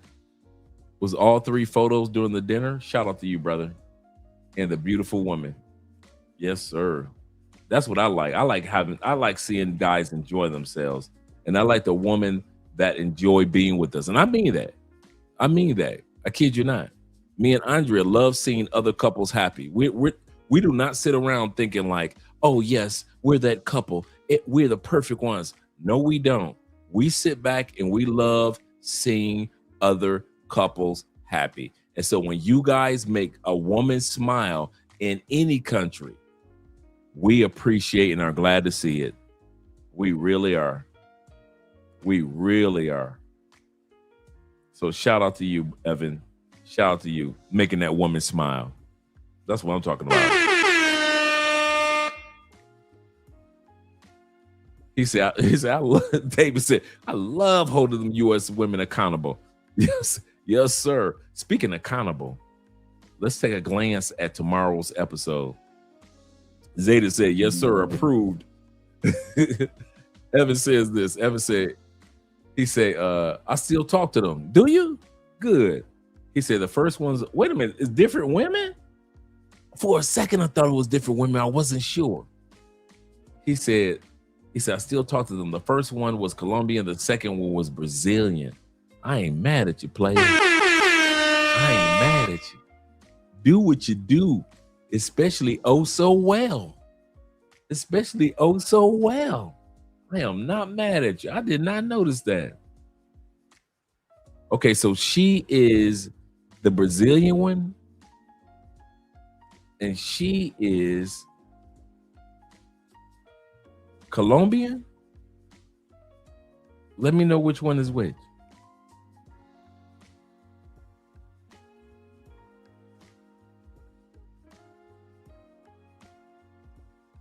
I could, you know what? Yeah, okay. There is a difference between the ladies. That's true. All right, let's do a quick synopsis of tomorrow's episode. Why do women, since you guys have hung out with your boys so long, why do women dislike women? We're gonna look at that real quick. Just a few seconds of it, not all of it, of course.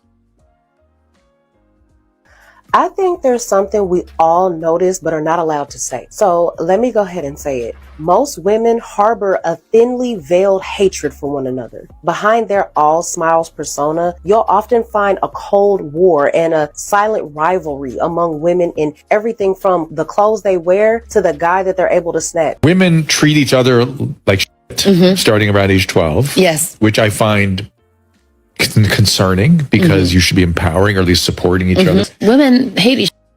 He said, yes, the dinner one is in Colombia and the other one is in Brazil. All right. That's what's up. I ain't mad at you, brother, at all. Which one is your favorite?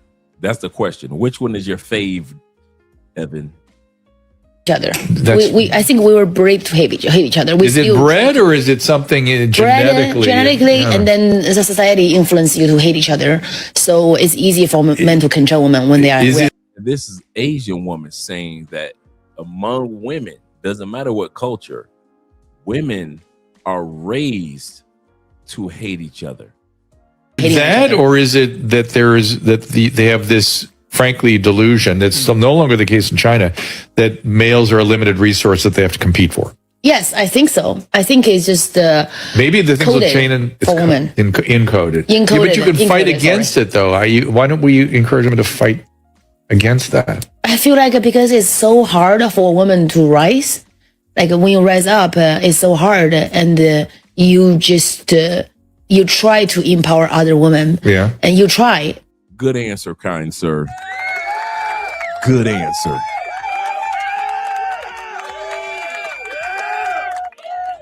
Surveys say good answer. But they end up not grateful, and then they end up taking your husband. You're like, you know what, all of you, I'm just gonna. Did somebody take your husband? I wish somebody took him. I love the girlies so much because they know how to stand up. We got 297 likes. It's called Free Labor, a Domestic Slave. Next, we got. Now, this woman that you just saw in the video for a split second was cooking for her husband when she got home. Listen to what women had to say in the comments. Dave says this. He said, I thought it was going to get away easy. What happened to your Raiders, Dre? Trading your best. No, they didn't. Dave, do not tell me they traded our. We are on the rebuild. That's all I can say. We're on the rebuild. They traded Mac. Okay, who did they trade? Notice this, as a true Raiders fan, who did they trade Max Crosby to? Goodness gracious, Raiders. I mean, we got the first round draft in the NFL, but that means that we're the worst team. Got 41,000 called overworked and underpaid. And the reason why I love you guys so much is because whenever a woman comes out. Women hate women who love they man proudly. Here and shows how she loves her husband and or does things for her husband. You tear her down. And why I love you guys even more is because I know if that was a man who was coming home from a 9 to 5 and then decided to cook for his wife, you guys would say that's a king right there. I know some of you would say that's a good man, Savannah. If you guys can't catch the drift, women are just as big as hypocrites as men are. And what makes it even better, some of you want to be married. Some of you want to be in a relationship. Not saying it's everything, but you consume so much hatred on the internet that you don't even know that you've changed. If you truly think that you're not going to work and or do something throughout your day, and then either or of you are going to have to come home and cook, clean, and do something for the significant other, don't you ever get into a relationship. And a mother and have lots of children and makes that her priority, they hate you for it. And that's. Remember again, tomorrow's episode is why women hate women. Because the nature of female relationships is that women hate to see other women happy and hate to see them having something that they probably cannot attain on their own. Anyone can pick up a book and go and get degrees, but not everyone can go and get a good husband. She made a good point. Anybody can pick up a book and get a degree, but not all women, no matter who they are, can get a husband. And build a big family.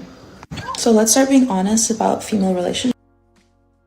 Oh, I got to check this out. If Max Crosby went to the Ravens, I got to see which draft pick we got and what player we got. Thanks, David. You just made my day. Because for the most part, they are not healthy. Women who get the most hate from other women are women who are in relationships and marriages. I am convinced that women hate men so much to where they will completely demean and pick apart a woman that absolutely loves her. You will be called pick-me, you will be called stupid, you will be called everything in the world just because a single woman hates men so bad. Let's not even talk about the vile things that they will say about your spouse, right? And please keep in mind, all this is just coming from their own hatred and just simply because they hate men. Once again, women cannot stand women. They'll say it because they don't like men, But the truth is, women don't like each other. They hate men so much. They will literally bully you out of your relationship. They will say the worst things possible to make you think that your man doesn't love you. Your man doesn't care about you. You need to go. You know, he's treating you wrong. He's cheating on you. They will say everything in the world, right? Look at the Halle Bailey and DDG situation. When she was with him, y'all completely picked that woman apart. Y'all completely said the worst, vile things about her, all because she was with him. But then the moment the relationship ended, those same women that spoke vile about her are those same women that praised her. Y'all praised her after she left. And y'all do that to a lot of women. I can name a lot of women that on this internet that I have seen that get bullied because they are with a man. That's true. That is so true. So we're going to put an end to this one because we got a lot to see tomorrow. And I kid you not, man. Women, a lot of times we men think it's us that they don't like because they say it. We don't like when men do this, men do that. But the truth is, while we think it's us, the truth is they don't like each other. We're just in the middle. They don't like each other. We're just in the middle. Shout out to Max Crosby. Going to the Ravens.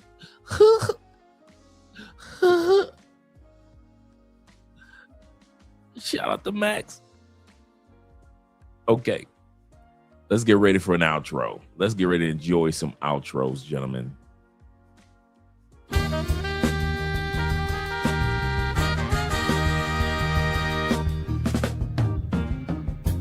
We can do better. We could be chasing dreams. We know what's right, and we know how it feels. Yeah, we can do better. We can make a change for real.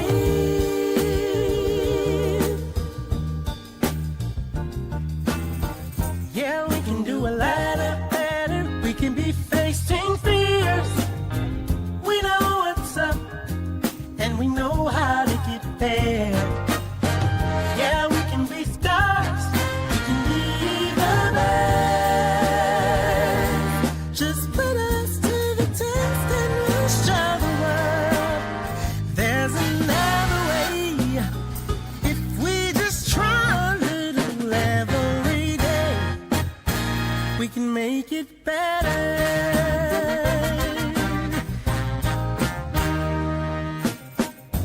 We can do better. We can be setting goals. We understand right down to the soul that we can do better. We can have a heart of gold. So let's step it up. Step it up. Step it up. We could be making moves. We know what time it is, and we know just what to do. Yeah, we could be on